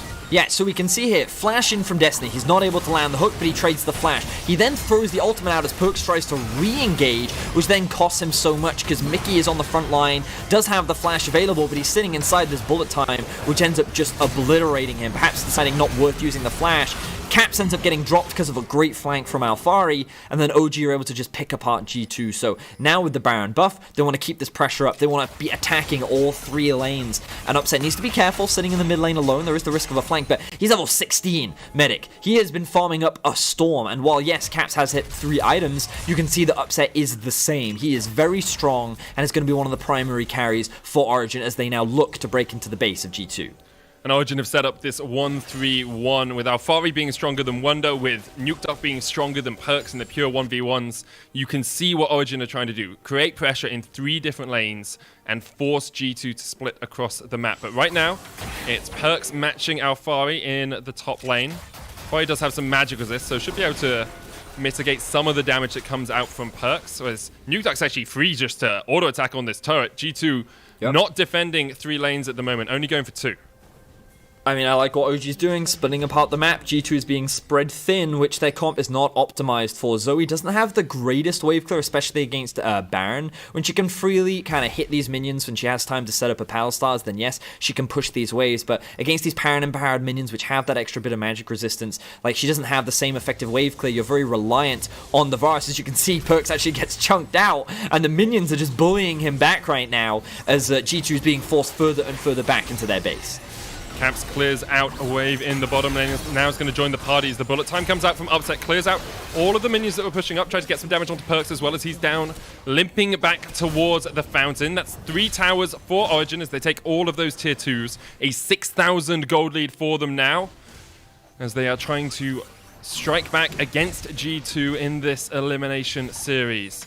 Of course, they have to win the next 3 in a row, have to do the full reverse sweep if they're going to do it. But Origen, this would be a great first step for you. The dredge line actually connects onto Caps there. Mickey eats him up, gobbles him up, spits him out. Xerxes almost falls and will go down to those final auto attacks coming out from Caps. And now Destiny is the next target. The Sleepy Trouble Bob was going to land, but an immediate QSS. Still, he's locked up in the middle of 5 members of G2, and that's another one down. Upset has the flash, but here comes the Abyssal Voyage. They're trying to flank him. Jankos, no flash on him.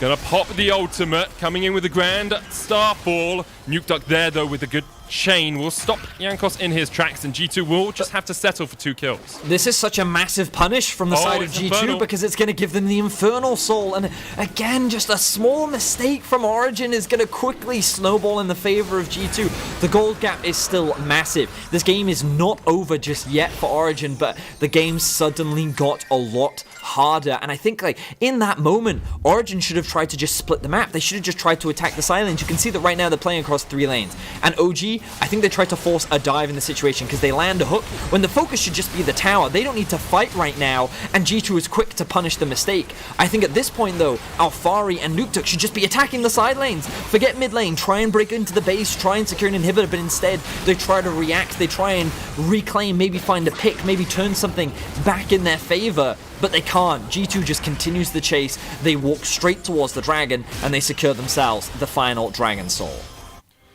And I wonder how much that Infernal Soul will do for G2. Very powerful on Varus, very powerful on Zoe, but Origen are still in the lead. It's still a 5,000 gold lead here, Vedius.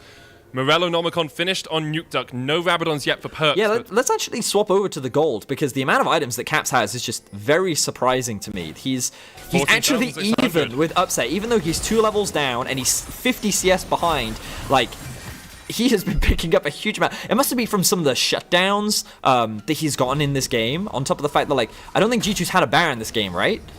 No. Yeah, so like, I'm very surprised by where he's been able to successfully pick up all this gold from. It may have even been from a lot of jungle camps regardless. He is very strong. He's even with Upset right now, even though he is 2 levels down. Of course, the big discrepancy is between the top laners and the mid laners, and that's what OG need to keep relying on. Their split pushes, their side lane threat. because in terms of the 5v5, it is dangerous, especially if G2 is able to find a big chunk of damage onto a single target, land that chain of corruption onto someone and just immediately blow them up before Origen can respond. You can see Origen now collapse. In priority, they want to threaten these towers. They want the mid-wave control. We'll give Origen the opportunity to flank, though. Double control ward in that top side mid bush, I guess is how you will refer to it. Perkz stepping forward. Destiny, Alphari have a good position. Xerxes down to half HP, but Alphari could look for the chase here as that mid lane tower goes low. Nukeduck going in. Jankos going to jump on him. Perkz is the target. Caps with the Dredge line going to get caught out as well. Nukeduck able to dodge away, and Perkz is down to half HP. Nukeduck on the back line is going to put the damage down onto Perkz. His upset now opens up onto Mickey. Mickey's down. Caps is low. Everyone with ticking health bars on the side of G2. Destiny's the only one to fall. Perkz looking for the jump in with a paddle stop, but can't quite land it. G2 needs to get out. They need to get back to their base, and they need to heal up because Origen are marching down the mid lane. Yeah, even though Destiny dies. Blast cone. Ooh, good blast cone there from G2. They're on the run right now. Origen is looking to chase Nukeduck. Cap's going to try and trade it. He can't do it. Alphari flashing forward, looking for the slice and dice. Can't quite land it, but Alphari should be able to get one more auto attack in here. Cap's trying to heal up as much as he can, but with the Cold and Meek, Alphari will take the shutdown. And Destiny back up in 8 seconds, still 50 before Caps returns to the Rift. Well, let's see what OG can get off the back of this, because while it is a great team fight, they need to convert it into something. But there's nothing on the map for them to convert it for. They weren't playing towards the Baron side. I think they got a little too greedy for the kills. And now they're just going to have to reset. So again, like they alleviate the pressure from G2 that they were pushing in mid lane. They find another good fight. And they go to show that in a straight up 5v5, G2 isn't quite a match for them, especially if Nukeduck can find another great flank like that. But they need to convert it into something significant. If they don't take an inhibitor down, if they can't get another Baron, G2 is still very in this game and they're just going to be given another opportunity to team fight. But with Cap still dead, they have their eyes set on the Baron. Let's see if Jankos can get the steal. Control ward means that G2 know this is happening. Jankos doesn't have flash, doesn't have a blast cone, doesn't have a way into this fight. Caps is going to be gobbled up and eaten with the Abyssal Voyage to come into this fight. Xerxes down to half HP. Here comes the Abyssal Voyage, but Wonder's already stepped forward. There's the bullet time as well. I believe it actually stole away the red buff. No, Caps has got it. And the Baron has been stopped. G2 still pressing forward. They forced Origen away from the Baron, but will they do it themselves? Wonder does have teleport. Oh, they're not going to do it.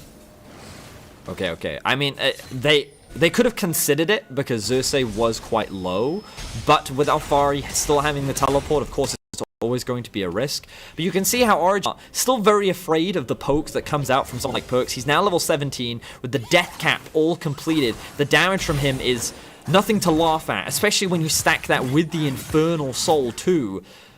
G2 do have a lot of damage, and that gold gap is slowly starting to get closer and closer, and it's slowly starting to mean less and less. And I think Caps will be working towards the GA next. Could, of course, be the Bloodthirster as well. But G2 still staying relevant in this game. OG in a very strong position, still have primary control. Elder is going to be spawning in about a minute's time. Let's see how things play out as both teams starting to group a lot more now. Looks like it's going to be full 5v5s from here on out. Nukeduck perhaps looking for Wonder on the backside of this, but Jankos is there to act as a bodyguard. Destiny stepping forward. There's the hook onto Mickey. Destiny pops the gargoyles. He's already down. He's already dead. Sleepy Trouble Bob was going to land on Xerxes as well, but he uses the showstopper. Mickey's going to fall as well, and the bullet time opens up. Caps is all by himself. Doesn't have Mickey to protect him, and Alphari takes the double. 7-3-3 now on this crocodile. And Origen will turn towards the Baron. Jankos does have the ult to get back towards this. Wonder, as you said, with the teleport, can rejoin the fray if he needs to, but at the moment, Alphari is doing absolute work in these teamfights. Perkz with the paddle start, Upset stepping forward towards him. Origen has started up the Baron. Jankos is on his way to join the fray. Remember, Jankos also has the ultimate. That's how he can get into the pit, and Perkz gets collapsed on. Oh, Perkz jumps forward, dashes back straight into his death, and now Wonder's taken out for the double kill. Origen, this should be an easy enough Baron for them. They can take the Elder off the back of it too.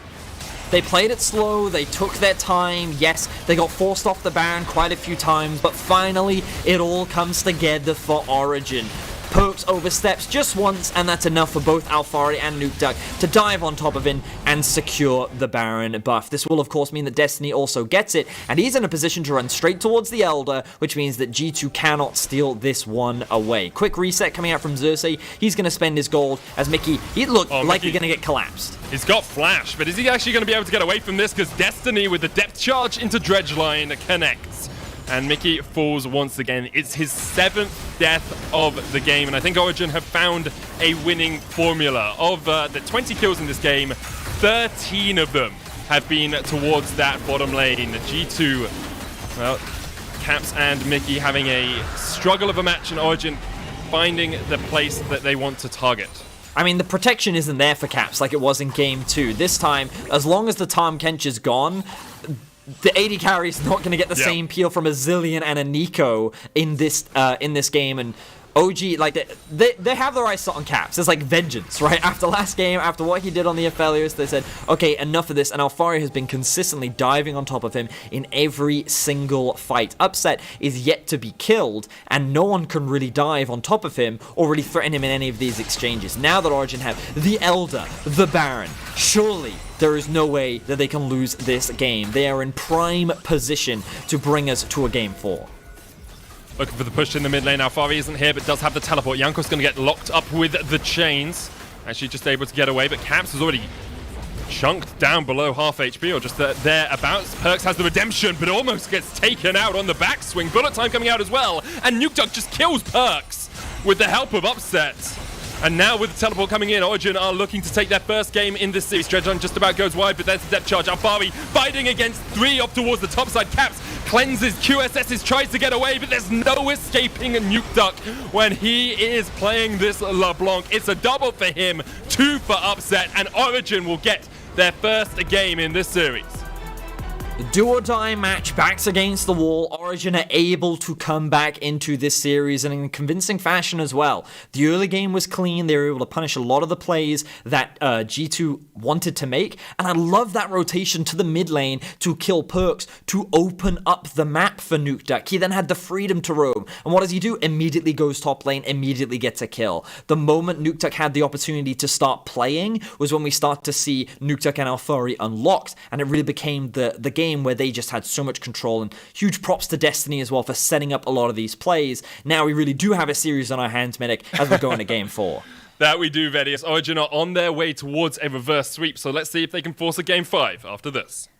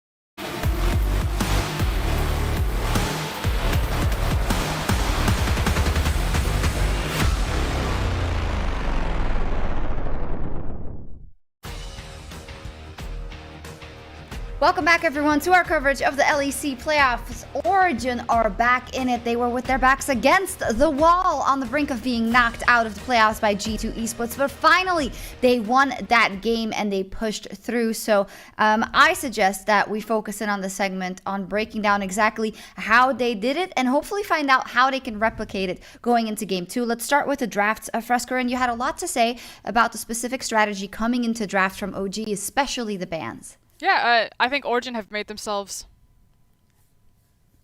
I got it this time. Got it. Yeah, Welcome back. I know, right? I think Origen have made their strategy pretty clear. They banned Syndra, Yuumi, and Aphelios. So we talked about how it's like the slow ramp up for Origen in series of figuring out what their strategy and draft is going to be. And now they're like at that point, like, ban out Caps, force him onto a different champion, see what else he can play. Because by taking away the Yuumi, he denies him playing the Ezreal, he doesn't get to play the Aphelios. We already know that he's a great Syndra player. And I love this strategy in tandem with Xerxes going toe-to-toe and matching pressure with Jankos. Every single time Jankos is trying those dives, which when he locks in Pantheon, it's making GT's playbook super predictable. Xerxes is always there, and they're trying to punish these dives so hard. And that's the thing that we know Xerxes is just so good at, right? So often his pathing isn't actually set up to like get his team an advantage, right? It's not to try and like super snowball a lane, but he's very focused on what the enemy jungler is trying to do and how he can try to shut that down. So we saw that play done exactly the same way in game number 2, where we had the craziness dives going on the bot side. In game 3, it wasn't quite to that same extreme level, but he had the exact same idea where he was down there to try and prevent it from happening. And that meant that Upset was not shoved very far behind. So let me ask you then, because when you kind of look at all these 3 games in the early game, you might say, oh, it's just the same because there's early game action in all 3 of those games. But it seems to me that in the first 2 games, it wasn't as... I don't know how exactly to say, but it wasn't as clean in terms of decision making for OG, and that's why it fell to the wayside and sometimes coin flipped to the side of G2. But I feel like in game 3, it all came together and they had all the factors. They knew what the pressure was. They knew what the lane states were like. They knew where the enemy jungler was, and everything just was timed more methodically. Is that a right assessment? I think it was the fact that Origen got the memo that to beat a team like G2, you have to step to them. You need to take these fights, and Origen did so beautifully. There's been a constant battle between who's going to get mid priority between the jungle and the mid laner in all of these games. This time around, it went to Origen's favor. Obviously, LeBlanc, a much heavier roam champion than, say, a Zoe, and Nukeduck made them feel that across the map. This is the Origen that I've been waiting to see. I don't want these slow, methodical, wait to scale up types of games. I want them to take chances early, to play smart around pressure, to be able to play all 3 lanes, and this composition gave them the ability to do that, and look at how much more dominant they appeared.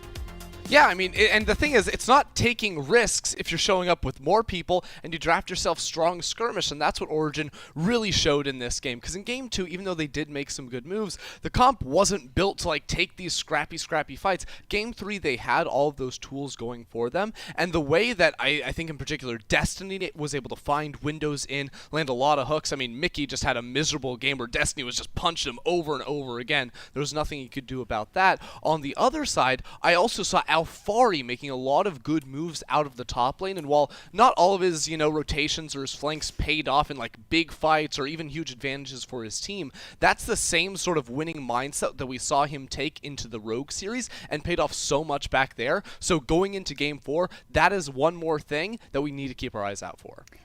Turning it on the focus on G2, just ask, we talk about a lot about what OG did right. What was at fault from G2 side, be it in draft, be it in the early game in this game?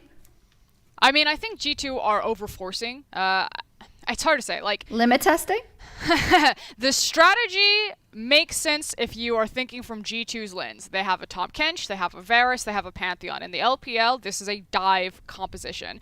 The difference is that the LPL would bring a mid laner who had priority, so they could then rotate and participate into the dive, or they would do it with TP advantage. Whereas it feels like G2 strategy, and not just in this series, but if you go all the way back to like their SK game where they played Taliyah, where they like immediately zone people off level 1, and then Jankos comes down and they're zoning people off of farm and like denying gold, denying experience. The G2 keep trying the strategy with bot lane, and I think when Destiny is on a pick like Nautilus, that becomes more and more dangerous. And he's gotten this pick every single time. I think it's his best champion by far, and it makes that type of play from G2 super risky because of the the auto attack CC. It's like trying to dive in Alistar. So I think if G2 are consciously, or excuse me, if Origen are consciously reading that playbook from G2, that you're going to continue to see Nautilus be picked. You're going to continue to see maybe an Alistar if Nautilus is denied. Like these champions that are really good at denying dives. I think that's a potential trend that teams could look to exploit against G2. The thing is, like, these plays that G2 were going for, like, with the dives and stuff, I still don't see as being very problematic. What I do see as being problematic is when they're not going for plays, but still a fight somehow continues to find them, right? Like, as I said before, Mickey got picked so much. We saw in the last couple games, Caps as well was getting caught out too. So it's less... I'm not critical of G2 when they're going for plays and they don't work out, because as you were saying, the logic of them is sound in a lot of those cases. Where I do want to throw a lot of criticism their way is when they're just getting caught out, when they're not protecting wards on their flanks, when they're playing too far forward, when they don't have flashes up against the Nautilus who does. That caught them over and over again. Here we see the replay of the late game. Sorry, go ahead. No, I was just going to say, you know, it's fight like these that G2 don't actually need to take, that they have the tools to disengage, but they kind of like, they hang around, they peek their head, they think maybe there's something that we can get back, and like, look at Origen's wave state. Origen spend all of this time always setting up their wave state so that when they do get these big 5v5 wins, they're able to take so much more onto the map, and it's just so punishing. And again, it's like a stylistic thing where what's going to happen? Are G2 going to put Origen on the back foot because they create this chaos and then Origen don't necessarily know how to respond quick enough and the game runs away from them? Or are G2 going to take bad fights that Origen have all this prep and this setup so that when they do take bad fights and Origen get to punish it, they get to punish it that much harder? And that's kind of been the tug and pull of this series so far. And I get it, right? Like, G2 think they're great, and in a lot of games, they've been able to claw their way back from defeats by taking these fights that just sort of, you know, pop up in there. They say, hey, we're going to run that 50-50, we think we can win. But when they're down 5k gold, when they're at a disadvantage, when it's OG with a 5-man attacking in a straight line at them, G2 are consistently getting punished, and that's just problematic. Yeah, 2 questions for you as we wrap up this segment. When you say getting punished by the moves that they make, wouldn't you want to see a future LEC possible champion for Spring 2020? You know, a team that is aspiring to become a world champion. Don't you want to see them winning these games cleanly? If it's so evident that they can, but they're just making mistakes apparently. Like, I just don't see the logic. It's what do you value more? And there technically isn't a right answer. It's actually just opinionated. Do you value playing hyper defensive, very controlled, very like 100% guaranteed play where you then wait for your opponent to make mistakes and you capitalize them? Or do you value playing hyper aggressive, forcing mistakes and then capitalizing on them? Because that's Origen's playstyle and that's G2's playstyle, and that's what's happening in this series. Yeah, it's awesome. It's awesome to see how they are matching up against each other, and it's showing, because it is a 2-in-1, that both are viable, right? So just to button this up in terms of OG, they are not completely up yet, right? They still have to win a game if they want to force that game 5. Ender, summarize it to me. I heard ban out Caps. I heard force in the early game, but take the right trades in the early game and push your advantage. Yeah, so they don't need to force in the early game necessarily, but Xerxes needs to control Jankos, which he's done a decent job of. And then moving out of that, make sure you're the ones controlling side waves, getting into the enemy jungle, finding these rotations so you can get picks inside there. Because we saw that in Game 3, we saw that in the series against Rogue. When OG are the team that's pouncing, they're looking good. I do want to say, though, that G2 picked red side, and I thought for certain that they were going to go towards blue side, because I thought they were going to change it bans. Because right now they've been hamstrung into banning Senna and Gragas every game, and then it kind of is a rotating chair between Set and Kalista. Moving on to blue side, they could maybe drop some of those bans, particularly the Kalista one, and I was like, okay, they're going to grab some sort of big priority pick, and they're going to run away with blue side. By going red side, it tells me, and this is just a guess, that they probably went to the backstage, and someone like Perks is like, stay red side, get me the counter pick. Like, I'm going to get teeth this game, I'm going to get agency, and I'm going to control everything. And that's what I think is about to happen. They stayed red side, they're going to make sure that they get a counter pick for Perks, and that he's going to try to hard carry. Okay, let's see. I wish we had more time to talk about it. Incredibly interesting so far, but Origen are still fighting to stay alive in the spring playoffs. Let's see if they can push us to Silver Scrapes when we come back.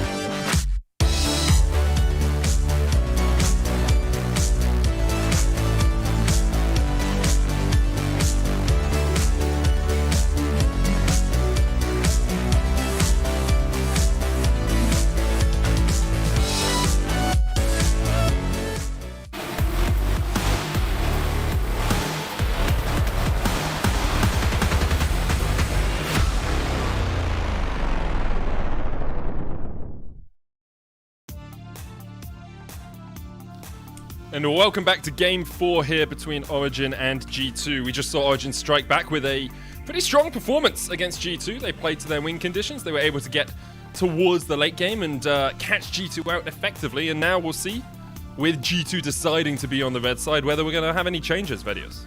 Yeah, I think that G2 should consider taking away the set. I think that it's something that Xerxes had a pretty solid performance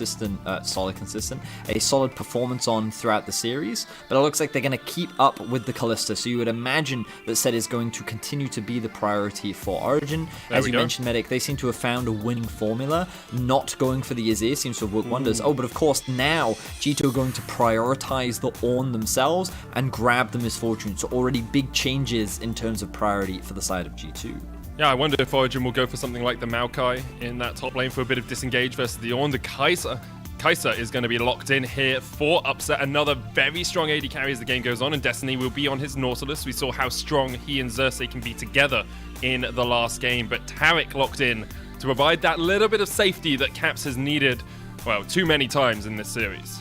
Well, I feel like that G2 are now going for the full teamfight approach themselves. They have the stall delay tactic of the Taric ultimate, they have the engage of the Ornn, and you're already looking at a very solid 5v5. Not the strongest bot lane to play around. We know that G2 have invested pretty heavily in towards the bot side of the map, but OG, they have a pretty good scaling side with the Kai'Sa offering great backline dive. The question is, what are they going to pair this dive up with? Nautilus is a pretty strong threat, being able to set up the backline because of that long range ultimate that he does have, but Origen now need to think about how they actually get onto and can threaten that backline with something like a LeBlanc, which, funnily enough, has now been banned away. So both mid laners going to have to dive a little bit deeper into their mid lane champion pools. I'm wondering about something like a Sylas. Stealing away the Taric ult can be really effective when it comes to late game. Stealing away an Ornn ult as well can do the same, and you have a lot of sustain and the ability to dive onto a backline. We saw it banned out in the last game. We'll see if G2 or Origen decide to pick it up this one. Right now, I expect a jungle pick from G2, once again leaving that mid lane pick for Perks for last. I mean, yeah, you're right. Jungle would probably be the safest right now. Pantheon is, of course, still up and available, which OG are not too worried about. They're actually going to go for the Olaf as an answer to the set. His power clearing could be used pretty effectively in terms of setting up invades and trying to threaten the enemy jungle, but in order to do that, he's going to need strong mid lane priority. And obviously, he does know that he's going up against a Cassio, but a lot of the strong answers to Cassio have actually been taken off the board. The Orianna is one specifically that Perks used to be very well known for that's going to be denied away from him, so good respect coming out from the side of Origen as they round their comp out with a blind, well, I say blind, it's into the Ornn, so they're actually going to round things out with the Aatrox. They could, of course, sent the set into the top lane and looked for a different jungle matchup, but they're not going to do that as we actually get a Perks Akali.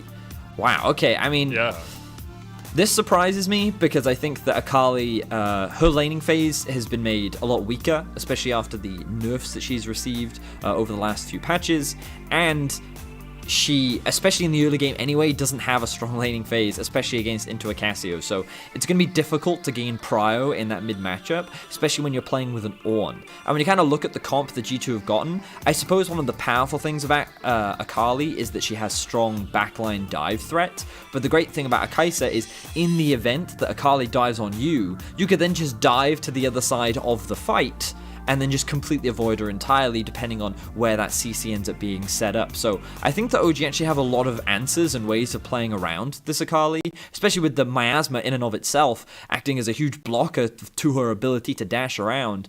So we'll see how Perks actually makes this Akali work, because I think that in terms of OG's comp, they have really strong scaling, they have pretty solid backline threat. We know that Alphari is very good at finding these flanks on the Aatrox especially, and I think that they have a pretty solid frontline in the form of Set and Nautilus as well. So I think OG's comp overall pretty well rounded. Right, game 4 coming up just after this. Origen have to fight and win this to stay in the series.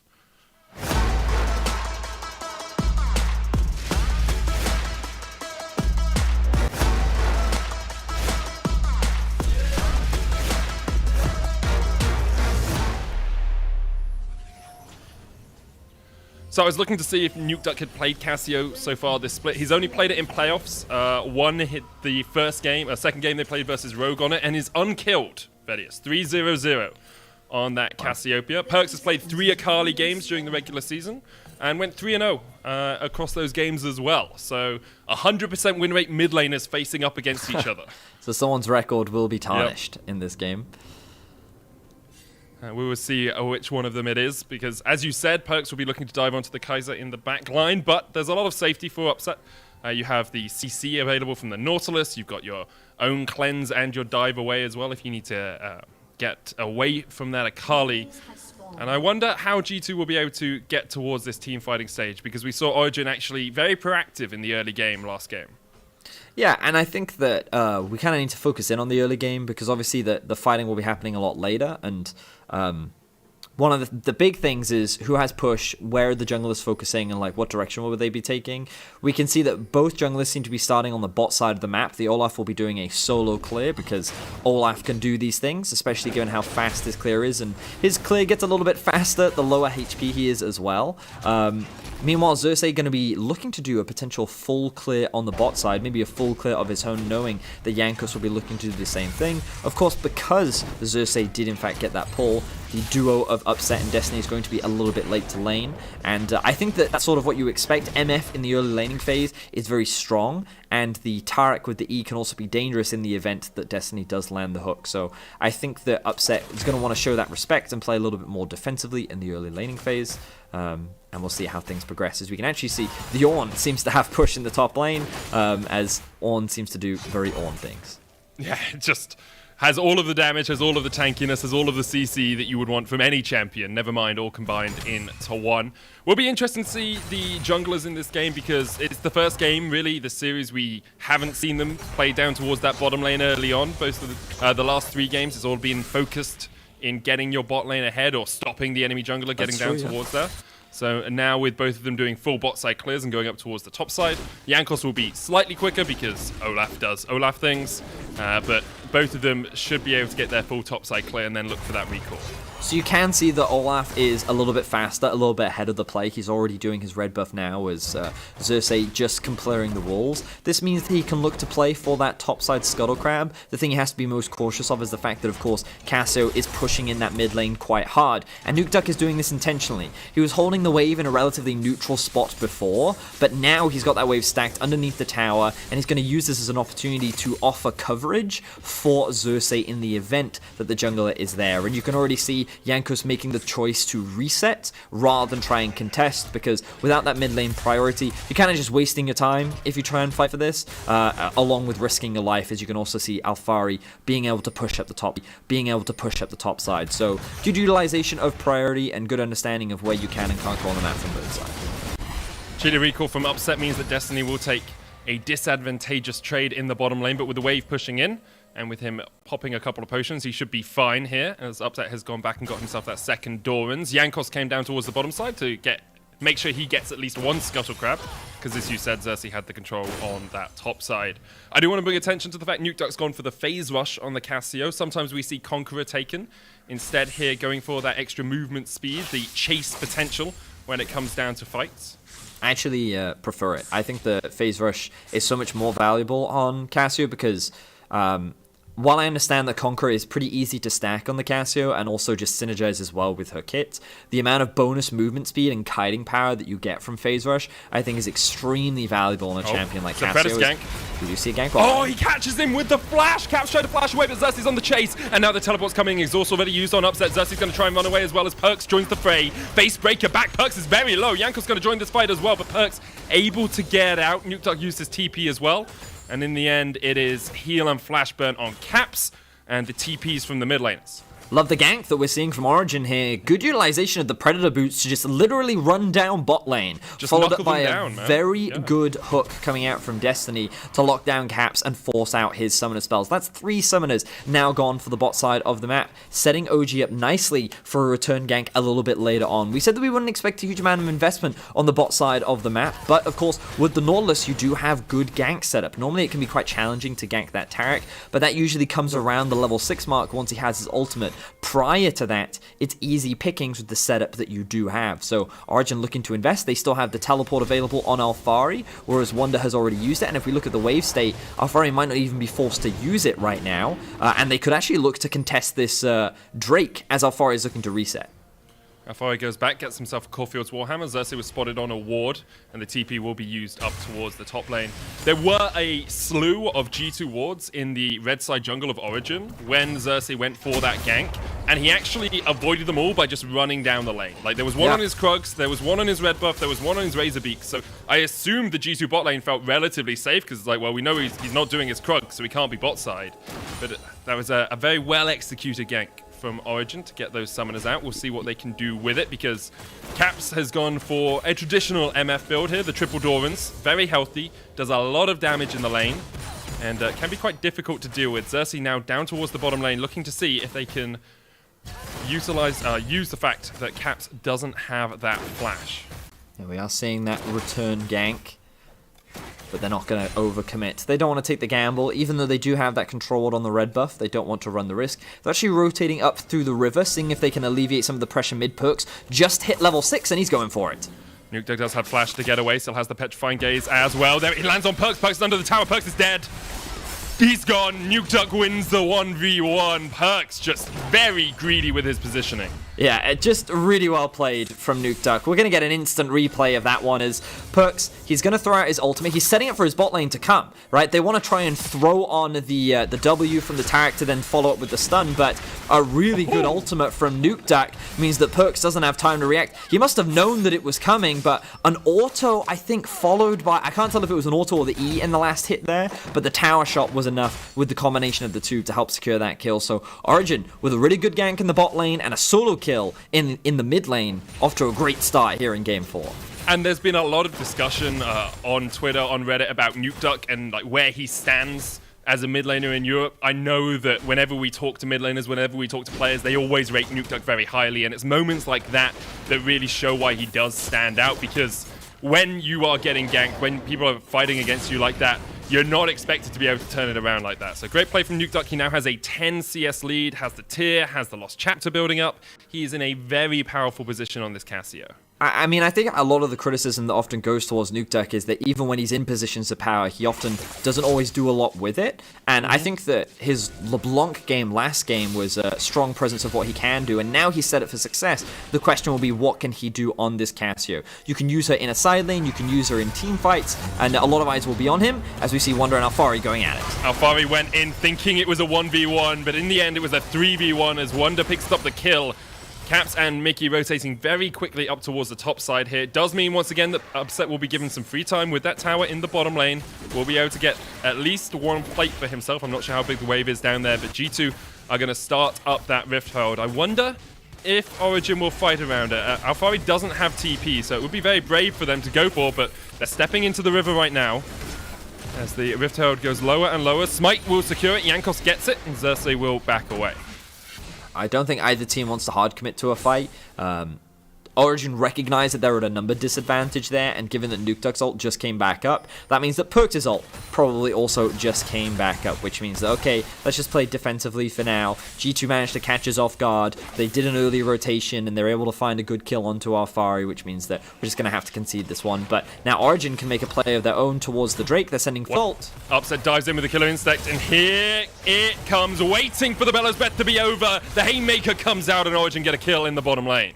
Yeah, so again, good punish from Origen now on the other side of the map, and I think this was the correct response. They saw that G2 were looking to reset because they just secured the Rift Herald, which meant that Wunder was basically overextended in the bot lane because he had no support from the rest of his team. Origen are able to take advantage of that, but they're not quite able to convert it into the Mountain Drake, which means that Jankos will be in a position to contest, and Wunder will be back alive, but of course he won't have his teleport.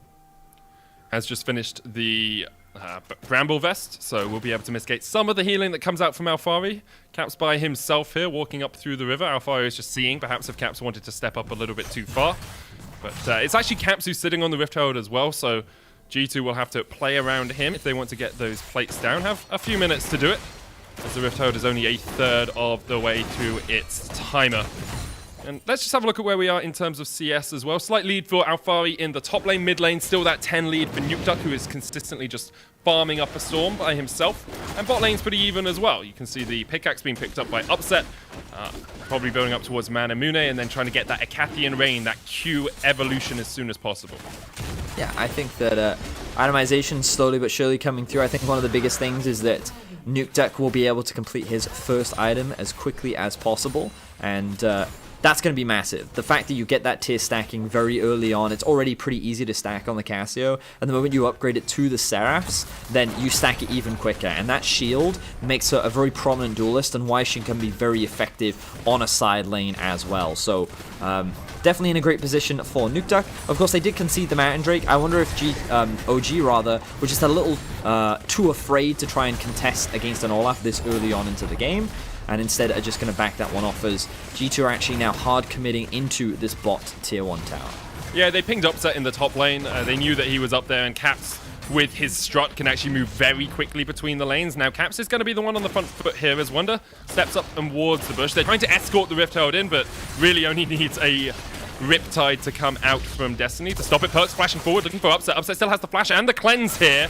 Can use that killer instinct, trying to get away. Perkz still on the chase. Upset underneath the turret will die, even using his flash. Jankos now got to chase onto NukeDuck. The Ragnarok coming out. NukeDuck has the flash, but the chase is in, and Jankos gets a solo kill in the mid lane. Yeah. NukeDuck wanted to hold on to his ultimate for so long, but he realized that Olaf's ulti would just remove it. So NukeDuck holding. Then the moment the flash came over, he predicts it, he uses his ultimate, but the Olaf ultimate is still there, which means he just shrugs it off. He gets the chase down, and NukeDuck ends up losing his life, which means that G2 very quickly find themselves with 2 solo kills off the back of that as well, and OG suddenly find themselves at a slight goal deficit. And yeah, Perkz goes from being slightly behind in the lane to now having a kill, getting some extra plates, and probably being about even on gold. He's going to go back and get himself the revolver now, I believe, with, yep, he just completes it. Seraphs is finished on NukeDuck though, so as you said, that tier stacking up going to be very powerful as the game progresses, but I do want to see how NukeDuck uses that early advantage he had, because we haven't actually seen it really pay off yet.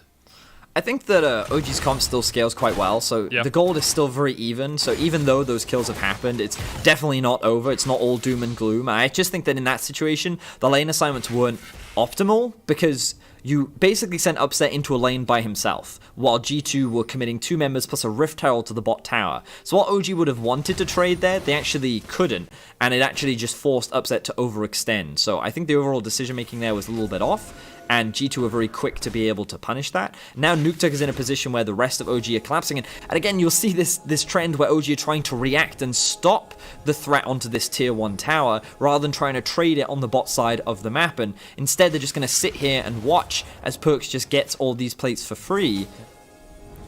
Gets the plates. The cannon goes down as well, so NukeDuck is denied CS, and it's a lack of vision for Origen. You can see all of the G2 wards as well. I just think it's the wrong play, Medic. Okay. I just think that rather than watching, they should expect G2 to be playing towards that tower or mid lane, which means that they should be in a position to either answer mid lane or trade it on the bot side of the map. But they're not doing any of that. They're just watching the enemy take free gold and not really getting much off the back of it. And like, it's something that we've seen pretty consistently throughout this series, where Origen are always kind of second to the play. They're always like following, and rather than being proactive, and that's why I think game 3 was so impressive, because they were in control, and now they're trying to take control as we see a fight in top lane. They knew Destiny was there all along. There was a ward in the second bush, and he walked straight over it. NukeDuck the target. Here's the petrifying gaze comes out. Perkz almost fallen.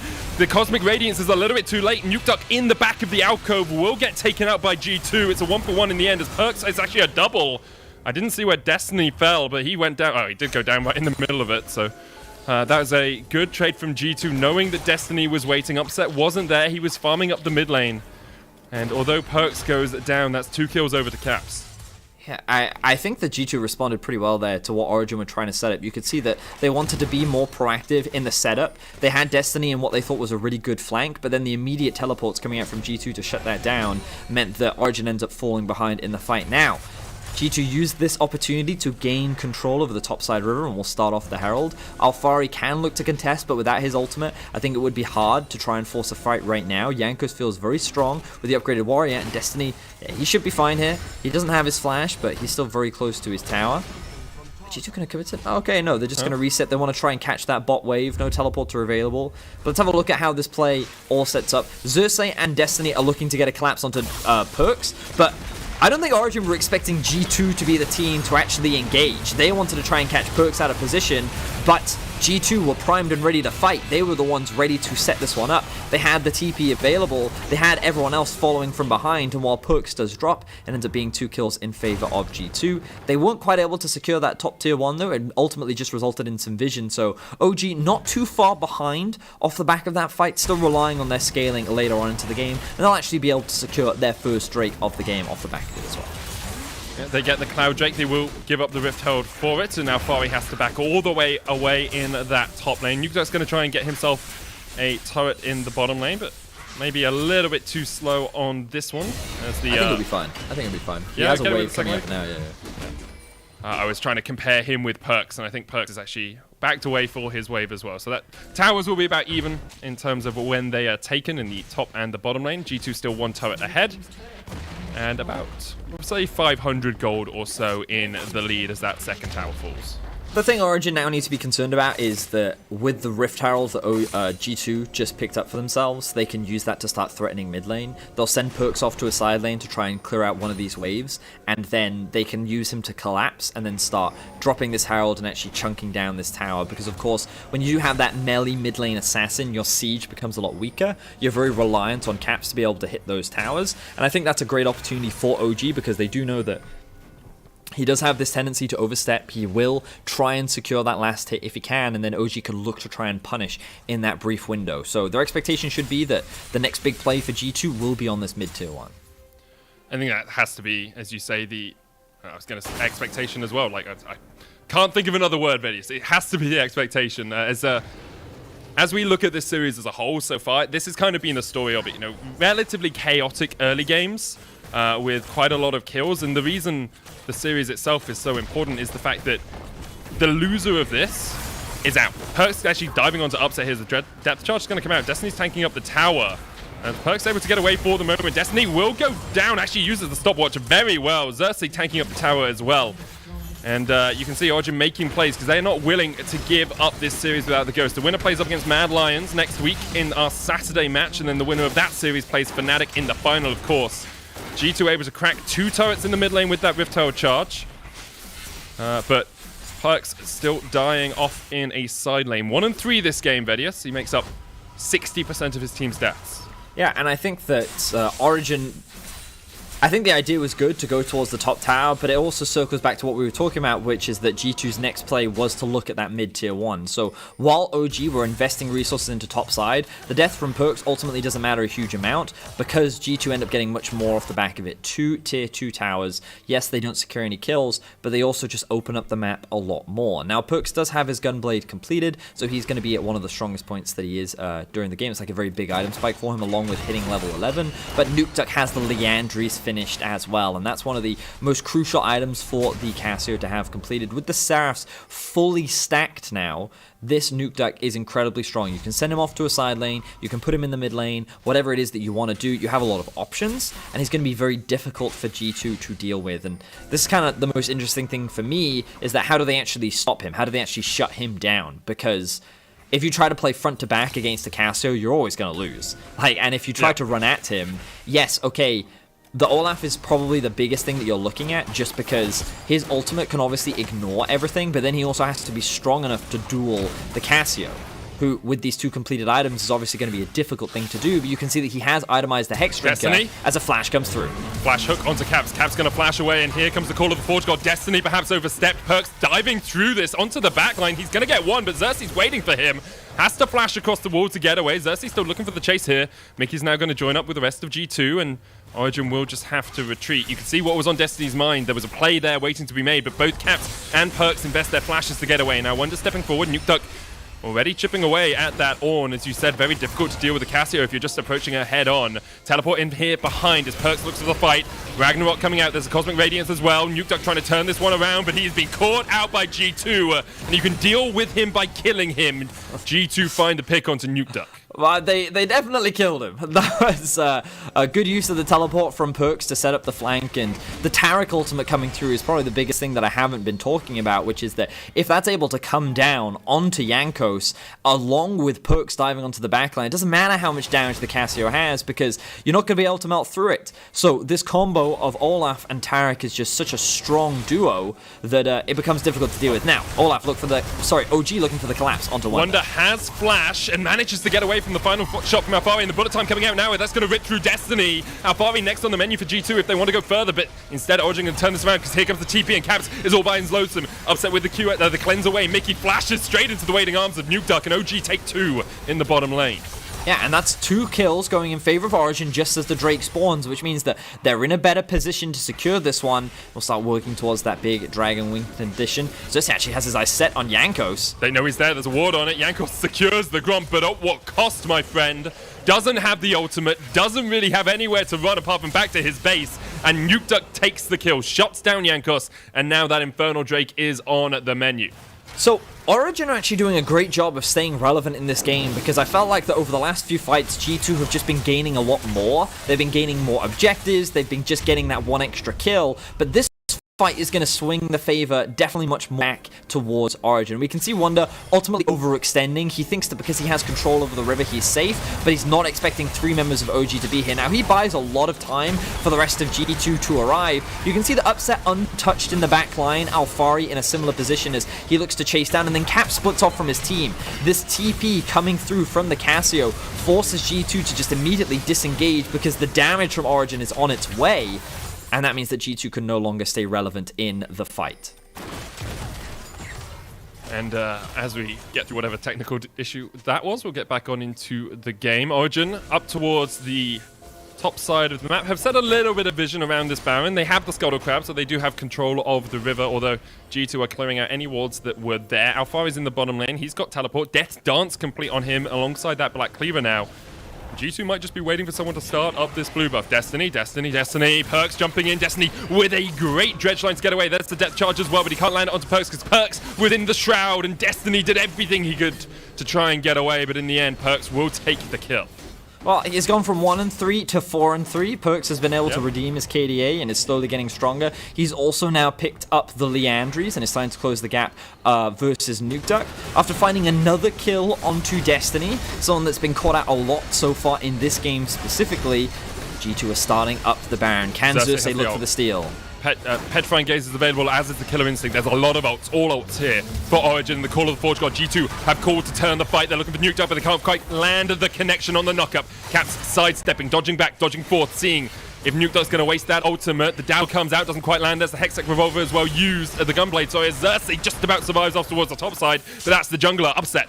You're going to chase in, you're going to go for this, you're going to go for the fight. Origen decide to back away. Wonder, though, maybe oversteps, going to dodge away. Upset diving in with the Killer Instinct. Xerxes is going to die towards 2 on the top side, but now it's the 3v3 down towards the bottom side of this fight. Up Xerxes with the Haymaker, keeping Caps occupied for the moment. He's shut down. 4v4 in the jungle as Caps is now going to step forward. Doesn't have the bullet time. Cosmic Radiance. Perks in the stopwatch for the moment, now comes out of it invulnerable, and Caps takes another. There's another on top of it. It's a double. The Dazzle landed before the Blast Cone could be used, and Nukeduck, the Baron, is on G2's side this game. However, he opens up with the Twin Fangs and heals up. Now Perks next on the chopping block. Instead, he manages to survive. Jankos takes the kill, and G2 will turn towards the Baron. And initially, the disengage from Origen was really good. They were just backing away, and they were able to avoid the re-engage that G2 tried to set up with that initial Baron play. But then they just got a little bit too greedy. They were too hungry to win that team fight against G2, and it was the Taric ultimate that ultimately swung things back in the favor of G2, because all 4 members were invulnerable to damage, and they could just run through the Origen lineup as they secure that team fight and secure themselves the Baron. G2 now 4,000 gold in the lead, eyeing up that spot against Mad Lions next Saturday. They want the rematch, Betty. They won't be happy with having Mad Lions defeat them in the fashion they did. Origen, of course, still have a word to say about it. Although their teamfight comp is strong, although they have the scaling power of Cassio and Kai'Sa, losing fights like that can be incredibly demoralizing. Wonder, now level 13, has got himself 2 ornaments, the Sunfire Cape and the Sunfire gave him the Abyssal Mask, that's the one. I almost called it the Abyssal Voyage. The Abyssal Mask are upgraded for him. There's an Infinity Edge on Caps that he can make into a Molten Edge as well. So you're going to start to see those items. I think actually Perks is going towards Zhonya's next, which will be the third upgrade that Wonder can put out. Honestly, I think that one of the biggest problems that OG is having to deal with right now is Jankos. His ultimate combined with the Taric ultimate pretty much makes him unstoppable, which means that Nukeduck can't fight against him, as regardless how strong and how much good his self-peel is. The amount of chase and damage that this Olaf has with the Black Cleaver is monstrous. Now, OG is looking for a pick. Perks, you've got to do something miraculous to get out of this one. The Haymaker connects. He's trying to dodge around as much as he can. Jumps back with the Shuriken, but Alphari is still able to land the Darking Blade, and Nukeduck is waiting around the corner, walks away from the explosion, just lets the poison tick.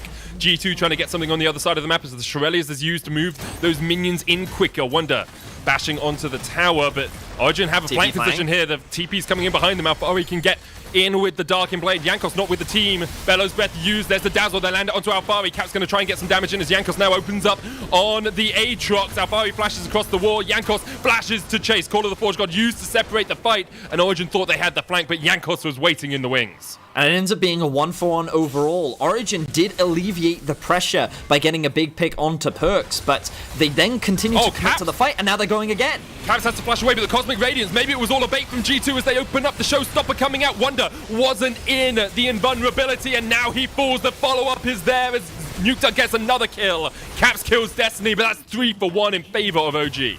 Such a good fight for Origen with a fantastic ultimate from Nukeduck as well. He's able to land the ultimate onto both Mickey and Caps just as the stun comes down, which basically lasts for the entire duration of the Taric ultimate. And we were talking about how the Olaf is probably the biggest problem for Origen to deal with. Well, the Olaf wasn't there. His ultimate wasn't available. He was the one chasing down Alphari and found that kill. So Origen saw a great window to then recommit to the fight and found a big play. Now they've opened up the Infernal Drake. If they secure this, they'll open up the Infernal Soul win condition, and with the Kai'Sa and Cassio plus the Infernal Soul, Origen have a clear way to end this game. You can see Nukeduck, the carry potential on this Cassio is absolutely monstrous. Do you want to say Upset's having a stormer of a game as well? 3-1-5 on this Kai'Sa, now has the Stinger in his inventory. Expect that to be a Nash's Tooth next. Makes it very difficult to play up against this Origen lineup because you have physical and magic damage coming out from multiple different sources. And now Origen, although they are 3,000 gold behind, have a very clear avenue to win this game, a very clear strategy that they are executing pretty well, although at times G2 are overstepping. Caps there, having to flash away from the initial engage because he just went the short way around the wall instead of going the long way around and getting into the lane. Well, right now they're just going to be setting up for the Baron. Getting a bit of vision down. The Baron does spawn in about 2 minutes time, so not on the forefront, and it's been a pretty chaotic game, Medic. I think that what's been super interesting about this series is how we've seen Origen progressively get better and better, and like in this game 4, we've kind of seen a level of consistency from G2, but also them getting slightly worse. Perks end up dying that 1v1 in the mid lane, even with the assistance of his teammates, with a big Nukeduck outplay. But then they immediately bounce back, and they find a couple of solo kills of their own, with Jankos flashing onto Nukeduck, and Perks finding that kill onto Upset on the top side. And I think it's been pretty messy. I think we've seen some mistakes on both sides, and that's made it into a very tense game. Both teams looking to fight for that top 3 position. Both teams do not, obviously, want to be eliminated at this point in playoffs, and OG pushing G2 to the limit, and showcasing that the gap has definitely closed, and G2 definitely not quite the same heavy favorites that they were last year. This game is definitely not completely out of the hands of Origen just yet. The Drake win condition is the one I'm primarily looking at for them. If they keep slowing the game down, if they keep waiting for that opportunity to fight around that Drake, then I think they have a good shot. But the question is, can G2 find a good fight utilizing the Jankos ultimate paired up with the Taric ultimate as well, because their dive is so exceptionally strong, especially onto that Cassio. So again, this game can very easily swing either way depending on how the next fights play out. I think that's been the story for the last 3 games. Game 1 was pretty one-sided, but 2, 3, and now this one have been very back and forth. I think Origen will be ruining the fact that they didn't win game 2. Now, with the Baron up in 30 seconds time, You can see Origen setting up for it. Jankos, you're going to face check, you're going to go in. Mickey, perhaps the one to go straight head first into all 5 players from Origen, but G2, they're cautious, they're apprehensive. The spidey senses are tingling, Medic. All 4 of them together. Yeah, Jankos like, nope. Nope. I don't want anything to do with that bush. Origen will back away after being spotted. Perks is on his way down as well, and now G2 can step forth, and Origen have ceded this ground. Yeah, so the only downside here for Origen is they, of course, conceded mid-prio, which G2 recognized and were like, oh, okay, if they're not in mid lane, then I feel like they might be in the fog of war. And so they didn't take that gamble. OG now reclaiming that control. In an ideal world, they want to take that mid tower down. It opens up the map a lot more. But they do have that Scryer's Bloom sitting on top of the Baron for now, as both teams kind of poking back and forth. Call of the Forge God used. Nuke Duck able to dodge away from the side of it. Xerxes using the showstopper on Perks. The bullet time coming out as well. Here's the Cosmic Radiance. Stopwatch used by Mickey, I believe. Actually, it was the Petrifying Gaze that kicks him, but Xerxes already down to Perks and the Depth Charge coming out. Origen could look for the re-engage here as well if they want it, but G2 still very healthy. Are just able to back away. Wonder actually upgrading an item right in the middle of the lane there. If Origen had jumped on him, that would have been a very, very dead Ornn, but he's now got the Locket of the Iron Solari. Destiny by himself. Dredge lines away, Wonder flashing forward, looking for Nuke Duck. Mickey trying to get in there from the side as well. Destiny able to get into a control warded bush. Alfari flashing away, the exhaust down on Nuke Duck, but now the turn can come out with the Miasma, with the Noxious Blasts. Origen, you can see, all it takes is a moment. All it takes is Nuke Duck landing a couple of Twin Fangs onto Caps, onto Perks, to really chunk out this G2 lineup, but they are still healthy enough to turn towards the Baron. Well, this is actually a pretty good situation for Origen because Xerxes about to respawn. Alfari has his teleport, so he can reset, and Nuke Duck is healthy. His only issue is mana. So G2 trying to rush this down could be very dangerous with a lot of ultimates on cooldown. Petrifying Gaze is up as well. Nuke Duck, you're going to go for it. You're going to look for the play. Getting the damage down, but they can't quite get onto the Baron. The Baron is taken. It goes across to G2, and Nuke Duck is dead. Perks has secured it. He's got the shot down, and now Destiny's getting chased off towards the bottom side. Xerxes opens up with a Haymaker, but you can see the damage coming out from Jankos. He's 2v1ing, and he takes them both down. Teleport coming in for the win as G2 look to close this one out. G2 find a massive fight around the Baron pit, and they're able to take down the crucial carry in Nuke Duck. With this objective secured and no one standing in their way, G2 are going to look to take down Origen and make their way to the rematch against Mad. Upset gets the 1v1 play, but this is it. G2 on the Nexus Towers will take the win. 3-1 versus Origen, and they are hankering for another shot at the rookies next week. It was a close series.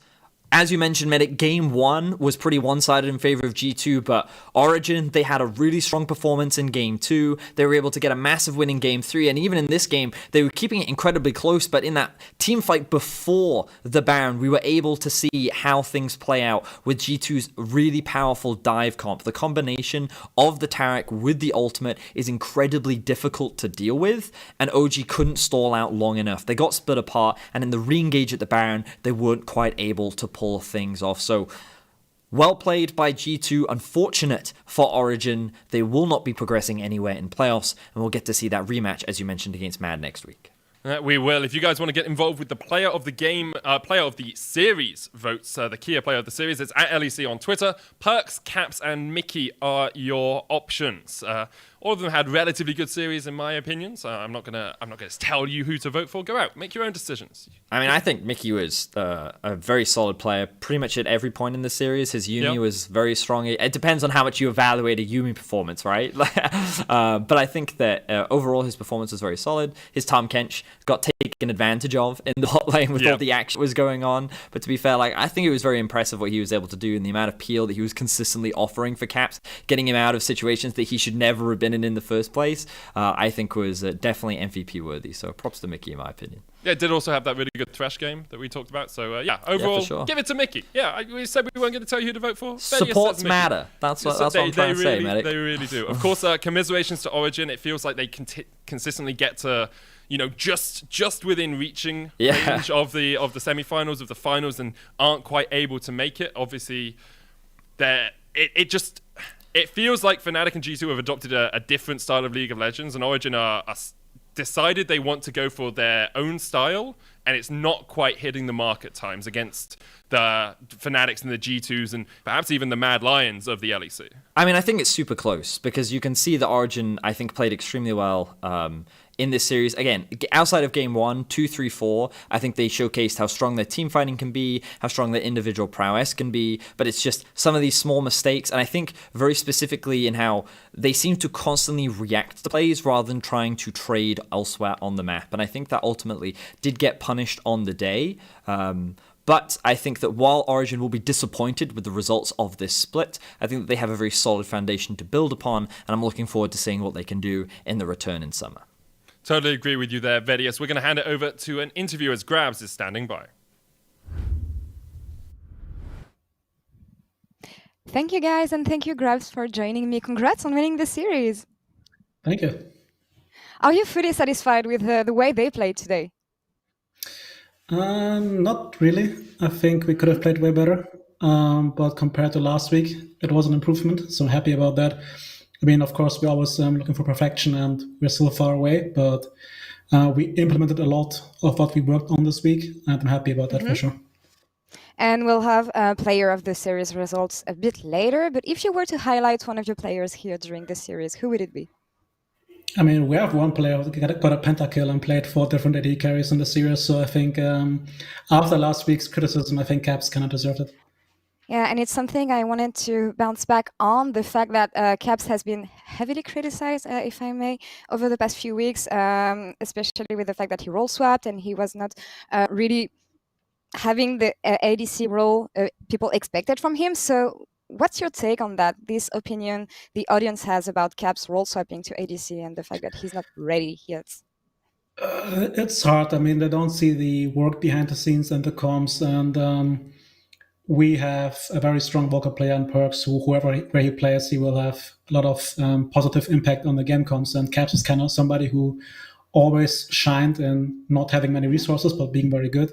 And for an AD, it's very hard. And so we always believed in him, and we know he's good, and we know it in scrims. And also, we as a team, we're not a team that plays the bot lane like Origen, Fnatic, these kind of teams do, where like people, for example, sacrifices to top waves to get reckless ahead. We're not doing the same things. So of course, in comparison, he looks a bit worse. Today, we played a bit more towards him, and then suddenly, even somebody like Upset doesn't look better than him, I believe. So we knew always he can be good. It's also about drafting how we want to play the game out. Today, for example, Wonder had the short end of the stick. Maybe next week is different, but yeah, we don't believe that Caps is worse than any other AD. And about next week, as you mentioned, you'll be facing Mad Lions again, revenge match here. And I want to ask your opinion about something, because it feels like we saw the limits from the Mad Lions yesterday against Fnatic. Do you agree on that? Yeah, I mean, okay, I don't want to say it because it sounds like being sour after losing, but we just played also really bad. And we went still to game 5, and even that we could have won. It was a good wake-up call for us, and I think we still have a lot to improve on. So if we actually work hard this week and prepare well, I don't think that it's going to be that hard of a series like it was last week. But Matt is more volatile, right? That's what we always said. We chose them because, well, of course, we thought we were better, but we knew they could be harder than Origen statistically, and they showed up. And but I think if the Olaf doesn't get 18 kills, then maybe they can't win a game like that. But we will see, but I'm very confident. I know it's silly, but if you were to do things differently, would you pick Origen now and leave the Mad Lions to Fnatic on the first round? No, because we should beat any team if we want to be the best, right? And if we can't do that, then we don't deserve it. So. And I know you can't say too much about this for obvious strategic reasons, but is there anything you identified watching the series from Mad Lions yesterday and also playing against them that you could use against them next week, maybe? I mean, they're as a team, they're a rookie team, and they have the same systems every week. They play towards one game plan, which we knew last week as well, and we were just too bad to execute on it. So I don't think they will change much. We won't change much. And I just think it's a fun draft against them because they also can flex the Syndra, they can pick the Kalista. So it's going to be mainly about that, who gets the priority in those picks. But I think gameplay-wise, they won't surprise us. They won't surprise you. We'll see that next week. Indeed, another thing I wanted to ask you, and I forgot what I had as notes, but it's All right. I guess with the way the bracket developed and the new format we had recently with the lower brackets, do you think it helped G2 in a way? Because we saw you as a very dominant team, and we thought that you would take everything all the way, but you ended up in the lower bracket. So how did this one play for you? Of course, we benefited, so I can't say it didn't matter. But I think it mattered more for us. We lost the 2 weeks of break we should have had in the original plan, because our plan for the split was to take it easy the regular season and then actually have 2 weeks prepared. And suddenly we didn't have it anymore because of the corona issue. So I think that was also a big issue. Like, we're a team, we always excel after a boot camp or after having 2 weeks on a patch and actually making sure that we know what to play. And I think that also showed on against Mad Lions, where suddenly we have a 6-part bot lane. We play mages, we play AD, we play different styles. And now, actually for today, we had like one thing we thought is good, how we want to play the game out. And then suddenly we look way better, right? So I think it's good for us because we got this extra week we really needed. So, but I think for the future it's also fun. And also makes playing for 1 and 2 seed way more impactful. And I like it, for sure. And you'll have to play 2 series potentially next week if you win against Mad Lions. So this will be a series to watch, obviously. Thank you very much, Grabs, for the interview. And Thanks congrats again on advancing to the next stage. And for more on this series, let's send it over to Shux for the postgame lobby.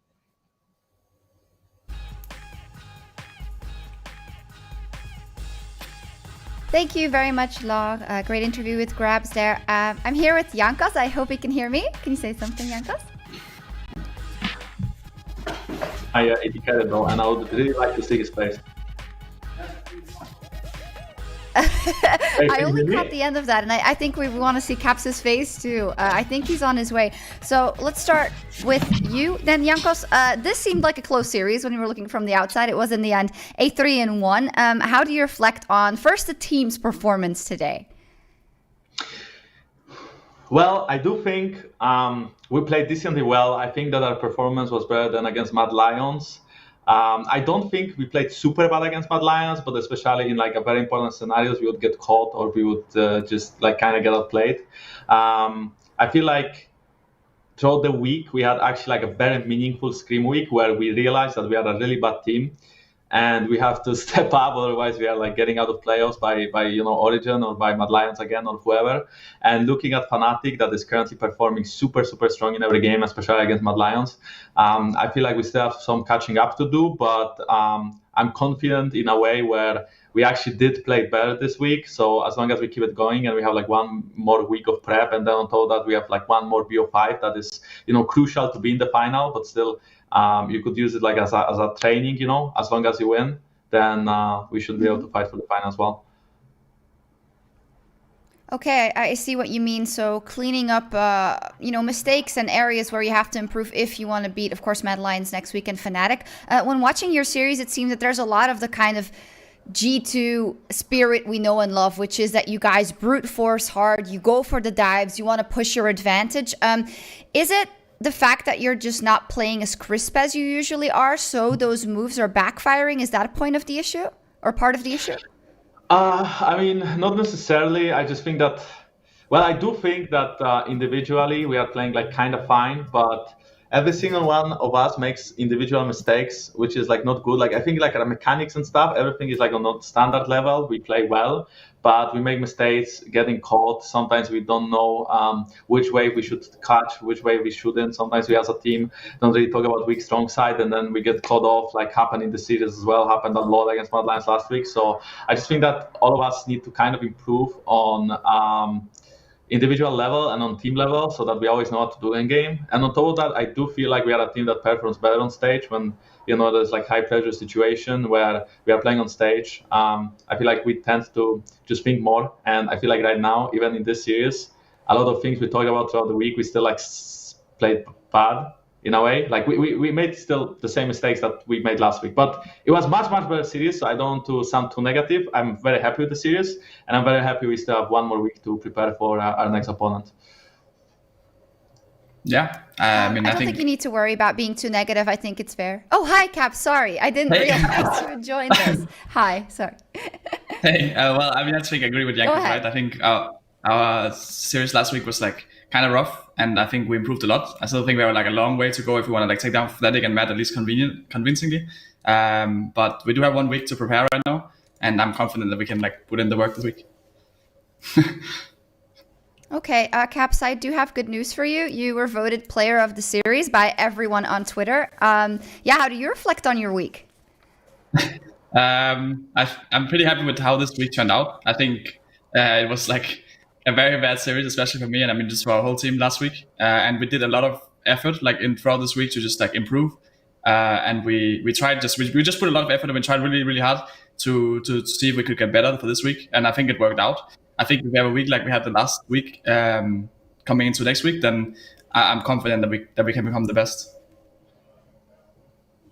Okay, there was an interview with Grabs before, which maybe you didn't hear or you did when you were waiting, but he was defending you from kind of the stream of criticism that has been thrown your way in the last week, mainly after that Mad Lions series. Could you tell me where do you think you are in your development as an AD carry / bot laner at this point in time? Well, I'm not really sure. I think I'm not really sure where exactly how good I am compared to like how good I will be, or like how good our AD carries are. I think what's like just the main focus is just like on us as a team and like how we want to play League of Legends, like what kind of way we want to play League of Legends, and like some teams play a different way than us, and then maybe things look different. So I just want to like try to optimize the way we play and make sure that we just show up next week and we just become the best team in EU again. A question for both of you. Let's start with Jankos. Maybe do you have the feeling that the level of competition in EU has risen higher than it was, and that's why things are closer this spring split? Yeah, I mean, I do think competition is better, but I also think that a lot of the things we knew last year we forgot, if that makes sense, and that's why we also perform worse, because I feel like the fact that we changed lanes, but Luca going back to mid lane, Perks going back to mid lane, and then Caps being bot laner, I don't think it should like impact how we play the mid game and how we prepare for Drakes and how we just overall team fight and play the game. And the meta is a little bit more centered around team fights, and this is something we didn't really do last year. Like we always were more of a 1-to-1 team where we would just like smash people with our solo laners and just do other stuff with our duo lane and jungle. So the meta is different for us, so we also have to like step up and learn about it more, how to set up Drakes, how to like team fight stuff. But a lot of these things we knew, or I feel like we did, but we don't now. So that's why we are also playing catching up. But if you want me to answer simply, I do think competition is getting a little bit harder. Yes. I also think just like, I mean, we're obviously playing online now, which makes it like a lot easier for like a lot of the rookies, I could imagine. And also just in general, even like some veterans. I mean, everyone struggles with playing on stage, like it's just a different experience, right? So for sure, that also has like an impact. Like how it impacts is like hard to say. But now considering that we just like won so many splits in a row, I hope that we can not just only be like the LAN team, but we can also be the best online team. That would be kind of a nice thing. I mean, yeah, it would be, I guess, nice, because otherwise it would suck for you, I think, since everything is pretty much online. Let's talk about next week in the bracket. Jankos, when I talked to you the last time, do you remember with Mickey after week 9, where you said you picked Mad Lions? It was a very jokey PGL and a very confident PGL. What is your kind of demeanor and your kind of thinking before this best of 5 and the rematch against the Mad Lions? I mean, I do think they're a good team, but at the same time, like if you want me to be really honest, I think they are a good team. Yes. In a way. Okay, no. Let me face myself differently. I think that we are making. I think both teams are actually trash. I think how we played last week and how they played is like pretty bad. And I think that the worst team lost. So we were the worst team, but it doesn't actually mean they are a good team. I think they are pretty shit. And I think we were just pretty shit too. And that's just, how online is, I guess. People are just getting caught 24/7. Everyone is like, I just feel like everyone is so trash. And we are trash too. So, I mean, but we are not that bad at the same time. So, I mean, that's just my opinion of the game. And I think that we will probably play a better series than we did last week against them, and I do expect them to improve quite a lot from Fnatic series, as Fnatic did stomp them. So I cannot wait to see them Malphite top lane if they pick it up. But yeah, I mean, I think we didn't treat them as serious as we will right now, and they were also our like primary scrim partner this week. So we'll play no scrim against them since we play them, but we kind of know how they work as a team, and they know us very well as well. So it's going to be an exciting series.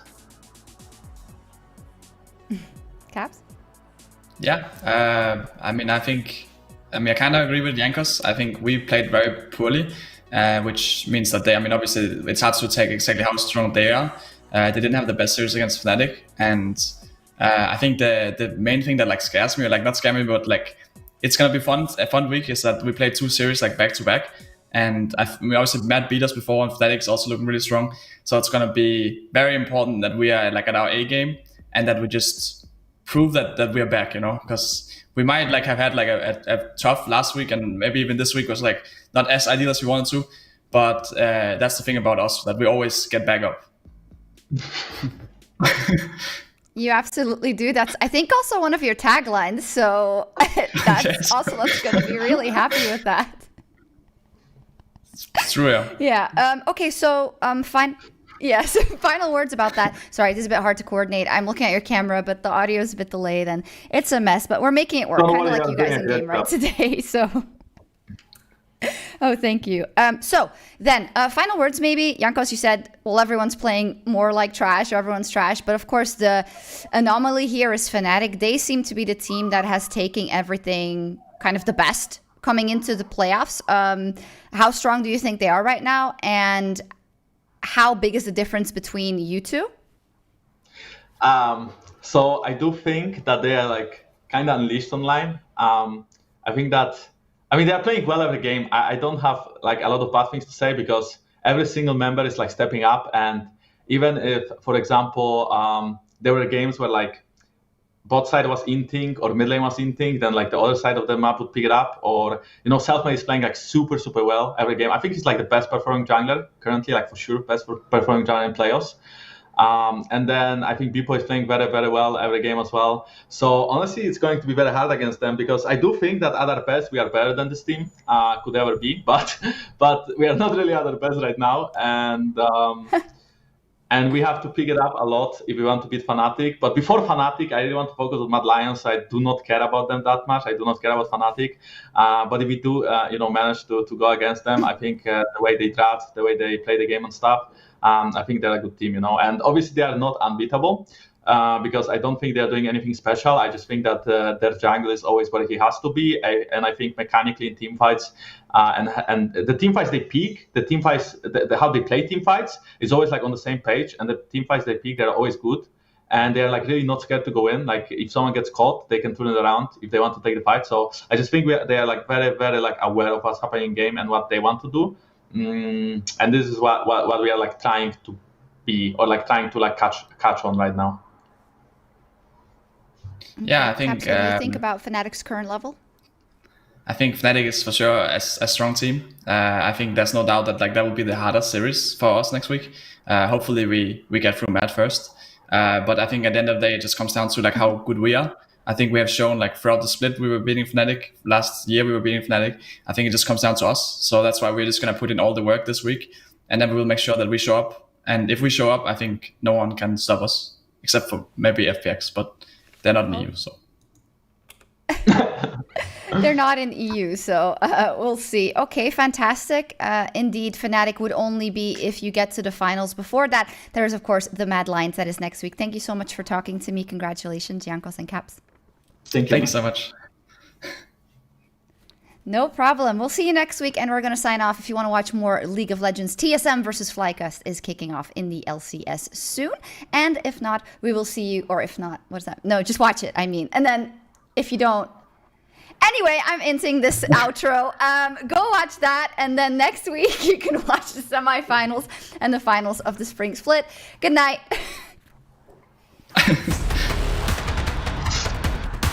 Thank you. Thank you. Bye-bye. Bye.